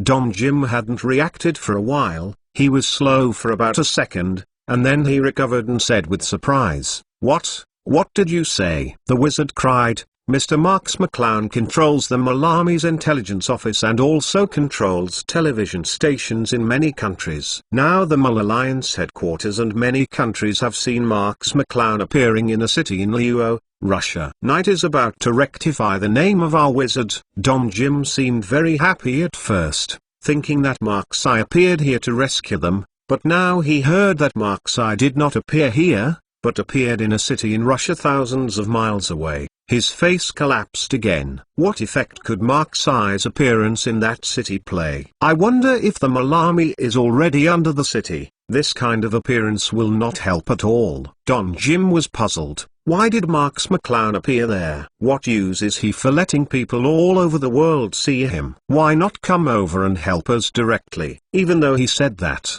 Don Jim still didn't give up, and said, "Show me the scene played by Marks I. What role can he play if he is not here at this time?" The wizard immediately waved his wand, and a huge projection suddenly appeared in front of everyone. It can be seen that this wizard is an undercover lurking on the Mul side. From his projection, you can see the Mul Coalition headquarters base, and William and other coalition marshals are staring at the big screen in front of them. They certainly didn't know that everyone in the International Wizarding League they were about to encircle and suppress also looked at them from the projection and the big screen in front of them. Marks McClown stood in front of the camera, behind which was the huge dead city Chernobyl. "It's really Marks I. What exactly does he want to do?" Don Jim stared at Marks McClown's figure closely, and didn't dare to relax at all. Whether they could survive or not depends on what Marks McClown did next. The National Intelligence Service, which was invaded by Marks I, also broadcast the video of the national TV station as Marks I in Chernobyl. Therefore, not only people from governments of various countries, but even many people have seen the cloud on TV. Night. They were not familiar with Marks McClown, but the wizard robe that Marks McClown wore was the one they saw most during this period. After all countries are persecuting wizards, so the typical appearance of wizards has already been published to the entire world. These ordinary people are even more familiar with the appearance of wizard robes. Therefore, they were very surprised that Marks I suddenly appeared on the TV screen, and at the same time was full of anger, because the government's attitude towards wizards also affected the people below, and these people have long hated wizards. Therefore, people from all over the world cursed at Marks I's screen. If Marks I stood in front of these people, he would even be drowned in saliva, which shows how much these people hate wizards. Chapter 1181 Humanoid Mobile Nuclear Weapons. This article is updated by Vomiting Blood. Like to remember to bookmark this site _ On the other side of the camera, the abandoned city of Russia, Chernobyl. Marks McClown slowly stretched out his body. Just now, He used the imperious curse to control tens of thousands of people. This is a very huge burden for Marks McClown's mental power. Fortunately, Marks McClown's mental power is strong enough. He can bear this burden. The King of the Forbidden Forest looked at Marks-I from a distance, and did not appear beside Marks-I. This was what Marks-I ordered. The King of the Forbidden Forest did not know the truth, but he had no reason to refute Marks-I, so he could only listen to Knight's orders. Marks McClown raised his head. Intelligence personnel from various countries used satellites, drones and other equipment to give the lens here. Therefore, Marks McClown raised his head and looked towards the sky, which is equivalent to looking at the lens. He knew that the other side of the lens had enough tens of millions of people are staring at their figure. Marks McClown raised his fist, raised his thumb to the top of his head, and then fell heavily, with the thumb facing the ground. This is an international method. No matter which country people can see and understand, this is naked contempt and look down. Marks-I made such an international gesture when tens of millions of people all over the world looked at her. This bastard. At the Allied Forces base in Athens, the four marshals of Herbalus, William, Sauron, and Lund looked down at the same time, as if they could drip water. The four marshals are like a gunpowder keg about to be exploded. Now, as long as anyone approaches them, it will become the spark that ignites them. They are famous generals and generals in the military circles of various countries. Who dares to make such rude actions in front of them? Marks McClown's actions are undoubtedly the greatest disrespect to them. In the Acropolis International Wizarding League, Don Jim looked at Marks McClown's movements in the projection in amazement, almost staring out. Marks McClown was afraid that it was not for them to solve the difficulties, but to accelerate their death, right? Does it do anything to anger moles like this? It will only make moles more angry when they attack, and the demise of the wizard will accelerate. Could it be that the savior I have waited so long to save the wizard is an idiot? Don Jim couldn't help but think so. Chernobyl. Marks McClown sneered and suddenly raised two magic wands. The double holy sword is revealed. A dazzling golden light shone from the top of the wand, and two huge golden holy swords suddenly appeared on both sides of Marks-I. At this time, Marks-I was like a god, so no one would dare to violate it. The King of the Forbidden Forest looked at Marks McClown's appearance from a distance, and couldn't help but swallowed his saliva. At this time, Marks McClown obviously used his true skills, which was several times stronger than the previous threat of defeating the Forbidden Forest King. The King of the Forbidden Forest thought to himself that if Marks-I were against him at this time, it would be impossible for him to hold on for 2 minutes. Open the world. But at this moment, a huge palm suddenly appeared on the top of Marks McClown's head, and the space around this palm was cracked inch by inch, and he couldn't bear the existence of this palm at all. The King of the Forbidden Forest looked at this palm in horror. Just now, the King of the Forbidden Forest had a little confidence that he could hold on to Marks-I's hand for 2 minutes. But seeing Marks-I's palm, the King of the Forbidden Forest was only knowing that I am too naive. With this kind of strength Marks McClown, it is impossible for him to hold on for more than a second. Marks McClown's strength has exceeded the imagination of the King of the Forbidden Forest. It seems that Marks McClown had also hidden his strength before, otherwise Marks McClown would have used such strength. How could he survive? Indeed, Marks McClown did not constrain her strength. In order to let the world see the real terrifying power of wizards, Marks McClown did her best to use these 3 curses. Everything will be destroyed. Marks-I's voice resounded through the world, like a god commanding the world. The golden holy sword and the huge palm incarnation of God punishment slammed into the ground with a bang, and wherever they went, a large area of space was completely shattered and plunged into the darkness of void. Boom, boom. The 2 golden holy swords pierced the Chernobyl land, as if they had smashed a piece of thin paper, and the broken lines shattered the city's ground, and the cobweb-like cracks tore the ground open, and the bottomless seams it grows on the earth like the mouth of a wild beast. With the barren buildings in the city sinking into the ground one after another, the whole city is like the end of the world. And everyone who watched Marks-I do all this, grew their mouths in unison, staring at everything in front of them in a daze. This is a city. How could it be ripped apart by Mark-Sai like a piece of paper? This is simply not something human can do, this is a divine residence. But the scene that made them feel horrified and shocked is not over yet. I saw that the palm of Mark-Sai's head carried tens of millions of tons of power, smashing into Chernobyl. Boom! The whole city trembled suddenly, the huge block was shattered, the foundation was upturned, and half of the city sank under the ground. If the two golden holy swords just shredded the city. The attack this time destroyed the city. Chernobyl, an abandoned city no less in scale than other big cities, in less than a minute, almost half of its area was destroyed by just 3 magics.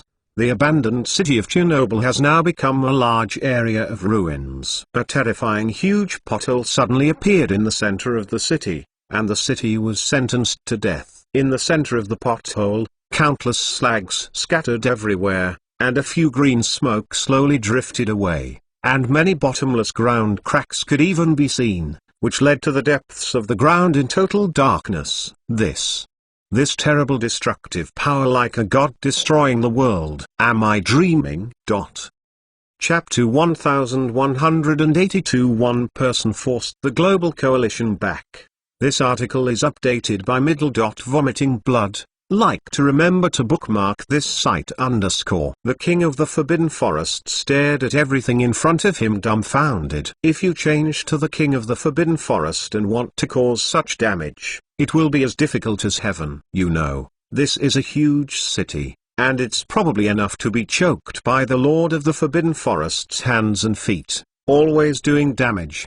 Who knows? Marx McClown just waved his magic wand, and the whole half of the city became like a dead zone now. This is like a murderous existence. Can't be provoked, can't be provoked. The king of the Forbidden Forest murmured in his heart. The touch to the king of the Forbidden Forest was so great, not to mention the moles who saw the magical power of Mark-Sai in front of the screen. Athens, Coalition Headquarters Base. William, Sauron, Lund, and the generals of the coalition forces including Kabarev looked at Chernobyl, which had fallen into ruins, speechless for a while. This is a city. Moreover, the scale of the city is not small at all.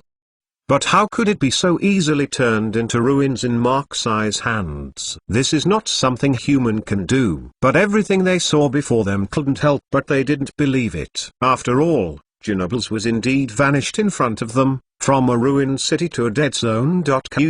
With just one person, half of the city was directly blown up. William's lips trembled twice, and he murmured, "If this city is not Chernobyl but London." Hearing William's words, the surrounding marshals and generals couldn't help but tremble. If it were London, it is estimated that Chernobyl would not be any better. The point is that Chernobyl was a city abandoned because of the nuclear leak and was blocked by the Russian government. There is no half of it inside. London is a large city with a population of tens of millions. If it is attacked in this way, it will be more than millions of casualties. This level of damage is a consequence that no country can bear today. Even the most powerful country of the United States today, after being attacked by a nuclear bomb on Washington, is still in a slump and feels that the glory is gone, let alone these small countries that are several times weaker than the United States. Who knows where this lunatic will attack? Sauron's lips moved, and finally he said a word.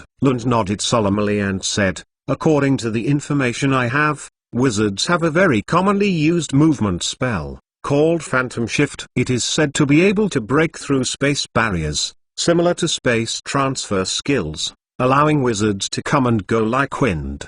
William and the marshal generals fell silent at the same time, and they all knew how heavy they were under the topic. In other words, Mark-Sai can reach various places in the world through apparition, and then use this kind of terrorist attack to attack the capital of every country. Not only London, but even Berlin, Paris, Rome, Moscow and other major cities will be reduced to ruins. This kind of result makes people feel scared and powerless, and you can only passively bear and endure it in the face of a kind of powerless helplessness that cannot be resisted. William finally couldn't help but hammer the table with anger, and wanted to vent his anger with a roar. Now he looks much more grumpy than Khabarovsk. On the other hand, Khabarovsk seemed very calm, and said solemnly, "I want to contact Mr. President McClown's." The guards beside Khabarovsk hurriedly dialed the portable telephone to the special transfer line. Khabarovsk took the call, and connected the call in front of the generals. All the coalition marshals and generals present were staring at Khabarovsk. Although Russia's Luo has been declining during this period, its national strength is unquestionable. If they have expressed it, it will be the first attitude of these powerful powers, said. The three marshals William, Lund, and Sauron also stared closely at Herbalist's face, wanting to see the information they wanted from the face of the Russian marshal. Soon, they saw the answer they wanted. Herbalist first showed a look of hesitation, his body was tense, and then he became very respectful. His body leaned forward slightly, showing respect for the person on the phone, and the respectful look on his face grew stronger and stronger. There was only one word in Khabarovsk's mouth: McClown's. In less than half a minute, Khabarovsk's phone call was completed, and at this time Khabarovsk's expression became firm, and said to the other marshals and generals, "We will no longer participate in the encirclement and suppression of wizards. If there is nothing to do, I will arrange the withdrawal of the troops." As soon as Herbalusov said this, the audience was in an uproar. Both the marshals and generals of various countries and the non-commissioned officers were whispering. The best Russian Marshal Luo actually was the first to propose to withdraw troops. William and other marshals also became very ugly. Although they all had the idea of withdrawing troops from the bottom of their hearts, this matter was of great importance after all, and they still needed to be discussed. Who knows that Khabarovsk actually said this good money in front of everyone like this? Khabarovsk also sighed secretly at this time, and he couldn't help it. Marksai is in Russia's territory at this time, and has just destroyed a Russian city. Under this circumstance, it is impossible for the Russian Luo government to continue to be hard-headed. Otherwise, who knows that McClown, a humanoid nuclear bomb, would attack Moscow because of Russian Luo's insistence. There is the capital of Russia, and Russia, who has just undergone major changes, can no longer bear this kind of disaster. Chapter 1183. Give in. Please subscribe automatically.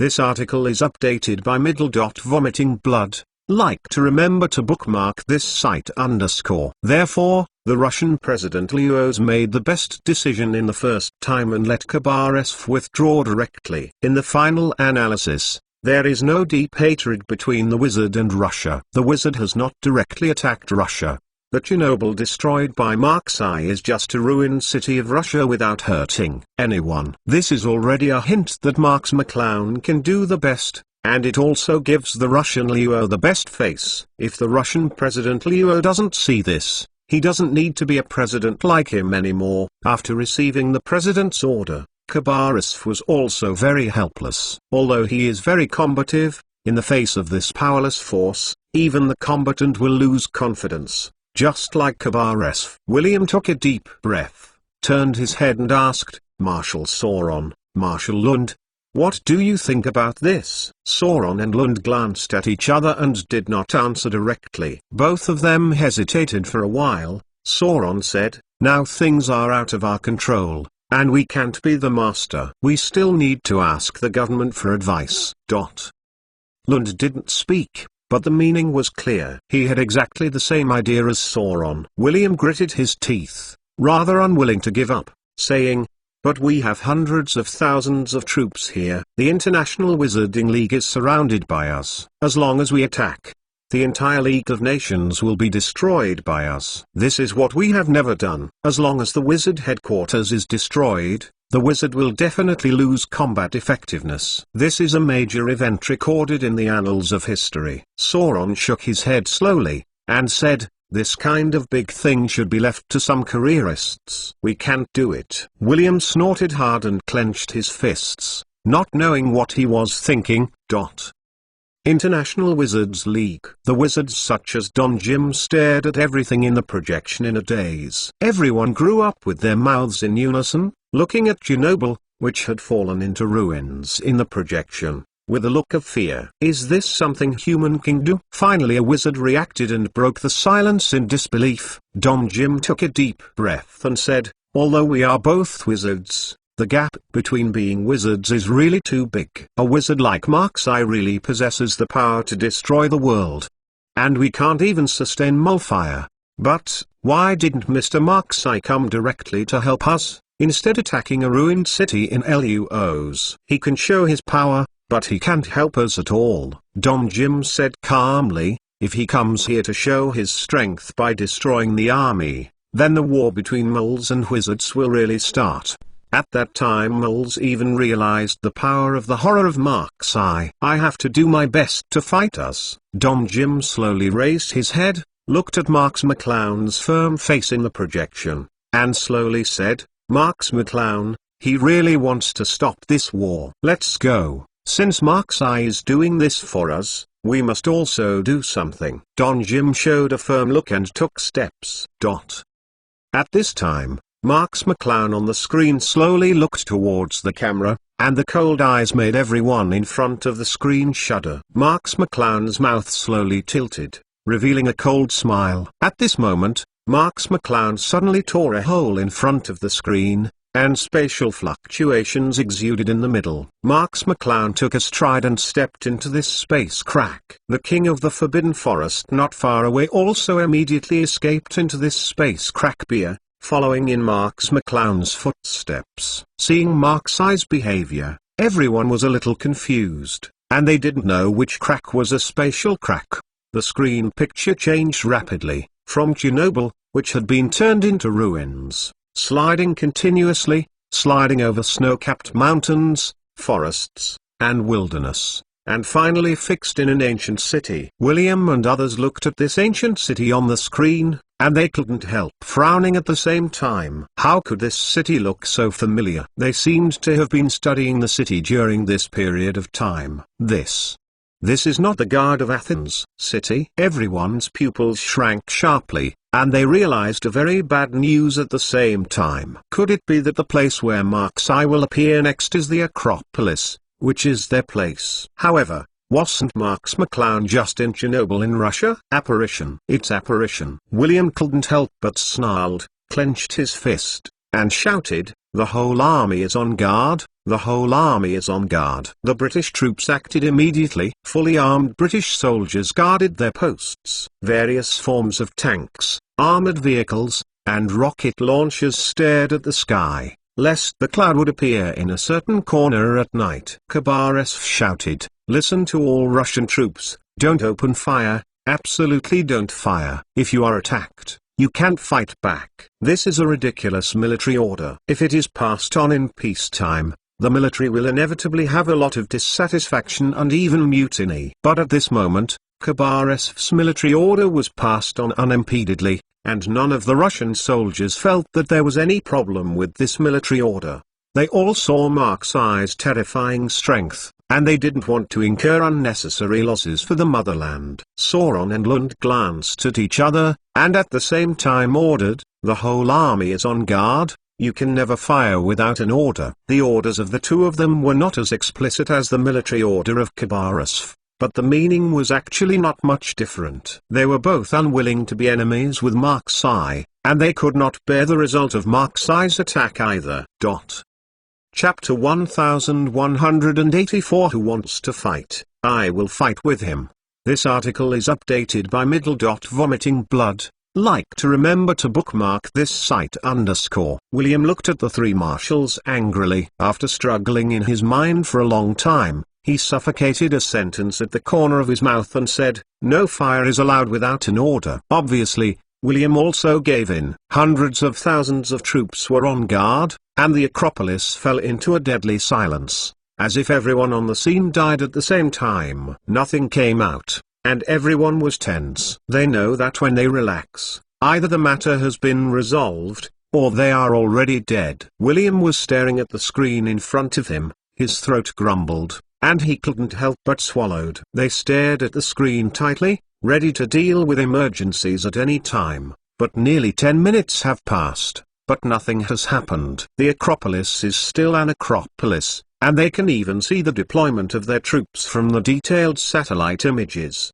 but they did not see Marx McClown. Why Marx I? Why didn't he appear? Sauron said suspiciously, and also expressed the aspirations of everyone present. Since Marx I projected the picture of her own destruction of Chernobyl, and now turned the picture into the side of the Acropolis, doesn't it indicate that Marx I will appear here? How could it not appear? Kabarev took a deep breath and said, Marx I will definitely appear, but it will take some time for him to get here from Chernobyl. If he really arrives here instantly, then his strength is really frightening, and now it takes time for Marx I to come here, which is basically good news for us. Just as the coalition marshals and generals were speculating, the picture of the Acropolis suddenly changed. The magic defensive cover covering the sky over the Acropolis slowly opened suddenly, revealing thousands of figures. Everyone was solemn. All black wizard robes showed their identities. All members of the International Wizards League. Don Jim stood in front of all the wizards, like a guardian. His face was full of evil spirits, which appeared to be particularly uncoordinated on the face of an old man. William, Sauron, Lund, and Herbalus stared at Don Jim at the front. They didn't know Don Jim, but at first glance they could tell that this extraordinary old man was an International Wizarding League, the leader. What do they mean by coming out at this time? Are they really going to fight us to the death? Kabarev looked a little flustered. He had received the president's order to stop being an enemy of the wizard. Plus, if these wizards get nervous and attack them, they will inevitably injure some wizards by mistake. At that time, Marx I will be angered and Marx I will be angry and attack Moscow. That would be very bad. The rest of the marshal generals were also an army of wizards looking nervously at the screen. No one answered Kabarev's question, and they couldn't distinguish Kabarev mentally. I am the leader of the International Wizards League. My name is Don Jim. Don Jim's wand touched his throat. His voice spread throughout the Acropolis, and all the human coalition forces could hear Don Jim's words. I don't know why you are attacking our headquarters, but our wizards are absolutely not afraid of death. Since you dare to invade, then wait for our wizard to fight to death. Don Jim's voice became louder and his tone was unusually determined. Listening to Don Jim's words, William slapped the table angrily and said, Do you really think we would be afraid of you? If it weren't for that damn Marx I would have razed this side to the ground. Sauron and Lund also had a bad face. Indeed, if it weren't for Marx I's existence, they would have swept in and destroyed the headquarters of the International Wizarding League. Don Jim suddenly waved his magic wand, and a dazzling light shot into the air, bursting out a gorgeous explosion. This powerful spell is naturally quite magical in the eyes of ordinary humans, even if it is considered quite good in wizards. However, given that Marx I had already shown the destruction of the city by one hand, this demonstration by Don Jim did not have any impact on William and the others, and even seemed a bit shabby and degraded. Find flowers. William couldn't help holding down the microphone in front of him. This microphone could reach every corner of the base, and of course it could reach the Acropolis. Don't think we dare. As long as I give an order, your headquarters will turn into a sea of flames, and there will be no dregs left. This is an angry sentence from William. After all, Don Jim and the others were ants that could be crushed to death at will, but now they have to think about it, and the final result can't even act on them. And this ant actually jumped out by itself, clamoring in front of them. This kind of stubbornness is not something ordinary people can tolerate. Whoever wants to fight, I will fight with him. Sheepotten's shocking sentence was born, and this domineering sentence immediately bluffed everyone in the field. The expressions of William, Sauron, Lund, Herbalus, and everyone present changed instantly. Mark's eye. It's definitely Mark's eye. Everyone's eyes were focused on the screen, but they didn't see Mark's McClown's figure. No one paid attention, and there were two more figures in their headquarters silently. Mark's McClown nodded slightly and stood on the side of the command center. If he didn't pay attention, no one would be seen. The king of the Forbidden Forest also yawned lazily against the wall, as casual as a young man who was not involved in the world. As if he was warning in his heart, William suddenly looked in the direction Mark's eye appeared, and stepped back in fear as if he had seen a ghost. His hand pointing at Mark's eye trembling constantly. Sauron, Lund, Herbalus followed the direction that William looked at, and immediately saw Mark's eye and the king of the Forbidden Forest. The appearance of Mark's McClown has been deeply imprinted in their hearts. At this time, seeing Mark's McClown with his own eyes made a huge wave in his heart. The Most Powerful Mage of Harry Potter Chapter 1185, Prestigious for Automatic Subscription. This article is updated by Vomiting Blood. Like to remember to bookmark this site _ They retreat away from danger instinctively, not much better than William's appearance. The members of the command headquarters were also aware of the appearance of Mark's eye and the king of the Forbidden Forest, and a large piece of space suddenly appeared beside them, and everyone looked at them in horror. Mark's eye? William's tone was uncertain, but he had already confirmed Mark's McClown's identity in his heart. Everyone held their breath and looked at Mark's eye.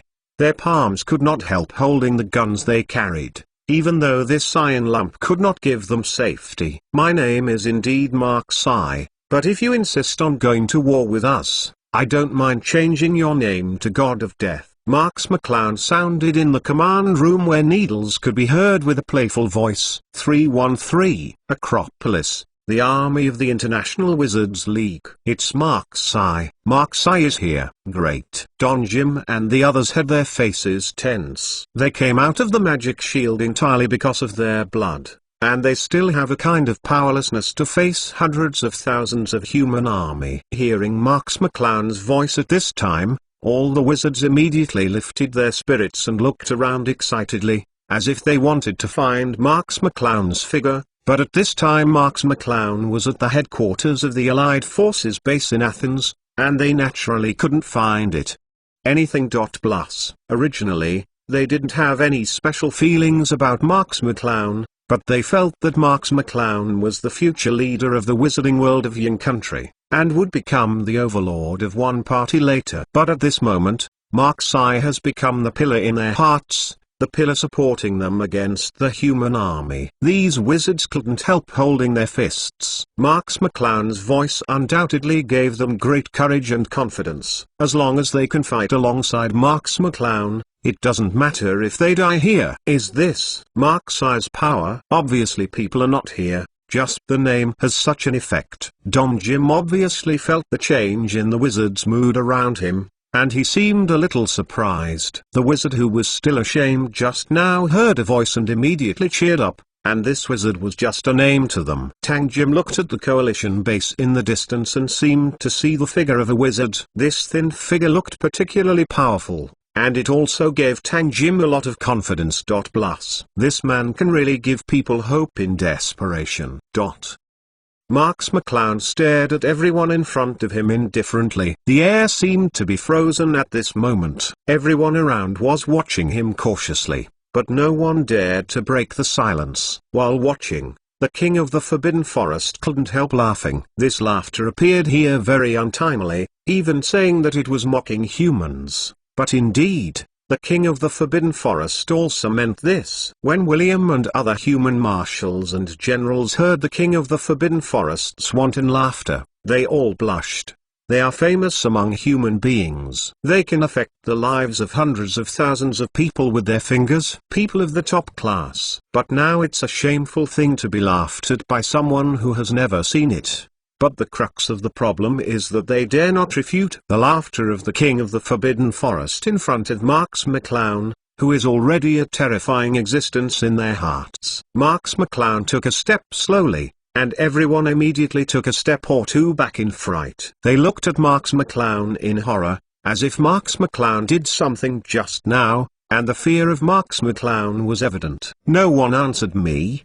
Do you want me to repeat the question? Marks McClown said coldly. Some people couldn't help looking at William. After all, William's attitude was the most resolute just now, but at this time William was stubbornly low, as if he was just an ordinary person, and the provocative words were not what he said. Of course, Marks McClown noticed the changes in the eyes of the people around him, and the corner of his eyes glanced at William involuntarily. William trembled violently in fright. He shrank together, wishing to shrink himself into the ground. Marks McClown hummed softly, and did not pursue William's guilt. The most important purpose of his coming here was to stop the war, not to provoke it. I only have one question now. Who will continue to attack the International Wizarding League? Marks McClown asked indifferently. Sauron and Lund suddenly lowered their heads, and did not say anything. William took a breath, and did not say anything. But Herbalus was particularly excited, and shouted, "We Russians will not participate in this war. You can rest assured that we will never be right. The wizard does anything harmful." Marks McClown glanced at Herbalus coldly. At this moment Herbalus was not as arrogant as before. Instead, like a primary school student, he was respectful in front of Marks-I and did not dare to make any difference. Overstep. Marks McClown looked at William and the others, and said coldly, "How about you?" William, Lund, and Sauron trembled at the same time. They naturally did not dare to talk nonsense in front of Marks-I. It was only a matter of minutes to kill them with Marks-I's strength, but they did not get the same as Luo's. With the permission of the government, he dared not speak at all. As if the heavens heard their voices, the guards next to them suddenly rang the telephone ringing, which was the presidential line of their personal guards. 4.2 After Russian President Luo's reacted for the first time, the leaders of their respective countries finally gave them orders. Marks McClown frowned and looked at them playfully. They glanced at each other and at the same time connected the phone with the guards. They also understood what Marks McClown meant. This was also the time for them to decide their own destiny. They could only pray that their president would not lose his mind. Otherwise it would not only harm the country, but also push them to death. Chapter 1186. I also have the power to destroy you all. This article is updated by Vomiting Blood. Like to remember to bookmark this site _. But when they got on the phone, Marks McClown suddenly said in a loud voice, "Presidents, I know you can hear what I say, and I also know your determination to annihilate the wizards, but you think it depends on what you have. Can strength stop me?" William and the others were taken aback at the same time, and then they realized that Marks-I wanted to talk to their presidents, and their president probably heard these words and was silent on the phone. The three marshals of William, Sauron and Lund also closed their mouths. This is not the time for them to interrupt. I can tell you a piece of news. Even if you don't care about my power and must go to war with our wizards, you will use all your strength to attack us. Even if you win in the end, you must not be the one who laughs last. The individual has always been hidden, attacking the entire world in our name. When Marks McClown said this, everyone present looked at Marks McClown in surprise. "What did you say? What do you mean by this?" They all heard the words in Marks-I's words. And there is another person hiding and attacking the world in the name of a wizard. What does it mean? The three marshals held up the phone in their hands, and did not dare to say a word, but raised the phone slightly so that the characters on the phone could hear Marks McClown's words and waited for the following. The characters on the phone also fell silent. They could naturally hear Marks McClown's words, but they didn't ask any questions. They knew that Marks McClown would tell them the answer. Marks McClown squinted his eyes and said, "The person who really attacked you is not an ordinary wizard group, let alone me, but a guy named Merlin." William, Sauron and Lund glanced at each other. Their expressions did not seem very surprised. Lund scratched his head and said, "Even if you didn't do it, the one who attacked us is a wizard after all. Can you deny this?" William and Sauron were also staring at Marks-I, Lund's words just set their heart. Anyway, Merlin is a wizard, and they are inseparable from their wizards. Marks McClown nodded slowly, and said, "McClowns, Merlin is indeed a wizard, and one of us." William seemed to have confidence in an instant, and said angrily, "That's not it. Your wizards just want to kill us." The war between humans and wizards is inevitable. William seemed to be talking to Marks McClown, but the content of the words was to report to the person on the phone, and also to express the thoughts in William's heart. Hearing what William said, Sauron and Lund immediately became nervous, and their eyes beckoned William to stop talking nonsense. Even if you want to continue the war with the wizard, you should pay attention to the occasion. Marks McClown is right in front of you. Killing a few of them with Marks McClown's strength is just a matter of crushing a few ants. How can you say such things in front of Marks?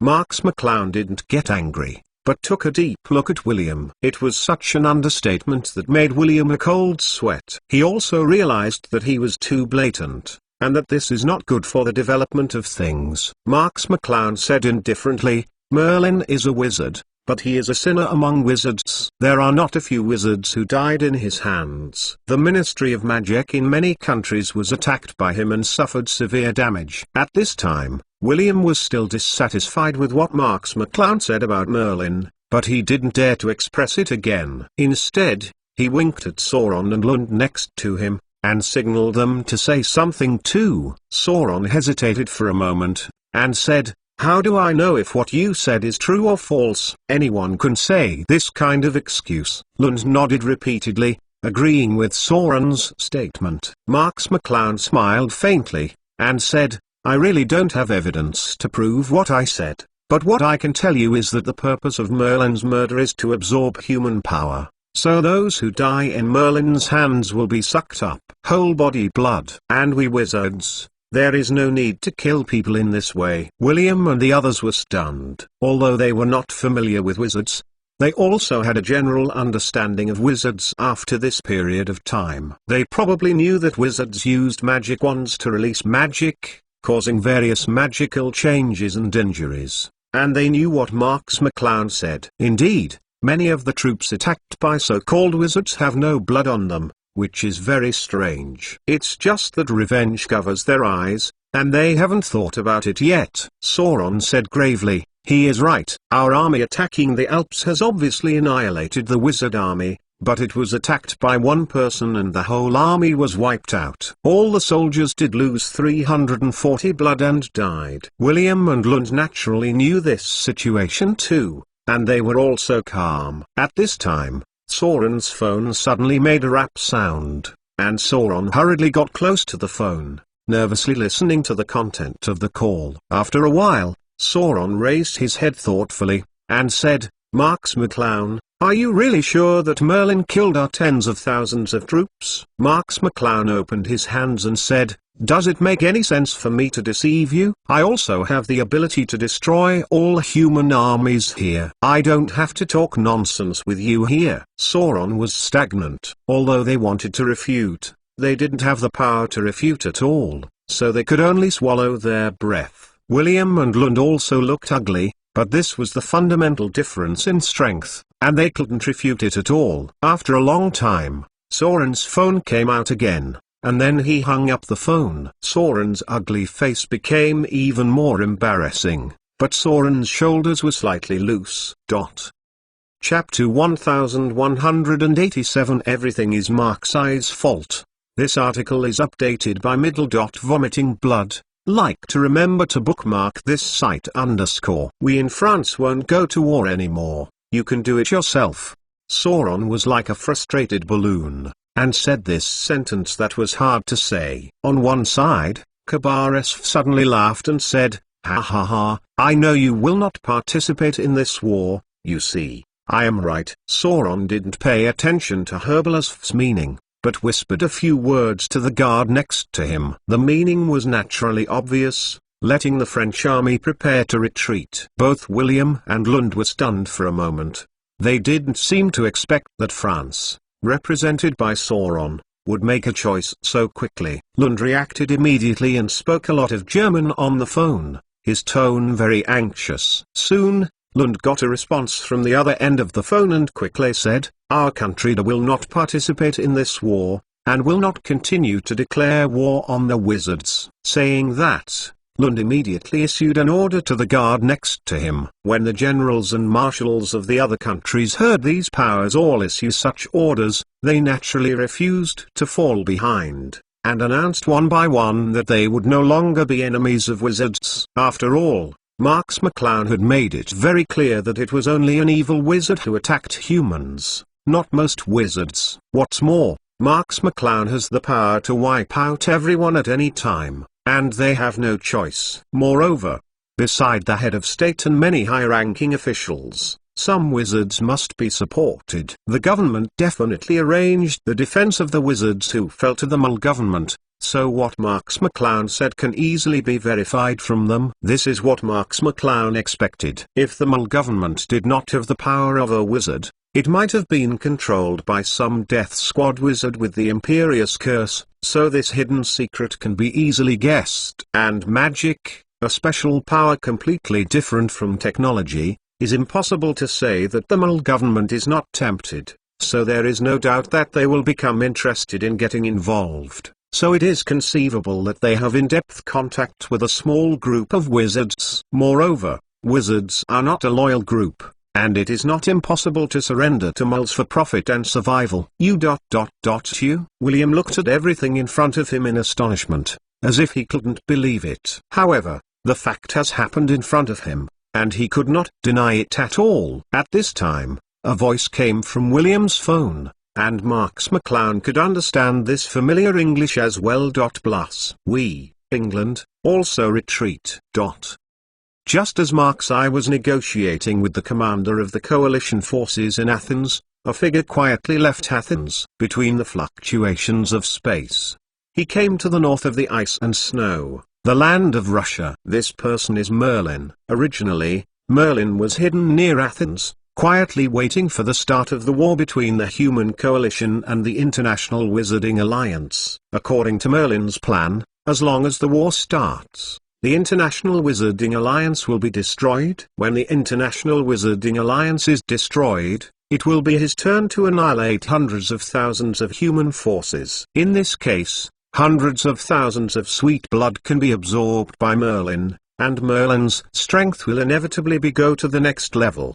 But such a perfect plan was completely disrupted by the appearance of one person. Marx I. He appeared squarely in front of Merlin, but Merlin saw Marx McClown's figure on the TV screen, Marx McClown hovering high above the abandoned city of Russia. Under one blow, Chernobyl, half this city turned into ruins. Originally, Merlin continued to strengthen his strength, so that the next time he saw Marx McClown, he could defeat Marx McClown with a brutal force, trample Marx McClown under his feet, and trample him wanton. It's just that since the last time he fought with Marx I disappeared without a trace, so Merlin was unable to grasp Marx I's dynamics and lost all the news about Marx I. This made Merlin agitated. From his birth to the present, no one would dare to tease him like this. Even if he is in a sealed state, he can still play around with the vampire family, and now he has not only recovered his strength, but his strength has skyrocketed, and no one can challenge his authority. However, it was obvious that Marx McClown was such a person who challenged Merlin's bottom line. Therefore, Merlin immediately abandoned the plan in front of him to perfect his own strength, and went to Chernobyl in Russia without stopping, trying to stop Marx I before Marx I left, and tell Marx, well, Knight, what are the consequences of challenging yourself? Of course, when Merlin left Athens for Chernobyl, and Marx I left Chernobyl and came to Athens front and back, Merlin naturally did not know what happened after he left Athens. He has been ignited by the anger in his heart, and his fierce anger has concealed his reason. At this time, he has only one idea, and that is to find Marx I and then defeat this person who does not know good or bad. Moreover, the meteorite in Marx I's body was something that Merlin would not give up anyway. Marx I, wait for me, Merlin said coldly. Her figure disappeared in a twist of space. Russian Luo, Chernobyl. At this time, More than half of this abandoned city has been razed to the ground. Looking from a high altitude, good money, good money. You can even see a huge pothole appearing in the center of the city, which looks quite shocking. Fortunately, this is already an abandoned nuclear contaminated city. Otherwise, I don't know how many people will die under Mark's attack. Wrapped in a blood-red robe, Merlin scanned the dazzling city with cold eyes, as if he wanted to find some clues of Mark's, but he naturally couldn't find anything. Marks McClown, I know you are still here. Get out of here immediately. I can still let you die. Chapter 1188, The Victory of Space Achievements. This article is updated by Vomiting Blood. Like to remember to bookmark this site _ Merlin's voice became extremely magnificent, spreading and echoing continuously over the entire city. Merlin is naturally not sure if Mark's is still in Chernobyl. This sentence is just that Merlin wants to swindle Mark's, but at this time Mark's is thousands of miles away in Athens. Of course, this abandoned city is. No one responded, and no one answered Merlin's words. Merlin took a deep breath of the cold air. It took time for him to rush to Chernobyl. It took 10 minutes from when he saw Mark's on TV to when he arrived at Chernobyl. This time difference is enough to make Mark's leave Chernobyl and once again escape thousands of miles away.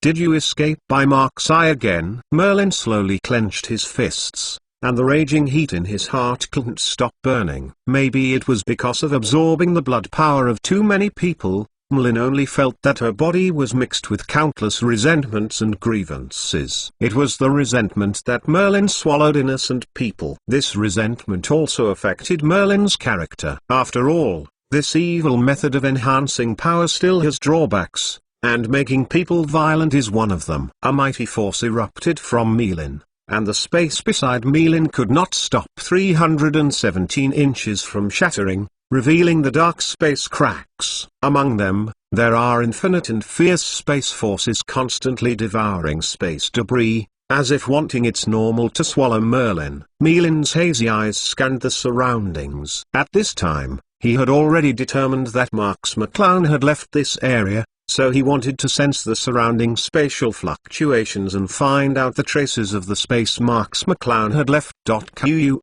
But after several minutes, Merlin remained in the air, not moving at all. Only the cracks in the space around him were still vomiting. It seemed that the beasts raised by Merlin wanted to swallow Merlin, but they didn't have the same strength to stay aside. Merlin slowly opened his eyes. At this time, Merlin's face turned blue and very ugly, because he did not find the spatial fluctuations Mark's left. After all, it has been a while since Marks McClown left. According to the automatic restoration of the space, the fluctuation of the space Marks McClown left has been almost restored. But this is not the key. The biggest reason is that Mark's has long surpassed Merlin's spatial attainments because of the Beth fusion with the outer meteorite Beth. Merlin's spatial skills have long surpassed Merlin, unable to discover the mystery. This is also the important reason why Mark's was weaker than Merlin before, but was able to maintain the same speed of apparition. If Mark's had no time to deal with the first and last traces of the phantom shift like the previous chase battle,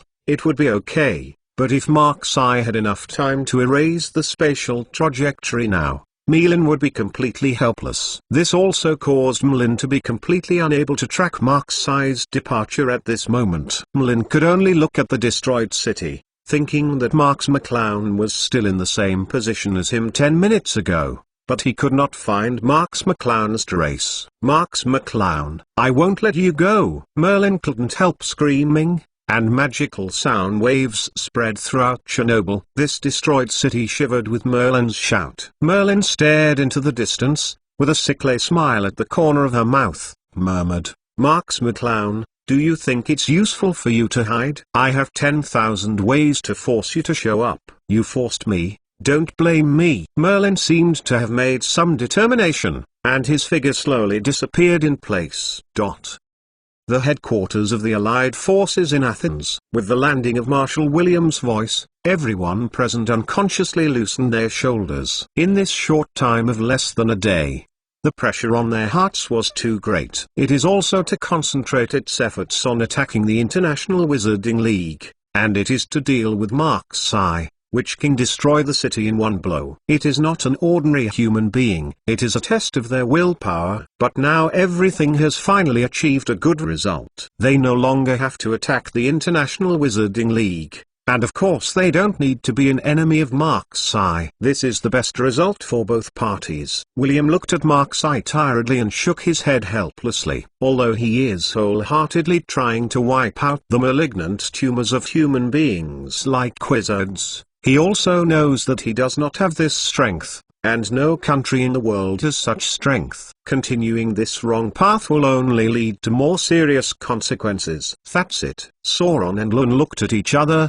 and there was a hint of helplessness in each other's eyes. They also did not expect that this incident would end in such a hasty way. For this war, their respective countries have invested a lot of manpower and material resources. But now that nothing has been done, the respective countries will be desperate. This kind of thing is definitely not a good thing for the national government. However, compared to the aftermath of the war, this loss seems to be nothing. It's just that they have to deal with the verbal criticism of the congressman. Since the war has been stopped, we should almost withdraw our troops and leave. After all, this is not our country, and staying here will not do us any good, William said coldly. Sauron and Lund nodded slowly. They also thought of this. Here they belong to the passenger army. Whether it is the maintenance of guns and ammunition or the maintenance of military equipment, they need to transport all kinds of materials from their own countries, which is a very heavy burden on the country. Anyway, the war is no longer fought, and there is no need for them to stay here. Why are you leaving in such a hurry? Anyway, your garrison here won't be a day or two. Even the president of Greece has greeted you, and you can't rush this day. Herbaru on one side, Sifu shouted carelessly. Chapter 1189, The Crazy Draw of All Countries. This article is updated by Vomiting Blood. Like to remember to bookmark this site _ He was right. Hundreds of thousands of allied troops stationed in Athens are not a matter of 1 or 2 days, nor are they missing in just 1 or 2 days. Herbalist turned to look at Mark-Sai and said, Mr. Marks, right? Since the war between humans and wizards has not started, that is to say, wizards and humans are still good friends. I want to treat you to a meal. I wonder if Mr. Marks can appreciate his face. The expressions of William, Sauron and Lund changed, and they immediately knew what Herbalist was thinking. Since the Soviet Union's drastic changes, Russia's national power has been severely reduced, and it has been faintly unable to keep up with the rhythm of the development of the great powers. Today's Russia can only be said to be a centipede, dead but not stiff. But if Oluos got close to the thigh of the wizard, everything would be in doubt. They see the power of the wizard in their eyes and watch in their hearts. If Oluo is helped by a wizard and the wizard is protected by Oluo, who knows what earth-shaking changes will happen to Oluo? Sauron hurriedly said, Mr. Mark-Sai, you are the one who prevented this war from happening. Everyone knows the consequences of this war if it breaks out. Even the Third World War is no problem. So in other words, you are the hero who prevented the Third World War. This heroic deed is really admirable. I would like to invite you to sit at our headquarters. Do you know if you are free? Lund also immediately became interested and said, Mr. Mark-Sai, don't listen to their nonsense. Anyway, France and Russia will still have a bit of a gap with wizards. Let's sit in our army. Germany has always treated the powerful. Friends are very friendly. Lund has fought against the wizards and the French army, which also shows that Mark-Sai attacked the city of Uos. Using these 2 points to remind the relationship between the two countries and the wizards. Only the kingdom of Du and the wizards did not break out for the time being through hidden conflict. William's lips moved. As the commander of the Yin country, he and Marks McClown were even more closely related, but he still couldn't restrain his dislike for the wizard and said words to win Marks McClown. When William was struggling in his heart, a guard suddenly ran in anxiously and shouted, Marshal William, it's not good. we found another figure above Chernobyl. A word seemed to smash a rock in the pond, and everyone present was in an uproar. Marks McClown squinted his eyes and moved his heart. He also controlled tens of thousands of personnel in various national intelligence services, including the intelligence services of the Athens coalition base. Marks McClown immediately ordered the intelligence personnel of the coalition base to transfer the Chernobyl satellite. The situation is fed back to the big screen. All this was completed in just a few seconds. The coalition screen changed and the screen changed again to Chernobyl. The giant crater destroyed by Mark's eye just now appeared in front of everyone. Seeing this giant crater again, many people still took a breath, expressing their shock. Marks McClown didn't care about Chernobyl. He stared closely at a blood-red figure above the ruined city, with an old but vigorous face, sunken eye sockets and eagle-like eyes. The identity is understood by Marks McClown at a glance. Merlin, William, Sauron, Lund, Herbalus, and even the King of the Forbidden Forest on one side trembled, staring at the figure on the screen. Is this man the Merlin in Mark's eye's mouth? The King of the Forbidden Forest walked quickly to Mark's eye's side, looked at the blood-red figure on the screen vigilantly, and said, "Is this man Merlin?" Marks McClown nodded solemnly. This was the solemn look that the King of the Forbidden Forest had never seen on Marks McClown's face. The King of the Forbidden Forest also had an answer in his heart. How could he go to Chernobyl? The King of the Forbidden Forest couldn't help asking, but soon he knew that his question was unnecessary. Marks McClown had said before that Merlin's goal was himself. Since Marks McClown appeared in Chernobyl, it spread throughout the world. Then Merlin's appearance in Chernobyl is also natural. Seeking flowers middle dot middle dot middle dot middle dot middle dot middle dot middle dot middle dot middle dot middle dot. Marks McClown didn't intend to answer the stupid question of the King of the Forbidden Forest, but stared at the person on the screen closely, as if she wanted to see something from the screen. William, Sauron, Lund, and Herbalus naturally didn't dare to talk nonsense. If they had only suspected the existence of Merlin, then they had no doubts at all. Merlin stood in the sky above Chernobyl, giving them a feeling of déjà vu, just like it was when the Cloud Knight destroyed Chernobyl 10 minutes ago. No matter from the demeanor or the aura on the body, Merlin and Marks McClown belong to the same kind of person.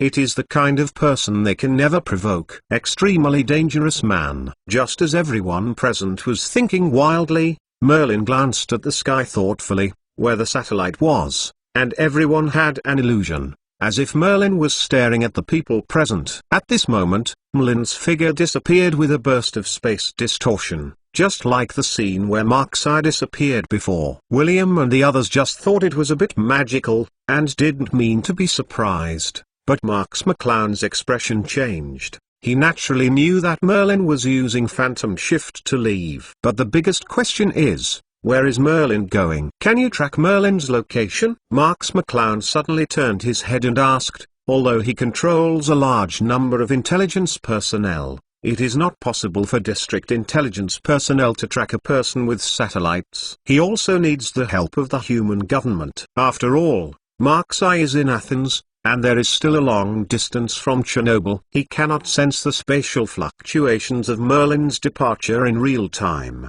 let alone know the direction of Merlin's departure. Chapter 1190, where karma meets. This article is updated by vomiting blood. Like to remember to bookmark this site _ At this time, William, who finally figured it out, immediately said, "Our country's satellites have tracking functions, I can help you." William also wanted to understand, since encirclement and suppression of wizards is no longer possible, it is useless for him to dwell on his past thoughts. What he has to do is to try to repair the relationship with Mark's eye. No matter what, Marks McClown is also a wizard of Yin Country. He has a close relationship with Yin Country. There is even news that Marks McClown is already the minister of the Ministry of Magic of Yin Country and a leader in the wizarding world of Yin Country. He has a good relationship with Marks McClown. There is absolutely nothing wrong. Without waiting for Mark's eye's reply, William grabbed the phone number of the guard next to him and dialed the familiar phone number. Marks McClown took a deep breath. He did not refuse William's help. 337 Because Merlin's expression made Marks McClown aware of a trace of danger. This is a threat. Merlin threatened Marks McClown's nakedness! Exclamation mark. Sauron wanted to help too, but William had already taken over everything, and the country Ying was also the country with the best satellite technology development in so many countries, so they could only stand aside and couldn't talk. Soon, William hung up the phone, and many pictures appeared on the screen of the coalition headquarters. This is the picture of the satellite continuously shooting the Earth in space. These images are all photos taken in major cities, including important military bases in many countries. Sauron, Lund, and Kabares's faces became a bit ugly, because they all saw a lot of military bases of their respective countries appear in the picture. But now is not when they care about these, they have to do their best help Markseye find out the location of Merlin. William suddenly slapped the table, pointed to a picture on the screen and screamed, "Is that Merlin?" Markseye, the king of the Forbidden Forest, and all the people all looked at the picture. The picture was taken very clearly. The plants and trees in the picture can be seen clearly, but the red figure in the middle is very vague. However, this red figure was suspended above the city, and the hazy face showed his identity. Merlin, Lund frowned tightly and said, "Is this Hanover in our country? I remember I saw a satellite map of Hanover." William looked at the location of the picture and said, "McClowns, it is Hanover." This picture was taken 1 minute ago. It took him less than 5 minutes to arrive from Chernobyl in Russia. Hanover in the country of Dur. This speed is really terrifying. Marks McClown only felt that her forehead was abrupt. Merlin left Russia, passed through the country, and went to the west. The goal was actually very clear. There was only one place for Merlin to go. Ying country, Hogwarts. The king of the Forbidden Forest said anxiously, "Is he going to Hogwarts?" "That's the direction of the Ying country. He won't be." Marks McClown had no time to hesitate at this time, and said coldly, "Go. Let's go right away." Marks McClown grabbed the shoulders of the king of the Forbidden Forest, and the two figures quickly dissipated in the air, and Marks McClown finally left a sentence, "The people under my control have all been released, and they will be fine." As the voice reached the ears of everyone present, the silhouettes of Markseye and the king of the Forbidden Forest had disappeared from everyone's eyes. William took a deep breath and said, "This kind of wizard, we shouldn't mess with it. It's not in existence at our level that can be opposed." The surrounding marshals and generals also nodded one after another, and the idea of not being able to fight the wizards also emerged in their hearts. "The order goes on and withdraw troops." Kabares spoke slowly. His attitude also represented the attitude of the other coalition forces present. Following Kabares' statement, other coalition forces also took action and dispatched troops to evacuate the soldiers from Athens. The coalition finally disbanded. As Markseye guessed, Merlin's goal this time was indeed Hogwarts. Prior to this, Merlin had not formally acted on Hogwarts because he felt it was unnecessary. Hogwarts was indeed important to Markseye, but it was not important enough to threaten Markseye. After all, Merlin believed that Hogwarts was just a magic school that gave up Markseye, and Markseye might still be full of hatred for Hogwarts. However, now that Merlin is burning with anger, he desperately needs a point of venting, and this point of venting was undoubtedly set by Merlin at Hogwarts, even if Hogwarts was not important to Marks McClown. Of course, this was just Merlin's self-righteousness. He never thought that Hogwarts was in Markseye's heart. Many times more important than Merlin imagined. Merlin's blood-red figure quickly appeared on the quiet Hogwarts campus. At this time, Hogwarts looked particularly quiet, and few people moved outside the campus. Since the loss of Markseye and Dumbledore, Hogwarts' popularity has dropped significantly, and there is no more laughter than before. This is for the professors at Hogwarts. It's a good thing, but for Hogwarts, I don't know. Merlin took a deep breath. He would give up the shocking battle in Athens and come here. First of all, he wanted to vent his 4.7 anger towards Markseye, and he also wanted to find some news about Markseye through here. The most important thing is he didn't expect that war so much. Recently, He has improved a lot of strength. Facing Marks McClown again, he will surely be able to crush Marks McClown on the soles of his feet. So all he has to do is to find Marks McClown. As for absorbing the blood of others to enhance his own strength, this is no longer important. Merlin, all Hogwarts people, get out of me. Chapter 1191. Who can save us this time?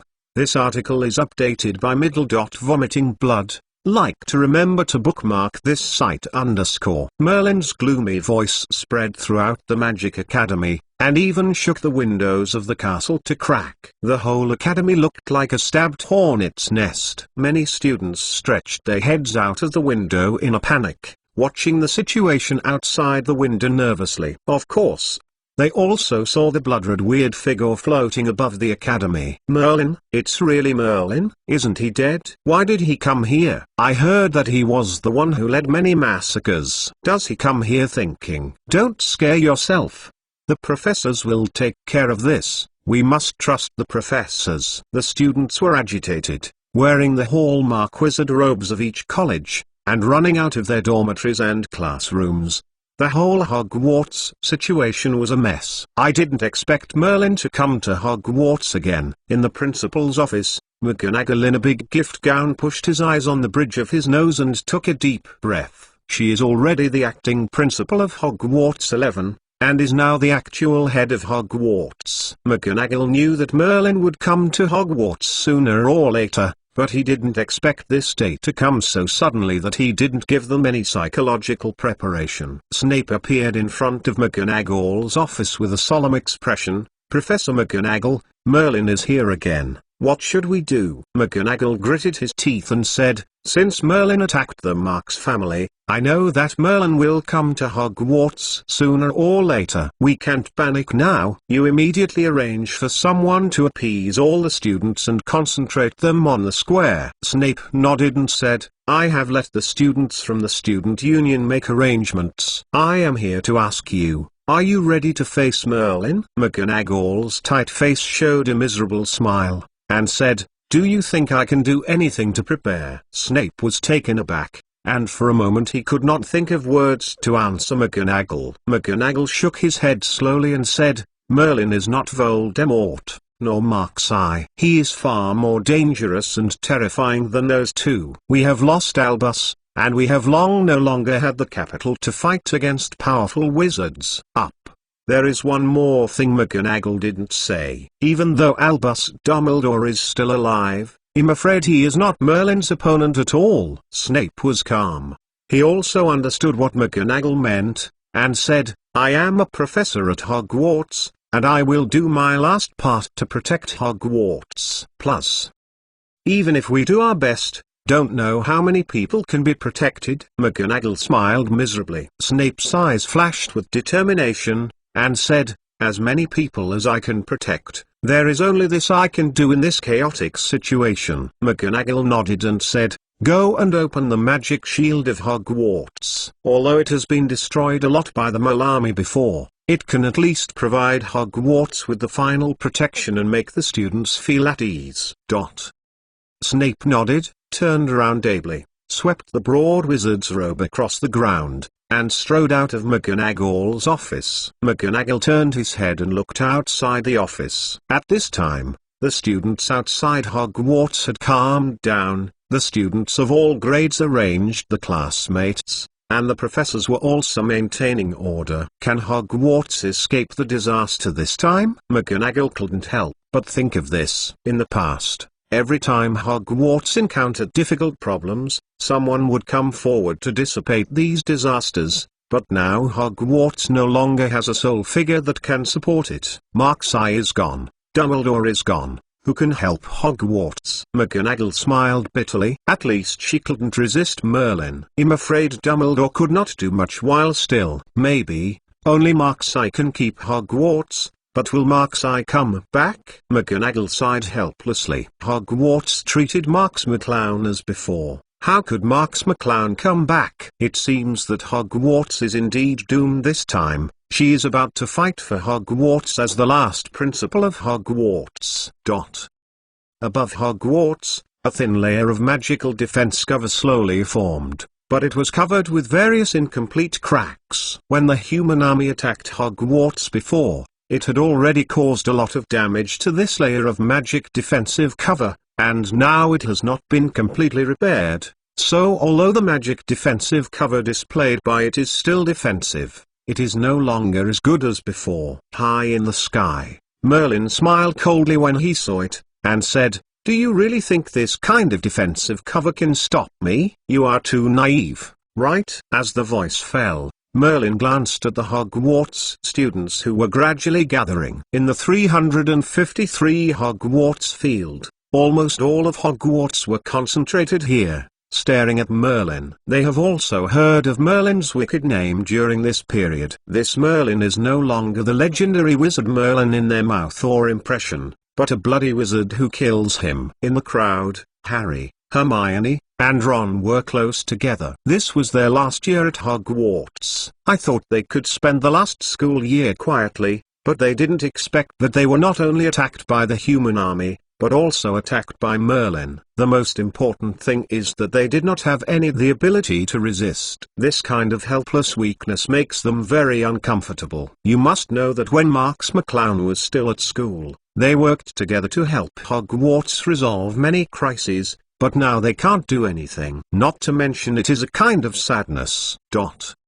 Harry Potter, the Most Powerful Mage, Chapter 1192. What Harry Potter can do. This article is updated by Vomiting Blood. Like to remember to bookmark this site _ You said, would we just die like this? Ron trembled, speaking against the ropeway. Harry clenched his fist tightly and said, if Merlin wants to kill all Hogwarts, Mr. Marks will not let him go. Hermione nodded firmly and said, McClowns, I believe Marks I will avenge us. Ron glared at the two of them, and suddenly angrily said, are you too sick? Haven't you heard that Merlin has already attacked the Marks family and razed it to the ground? Is there anyone to believe in Marks McClown? Maybe Marks McClown would have died long ago. Harry gave Ron a fierce look and said, Ron, I know you and Mr. Marks had a bad past, but why do you always treat Mr. Marks like this? Mr. Marks has obviously saved us so many times. Don't you miss Mr. Marks's? Ron chuckled and said, are those who saved us? That's just his easy actions. This kind of rescue is just sympathy and charity. To shut up. Harry was also angry at this time, and he raised his fist without any hesitation, and punched Ron in the face. Ron Reagan was unstable and fell directly to the ground, looking at Harry with his fist raised in shock. Hermione also looked at Harry in surprise. She had never seen Harry so angry. Harry pointed at Ron, his fingers trembling slightly with anger, and said, Ron, I have warned you many times about Mr. Marks. Don't challenge my bottom line again and again. If it weren't for Mr. Marks, we would be early. He died under this situation. Do you still want to say this? Ron clutched his flushed cheeks and stared at Harry. His eyes were mixed with various emotions, including disbelief, fear, anger, and hatred. Hermione gave Harry a worried look. She probably understood Harry's feelings too. When they were with Marks they did do a lot of things that benefited Hogwarts. These things gave Harry a lot of confidence and made Harry strong, confident, and courageous. But these things are also a poison, making Harry feel that as long as he wants to accomplish what he wants to do, he will be able to do it with effort. This confidence lasted until Marks was driven out of Hogwarts. After Marks had left, Harry realized that he couldn't do anything without Marks. The so-called Voldemort, the so-called Death Eater, could not fight with Harry's power alone. He could only hide in Hogwarts, and could do nothing. Hearing the events that Marks McClown was working hard on outside were dangerous or arrogant.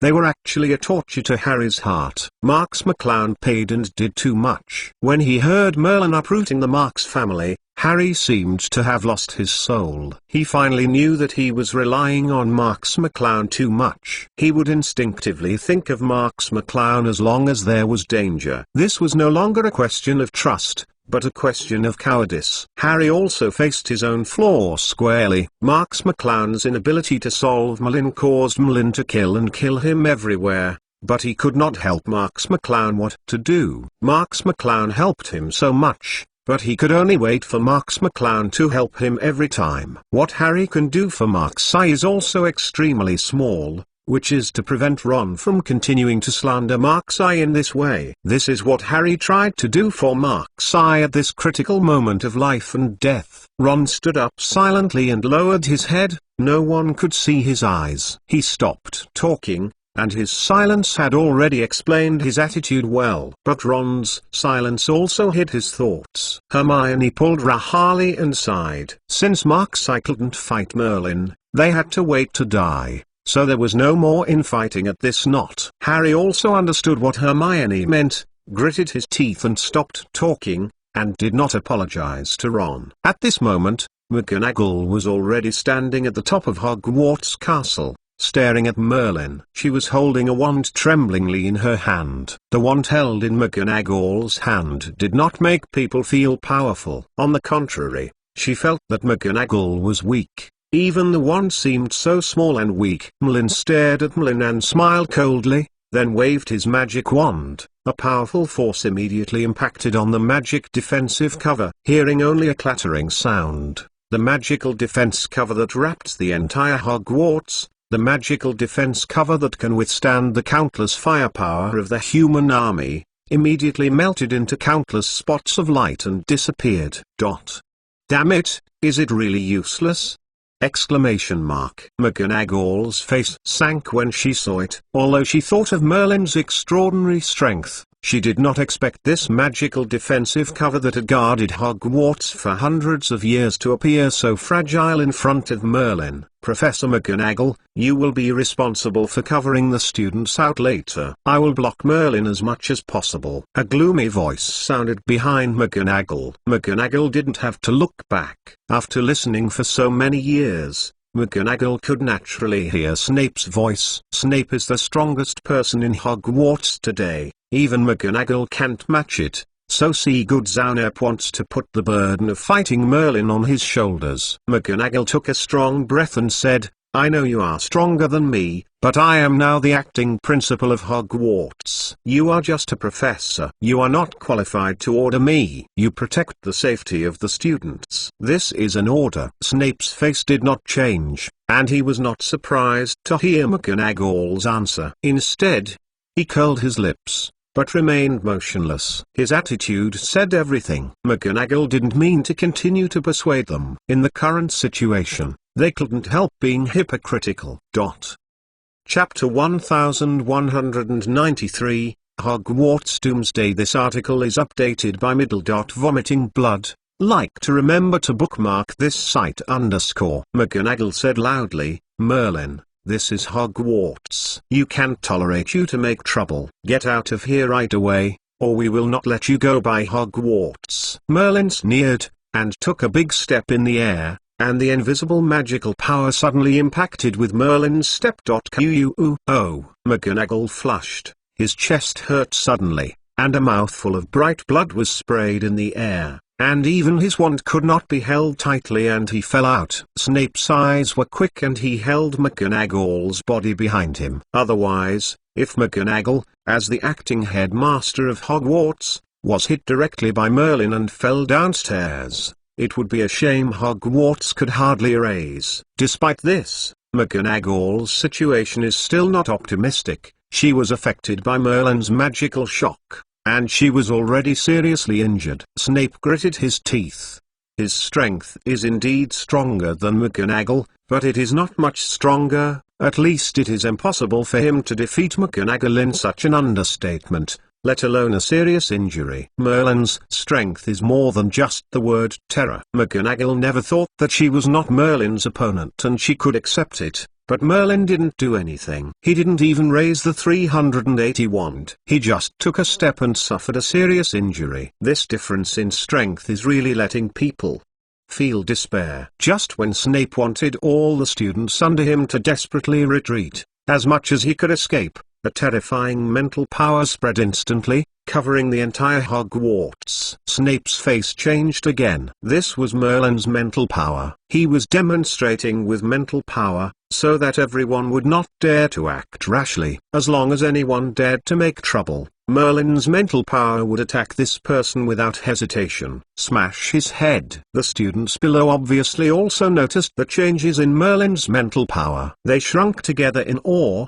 and they didn't even dare to think about it, for fear that their thoughts would be understood by Merlin. Merlin looked at the fearful expressions of thousands of Hogwarts people in front of him, and sensed the fearful emotions of the Hogwarts professors and classmates from his mental induction. He couldn't help laughing. He enjoyed this feeling very much. Is this the world-famous Magic Academy? Is this the academy that gave birth to top wizards like Dumbledore, Voldemort, and Marks-Eye? Isn't this kind of academy trembling, fearful, and surrendering under its prestige and strength? McGonagall spit out a mouthful of blood, and said angrily, "What the hell do you want? Even if we at Hogwarts have no one against you, we are not the object of you to insult you." McGonagall's words aroused the recognition of many Hogwarts. Indeed, Hogwarts today has lost many top wizards, but Hogwarts, as the world's top wizarding college, also has its own pride and dignity. This pride will not tolerate Merlin hand-pulling. Merlin's icy gaze swept across McGonagall, and Snape immediately realized the danger, and immediately drew out his wand and shouted, "Armor!" An invisible barrier appeared in front of Snape and McGonagall, but at the same time the barrier appeared, it was instantly broken, together with the broken wand in Snape's hand, and the invisible impact rushed into Snape's arm along the broken wand. Make an uncoordinated sound of bone breaking. What? Snape couldn't help letting out a scream caused by pain. His face was pale, without any blood, and it was only because of Merlin's eyes that caused all this. All Hogwarts professors and classmates couldn't help clenching their fists. The terrifying power of Merlin's crushing made them angry, and also made them desperate. As the most powerful wizard at Hogwarts, Snape didn't even have the qualifications to fight Merlin for. What could they do? Merlin said coldly, "I don't care who you are or what pride and dignity Hogwarts has. I am here today mainly because of one thing: whoever dares to obstruct me will die." No one dared to speak out. They all looked at Merlin in anger, fear, or unwillingness, but adopted the same attitude and remained silent. Merlin nodded with satisfaction, and said, "I want to know about Marks-Eye. Are there anyone here who knows Marks-Eye?" Merlin's voice was very flat, but it caused a huge wave in everyone's hearts.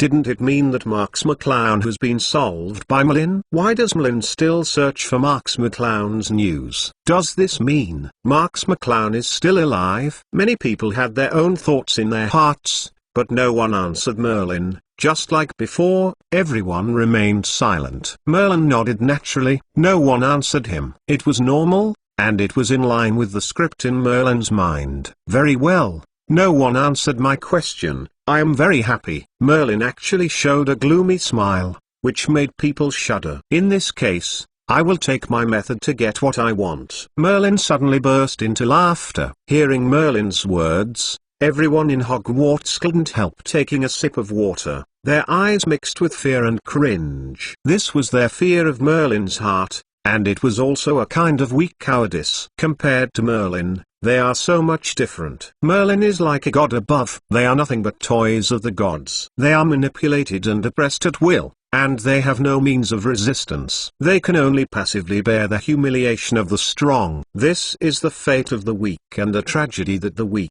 cannot struggle. Merlin took a stride, and the magnificent spiritual power immediately spread, covering everyone at Hogwarts and exerting spiritual oppression on everyone. Help, mother. No, no, it hurts. It hurts. It hurts. It hurts. The head hurts. Immediately, many Hogwarts students were weakened due to their mental strength. Under the pressure of Merlin's spirit, they had headaches, and they rolled on the ground with their headaches, screaming. Chapter 1194, Unusual Slytherin. This article is updated by Vomiting Blood, Like to remember to bookmark this site _ The people who can withstand this kind of mental pressure bit their lips, not letting themselves make painful noises, and confronted Merlin in this silent way. Merlin, that's enough. You won't succeed. We at Hogwarts are only standing dead. No, there are people kneeling and begging for mercy. Snape stepped forward suddenly, standing in front of everyone. Snape's thin body seemed to have infinite power, which could endure suffering of the back. Many Hogwarts classmates and professors looked at Snape with complicated eyes. In their hearts, Snape was basically indistinguishable from the Dark Wizard. They were both sinister and cunning, but now Snape was able to stand up and to say such words. It really subverted the image of Snape in their hearts. Snape made this action and paid a great price. After all, this position was too close to Merlin, and the mental pressure was also very severe. Snape gritted his teeth, but his flushed face and eyeballs spread out. The bloodshot of Snape has shown that Snape's condition is not good. Merlin looked at Snape with a faint smile, and said, "Do you think this is protecting Hogwarts? Your actions will only anger me and accelerate the destruction of Hogwarts." With a move of Snape's lips, he was about to refute Merlin, but Merlin waved his wand casually, and Snape's body was like a torn cloth bag, and it shot into the roof of the castle on one side. Boom! After a loud noise, Snape didn't move anymore. "Professor Snape, hateful, you bastard."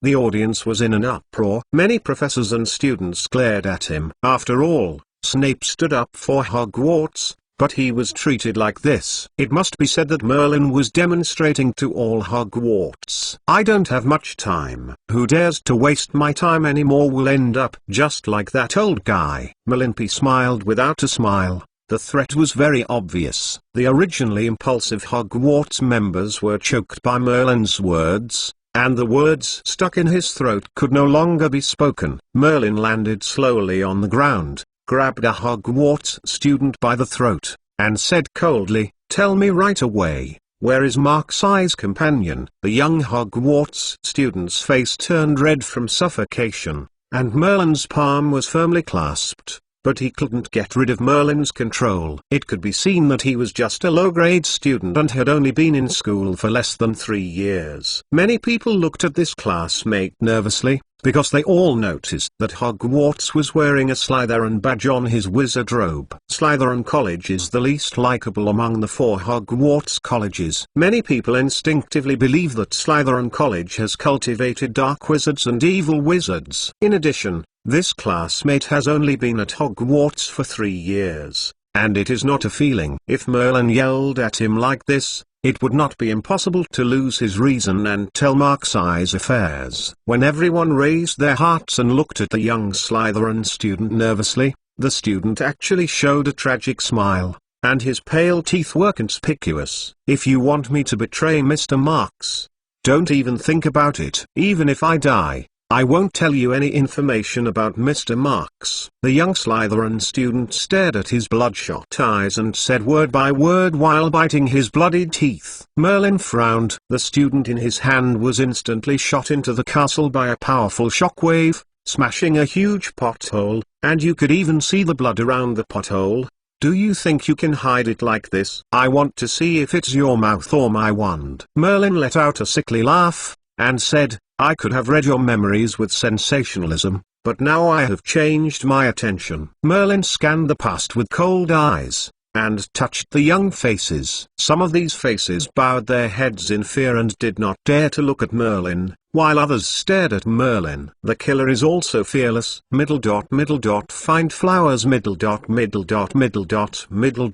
I want to ask one by one. I will die if I don't answer." Merlin's ghastly words hit their hearts hard. Merlin is going to play a game of death, one after another slaughter. Although the time will be delayed, it can be seen that Merlin enjoys the process very much. "We will never answer if we die." A glaring Slytherin student stood up abruptly and said, "You'd better kill me right away, otherwise I will never let you go, devil. And Mr. Marks will not let you go." This is a 6th grade Slytherin student, 1 level younger than Mark's but since entering Hogwarts, he has been deeply affected by the legendary deeds of Mark's and he regards Mark's eye as his idol. Of course, he is doing his part. Get up and speak for Mark's eye. But this is obviously not a good practice. Many Hogwarts professors and students couldn't help but lower their heads and couldn't bear to watch.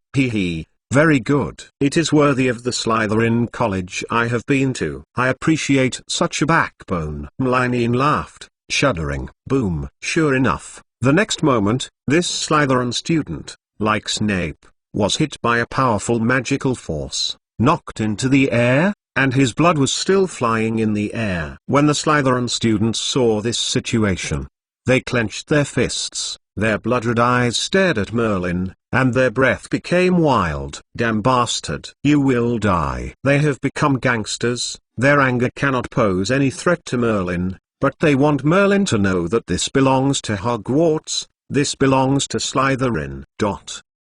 Chapter 1195, Ron's Betrayal. This article is updated by Vomiting Blood. Like to remember to bookmark this site _ What can we do about it? Are the people at Slytherin College stupid? Isn't they more cunning? Now they all become like now. Don't they know that confronting Merlin at this time is the stupidest way? Hermione hid in the crowd, muttering to herself, very worried and anxiously.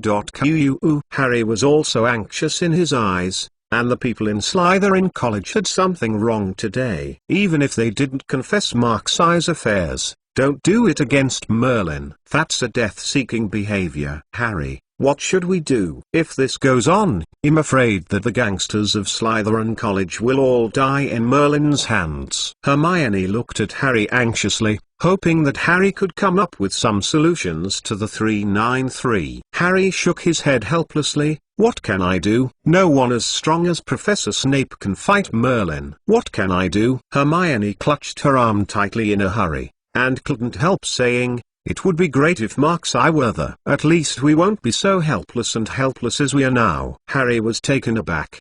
His eyes dimmed. He also hoped that Mark's McClown could jump out to help them at this time, but this was basically impossible. According to the gossip from the outside world, Mark's McClown might have lost to Merlin during the last battle of the Marks family. Otherwise, how could Merlin raise the Marks family to the ground so easily? Why don't you obey? A murmur sounded beside Hermione, but it was Ron who kept his head down and silent, but because the voice was too small, no one could hear him clearly. Hermione looked at Ron and wondered, Ron, what were you talking about? Harry also looked at Ron, and he also didn't hear Ron clearly. I said, why don't you obey? Ron's voice rose sharply, appearing very abrupt among the silent Hogwarts teachers and students. Why do you all want to die? Why don't you think about other people who can't die? Ron became emotional in an instant, pointing at Harry and Hermione, shouting, do you all want to die like this? Just for a so-called Mark's eye? Harry realized that it was not good, and quickly stepped forward to grab Ron and shouted,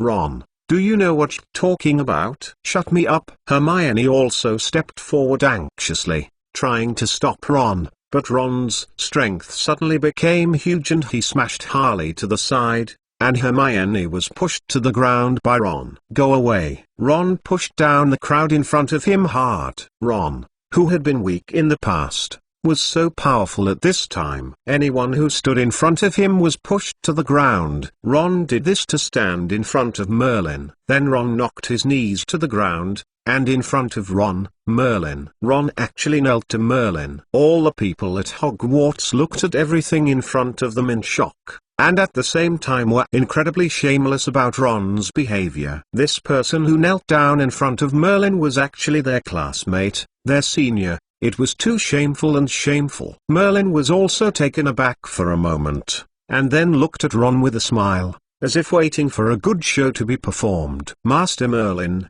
am not them. I'm afraid of death. I don't want to die. I can answer your question. But can you not kill me, Lord Merlin? I beg you, I'm only under 20 years old. I really don't want to die. Ron cried with his nose and tears, and desperately knocked his head at Merlin. His appearance was horribly ugly. Merlin said lightly, do you think you have the qualifications to bargain with me? Ron trembled with fright. He didn't hesitate anymore. and said, "I know who are Mark's acquaintances: Harry Potter from Gryffindor, Hermione Granger, Pansy from Slytherin, Parkinson and Astoria Green. They are all Mark's most familiar people." "Ron, you traitor!" Neville stood up and shouted angrily. He couldn't see it too much. Ron was so greedy for life and fear of death that he confessed Harry and the others. Thanks to Harry and Hermione, who used Ron as friends in the past. "Shut up, Neville, you coward, have no right to say me," Ron yelled back without fear, and said, "I am for everyone's consideration." What is the problem with sacrificing a few people to save Hogwarts and everyone's lives? I am the one who saved you. Yes, your savior. You should all thank me. Ron pointed at everyone and yelled vigorously, "You ignorant people, have you heard what I said? This time I saved all of you. I saved it. So I am not selfish. I am a big love. I am called brave." Ron's words seem to explain his behavior, but it feels like he is convincing himself. Merlin knows how to use the goddess of mind. Even if we don't tell him, he still has a way to get what he wants. Why should we stick to this so-called secret? Tell him what's the big deal, isn't it? It's Ronnie's entrance thing. It makes everyone feel better. How great! Ron roared vigorously. Harry and Hermione looked at Ron sluggishly. At 2.3, they haven't recovered. Did Ron just confess them in front of so many people? Is this Ron who has been with them for 7 years? Is this his behavior called ...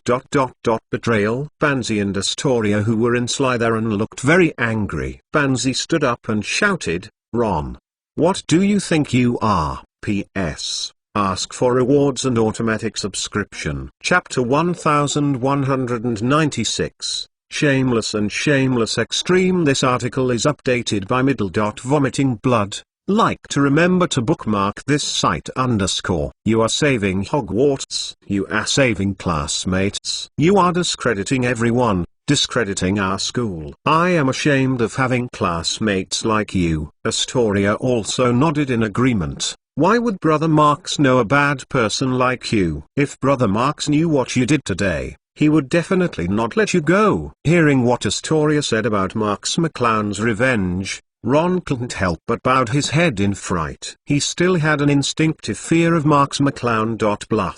But Ron immediately realized that he had already done this kind of thing. There was no need to be afraid of Marks. Ron shouted angrily, "What kind of thing is Marks McClown? Do you really think he is the savior? He is just a self-righteous guy. With a little strength, he thinks he is invincible. In my eyes, he is just a joke, a fool." Pansy and Astoria were so angry that they wanted to rush forward and beat Ron when they heard Ron's slander Marks. But the calm Slytherin students around them prevented her 11 from taking risks in time. Who knows if Merlin will kill them after they rushed up. Can't take such a big risk for this Ron.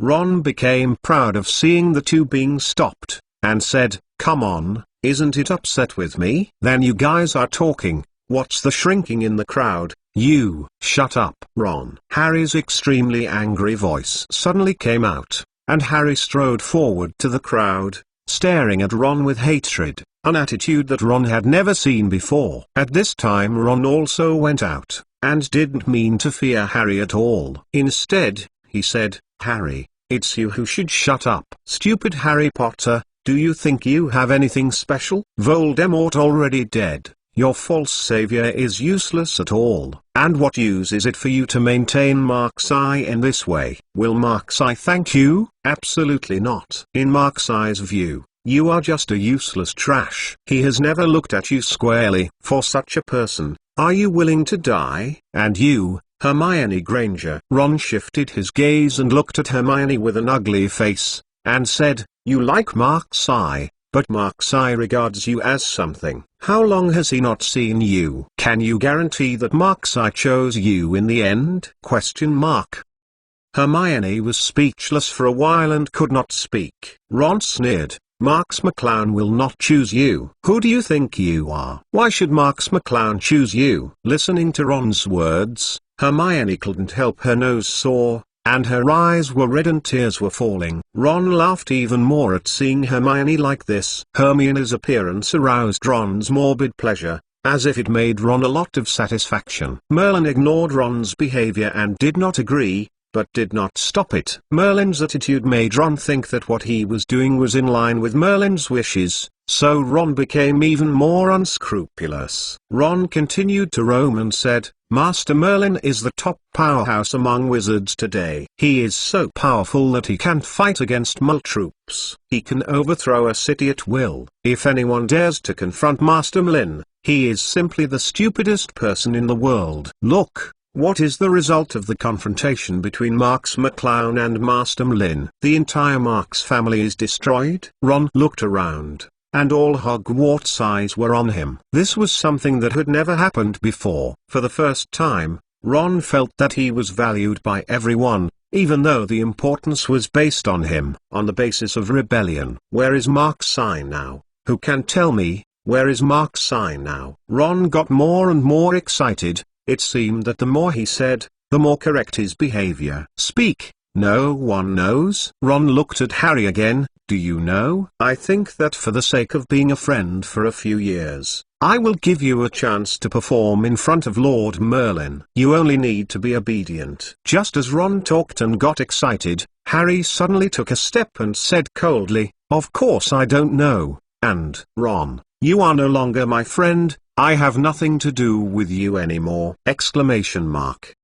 Ron's face stagnated, the smile on his face slowly disappeared, and he said in disbelief, "Harry, do you know what you are talking about? I'm your best friend. I am doing it for your good." What you said? What means? Harry didn't stand still, and shouted angrily, "I mean I broke up with you. Did you hear that, Ron? You are too much. I can't stand you anymore." Ron was so angry that his facial muscles were trembling, and gritted his teeth and said, "Harry Potter, you will regret it." Harry will not regret it. I am like him, and I will never regret it if I broke up with you. 2 lines of tears flowed from Hermione's cheeks, but she said these words firmly. Facing the reality that Harry and Hermione suddenly broke off with him, Ron became even more frantic and suddenly laughed. "Ha ha ha ha ha, you really are a group of stupid people, so stupid that is rare in the world, so stupid that you really deserve to die." At this point, Ron's expression became savage, staring at Harry and Hermione. "You think you are Marxi's comrades in this way? Even if you can help Marxi? It's so stupid that you can't bear to look straight. Like the arrogant Marxi, who wants to unite with Marxi. You are also a group of hopeless idiots. Marx McClown's comrades in arms are just such fools." At this time, Ron seemed to be a ghost with countless resentments from hell, and his eyes were full of curses and viciousness. Ron suddenly turned around, all the hideousness on his face turned into flattery, and the rapid change in his face was shameless. Chapter 1197 Ron's Death.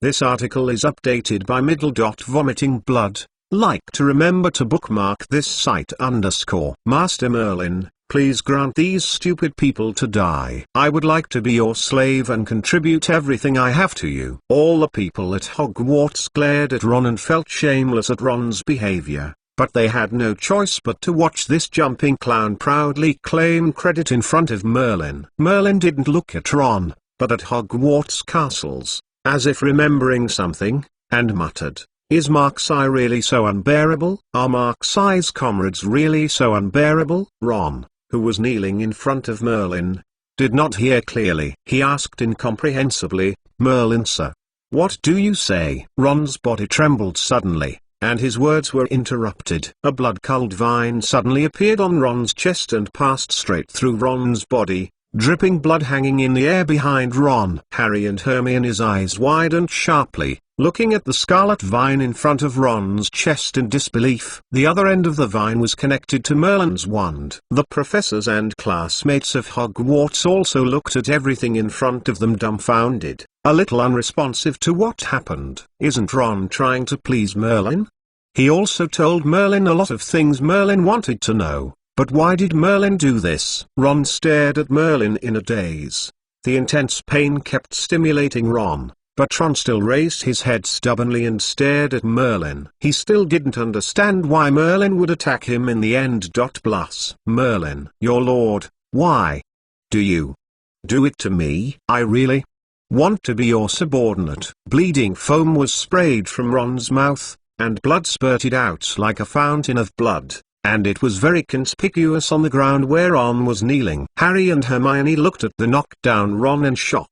They seemed to be a little bit unbelievable. Ron, who was still in front of them just now, was hit by Merlin's entire chest. Merlin smiled coldly and waved his hand. The blood-colored vines instantly swept in the air, tearing half of Ron's chest apart. With a splash of blood, Ron's internal organs all slipped out, splashing splendid blood in the air. But Ron didn't completely die.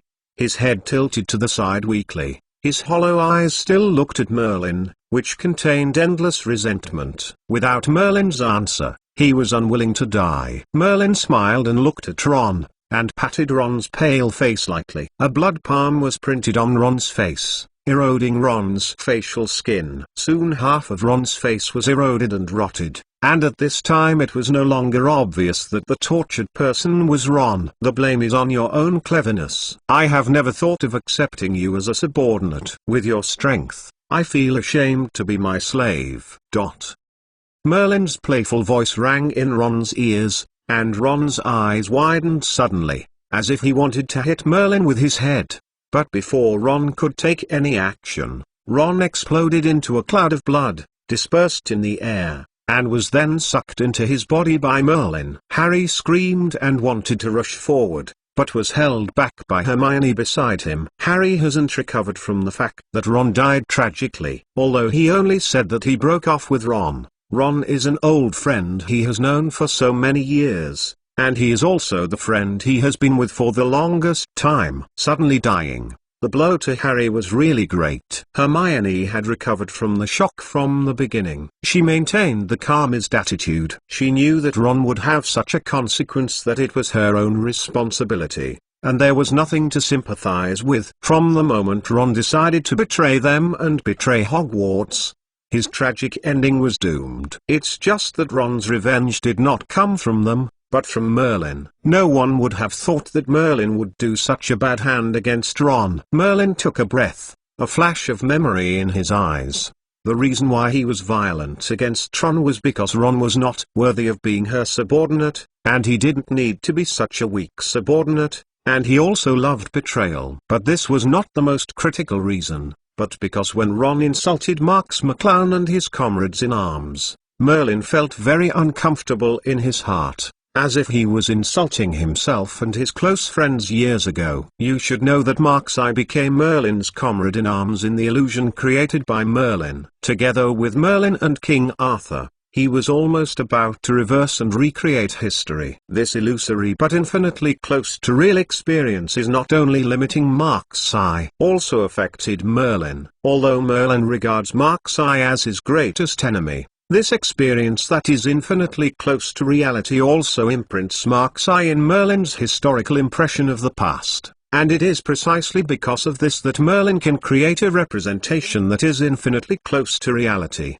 History. So while Ron insulted Marks McClown and his comrade in arms, Merlin was like hearing Ron insulting his old comrade in arms a long time ago, and insulting himself as an old comrade in arms of Marks McClown. This is what Merlin made decisively the most important reason. In other words, Ron's final death was due to Marks-I, but Ron would never know about it again. Is Lee how? Damn. Harry half-kneeled on the ground dull, and punched the ground with regret. He regretted his lack of strength. If he had strength, Ron would not have to run out and betray everyone because of the threat of his life, nor would he be harmed by Merlin. Harry, it's not your fault. You don't have to always take all responsibility to yourself. Hermione also saw Harry's remorse now, and sighed helplessly. This matter had nothing to do with Harry, but she didn't have the time and patience to comfort Harry carefully. Chapter 1198 The Return of the King. This article is updated by Vomiting Blood. Like to remember to bookmark this site _. After all, everyone here can't protect themselves. and Hermione can't help thinking that she is about to die at Merlin's hands. How can a dying person have the mood to comfort others? Hermione couldn't help looking into the distance, wondering where is Mark's eye at this time? If Marks McClown knew that something like this happened at Hogwarts, he would definitely not stand by and watch. But how could Marks McClown know? Hermione only hoped that Mark's eye could finally find a way to defeat Merlin and get justice for their Hogwarts. In the end, Hermione sighed. Before she died, she still wanted to see Marks McClown, but this wish seemed impossible to come true. Merlin also recovered at this time. Ron was just an episode, giving Merlin a little more fun on the way to conquer Hogwarts. But that was all. Merlin had wasted a lot of time, and it was time to do business. Seeing Merlin strode forward, his eyes were locked on Harry and Hermione. He also recognized that these two are the two friends whom Ron confessed to Mark's eye, and all he has to do is to catch them. One, come to threaten Mark's eye, and secondly, you can search for information about Mark's eye. You guys, get out of here. 333. None of you can escape today. Plus, Merlin said coldly, and strode forward, frightening Hogwarts classmates and professors back. But at this moment Hermione stepped forward, staring at Merlin fiercely, and said angrily, "Come on, if you have the courage to kill me, Marks McClown will never let you go." Merlin grunted heavily and said, "Do you think I dare not do anything to you? I want to see how much confidence Marks McClown has given you." Hermione closed her eyes miserably. She had a premonition that she was about to die, but before she died she still wanted to think about Marks McClown's appearance. "Merlin, if you dare to move her, I will never let you go. You can rest assured of this." A familiar voice suddenly spread throughout Hogwarts. This familiar voice made everyone's heart tremble suddenly, and they all recognized the owner of the voice. It's Mark's eye. It's Mark's eye who is back. Harry was suddenly surprised, and desperately raised his head to look around, trying to find Mark's eye's location immediately. BBCG. Hermione was also in ecstasy on her face, and she looked no different from Harry. Just like a child who was eager for his parents to return home suddenly heard the news of his parents coming home. Marks McClown. He is back. In a ruin, Snape and McGonagall lay blood-stained among the broken bricks and shreds. They also heard this familiar voice. They couldn't help struggling with their painful body, wanting to look up at this, the master of the voice, to them. The meaning of this voice is truly extraordinary. It is really gratifying to hear this voice again when Hogwarts is in danger. Pansy and Astoria held hands with each other nervously, and they could feel the sweat on each other's palms. But they could no longer care about these things. They could only accommodate the name of one person in their hearts now. That is Mark's Knight. The students of Slytherin College were waving their magic wands in excitement. For them, this name, this voice, this person represents the highest honor and pride of Slytherin, and also represents the image of the most powerful person in their hearts. It is their idol and patron saint. Gryffindor, Ravenclaw, and Hufflepuff, the students from the three colleges, are no less excited than Slytherin. The name Mark's eye not only represents Slytherin, but also represents Hogwarts. As Hogwarts people, they are also proud of this person. Mark's eye. Since I'm here, then you don't want to hurt Hogwarts. An extremely determined attitude was revealed in the plain tone. A figure in a dark black wizard robe appeared silently at the top of Hogwarts' tallest castle, facing Merlin across the air.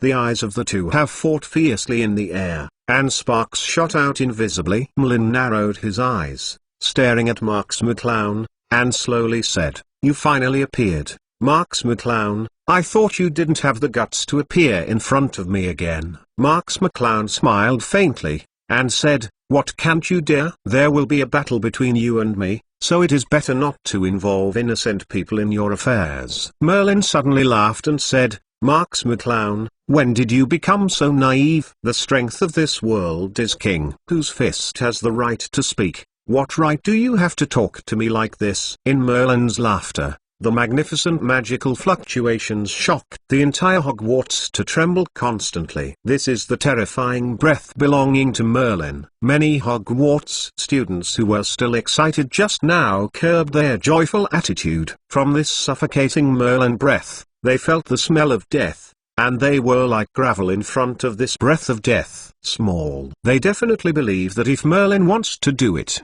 they will die in the next instant. Marks McClown took a deep breath, raised his magic wand slightly, and a powerful wave of magic power rose into the sky. Although this wave of magic power was still not as good as Merlin, it also slightly resisted Merlin's momentum for Hogwarts. Otherwise, under the envelope of Merlin's breath, some of Hogwarts' weaker classmates will die suddenly. Merlin smiled and felt Marks McClown's magical power fluctuations, and shook his head. Marks McClown, is this the magic power you improved after avoiding me? It's really disappointing. Marks McClown's face sank. Although his strength has improved to a certain extent during this period of time, compared to the strength that Merlin has continuously absorbed through massacres, Marks McClown's improvement is simply not worth mentioning.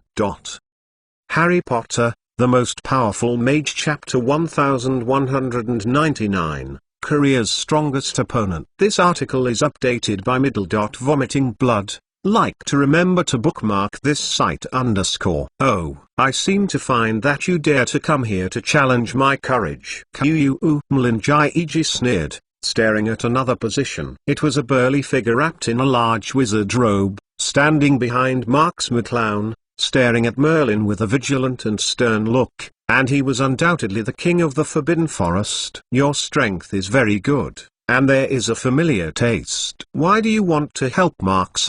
If you are willing to help me, then Marks I can give you, I will double it you. Merlin smiled, and looked like she was swarming. Marks McClown frowned slightly, and looked at the king of the Forbidden Forest behind him a little worried.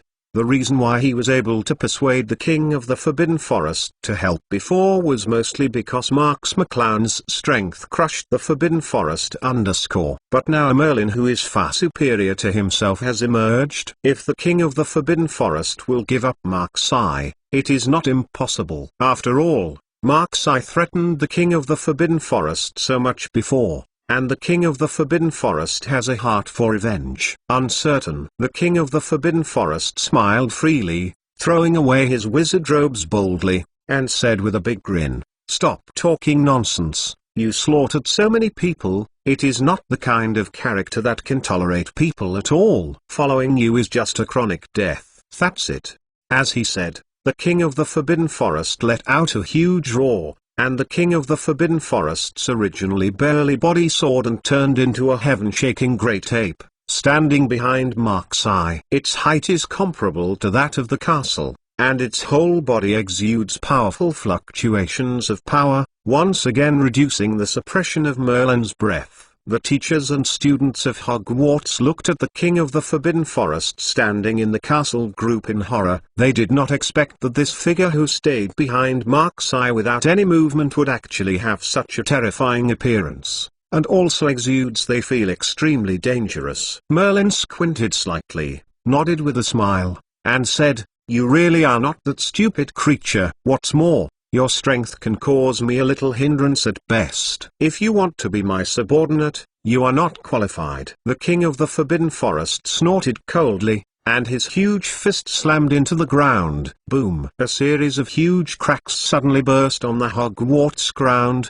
shaking the Hogwarts students' footsteps. The king of the Forbidden Forest has clearly represented its attitude, but this is also its only choice. After all, Merlin is a man who can't even slaughter hundreds of thousands of people in a city. If the world is ruled by him, the egg will never be over. When Marks McClown heard the king of the Forbidden Forest's answer, she put aside a moment. The king of the Forbidden Forest still understands things, but there is still a very serious problem before Marks and that is the battlefield. Now they are at Hogwarts. If their battle with Merlin begins, this earth-shattering battle will inevitably destroy Hogwarts completely, and the people in it will become victims. This is not what Marks McClown wants to see. Therefore, Marks must now draw Merlin away, at least to a place where it will not affect the innocent. Holy sword revealed. Marks McClown took a deep breath and waved his magic wand. Suddenly, a golden holy sword appeared beside Marks McClown almost at the same time. It cut through the sky and came to Merlin in an instant. Everything looked like Marks McClown was taking advantage of Merlin's inattention, launched an offensive to Merlin. However,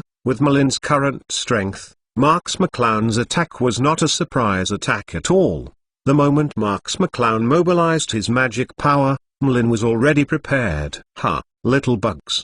The huge golden holy sword abruptly stopped in front of Merlin, and then bounced to pieces and turned into nothing, as if it had never existed. Marks McClown didn't care about this result at all. In the eyes of others, Marks McClown's golden holy sword undoubtedly possessed extremely terrifying lethality, but in front of Merlin, it was just a trifling matter. King of the Forbidden Forest, follow me. Marks McClown gave a cold shout, and his figure suddenly became illusory and disappeared into the air. The King of the Forbidden Forest also reacted quickly. With a hard kick with his feet, his huge body looked so flexible. It was just a support, and he had moved away from Hogwarts and followed Marks's footsteps. Find flowers. Middle dot. Marks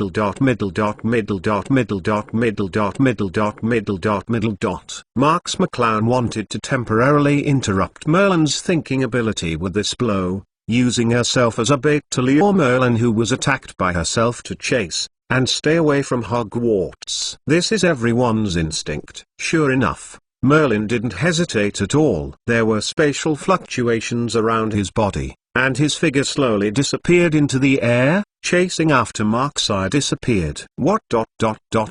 Seeing this, Hogwarts professors and classmates were all taken aback at the same time. They thought that the battle was about to start, but they didn't expect Marks, the King of the Forbidden Forest, and Merlin to disappear at Hogwarts in just a second, which made everyone in Hogwarts too late to react. Hermione grabbed Harry's robe anxiously and said nervously, "Where is Marks going? Will he fight Merlin with the tape? Why should we leave? Obviously we can take care of them here." Harry sighed and shook his head slowly. "No, if Mr. Marks fights with Merlin here, then we will not be his reinforcements, but will be his burden, so Mr. Marks can only lure Merlin away." Hermione was taken aback and immediately figured out the truth. She was a very smart girl, but she was confused when it came to Marks. The teachers and students of Hogwarts also wanted to understand the meaning behind Marks McClown's behavior, and they all sighed helplessly and shook their heads. Many of them regard Marks McClown as pride and idol, but at this critical time, they can't help Marks McClown do anything, and can only become Marks McClown's burden for them. This is a kind of heart-wrenching uncomfortable. The most powerful mage of Harry Potter Chapter 1200. This article is updated by vomiting blood. Like to remember to bookmark this site _ hundreds of kilometers north of Hogwarts. Here is a large area of wasteland and valleys, which are already considered to be far away from Hogwarts, and there is also a little distance from cities and towns. It should be the most uninhabited one in a short period of time. Place. Marks McClown's figure slowly stagnated in this area, constantly adjusting his breathing, adjusting his state to the best. Marks McClown knows that the next opponent he will face is the strongest and most difficult opponent he has encountered in his life. As long as one of them is negligent, Marks McClown will pay the price of his life for this, and lose all. Marks McClown. People who care. Marks, I can't afford this price. Are you ready, King of the Forbidden Forest? Marks McClown heavily vomited 540 inches and let out a suffocating breath. His whole body has been adjusted to the best condition, which is also Marks McClown's strongest state so far. The King of the Forbidden Forest stretched out his huge body, and the crackling bones could be heard in it. The King of the Forbidden Forest nodded heavily and said, "Am ready." As the voice of the King of the Forbidden Forest fell, Merlin's blood-red robe also slowly appeared in front of Marks and the King of the Forbidden Forest. Merlin looked around curiously, as if he was very interested in this area.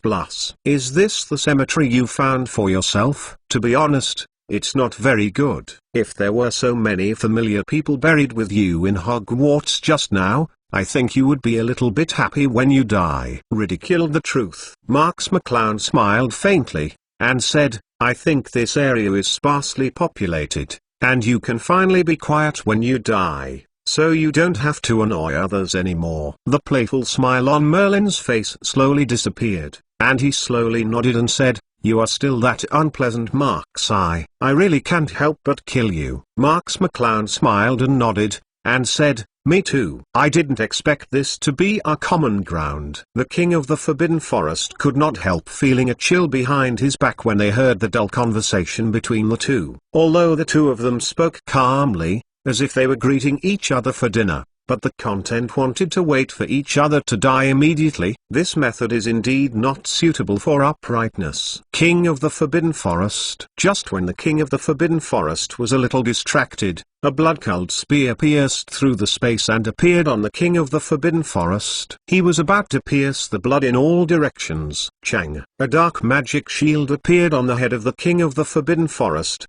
and the blood-colored spear pierced into the black shield, making a harsh sound, which also made the King of the Forbidden Forest wake up from his random thoughts, and squeezed it with a huge fist. The scarlet spear above his head.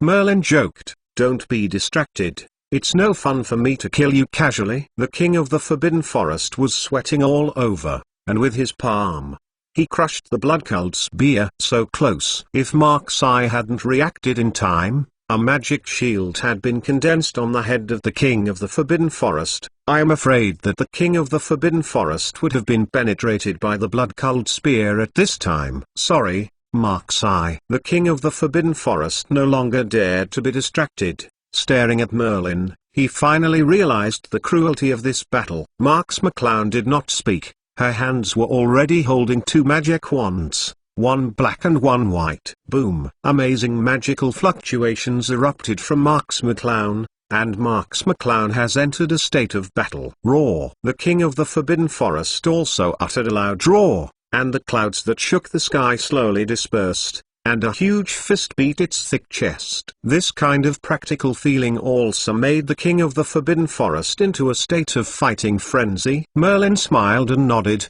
a magic wand suspended in front of him, the same magic wand used by Merlin. But Merlin didn't hold the wand. The wand shining brightly in the air out of thin air, as if he would cast a spell. In an instant, infinite blood poured out from the ground and stained the entire ground. The entire ground seemed to be swallowed by blood, slowly rising, and immediately drowning Mark's eye and the feet of the King of the Forbidden Forest. The King of the Forbidden Forest was taken aback, trying his best to keep himself calm, and asked in a deep voice, what is going on? Is it an illusion? Marks McClown shook the two magic wands heavily, pulling his feet off the ground and rushing into the air. The two magic wands had been wrapped in golden light and turned into two golden holy swords, piercing the ground and splashing two huge scars of blood. Shoot at Merlin. No! This was the only word Marks McClown had time to shout when he launched an offensive at the extreme speed. The King of the Forbidden Forest trembled. At first he thought this was a fantasy created by Merlin, but after hearing Marks McClown's answer,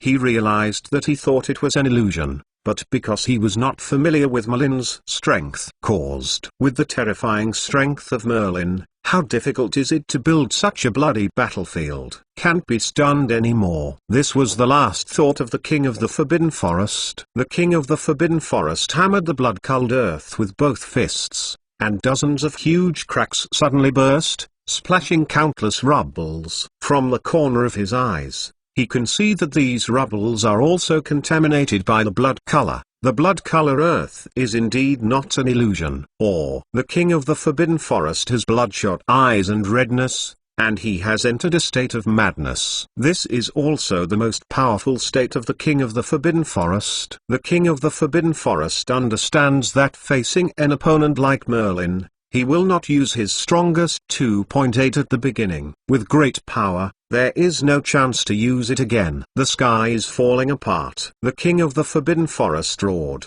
his fists constantly hammering the ground, and the whole ground broke apart, and even the sky seemed to be affected. and it seemed to break apart. The King of the Forbidden Forest was indeed a very good name. Explains its power. The powerful shockwave actually condensed on the chest of the King of the Forbidden Forest, but did not burst out, but accumulated through the constant hammering of the King of the Forbidden Forest.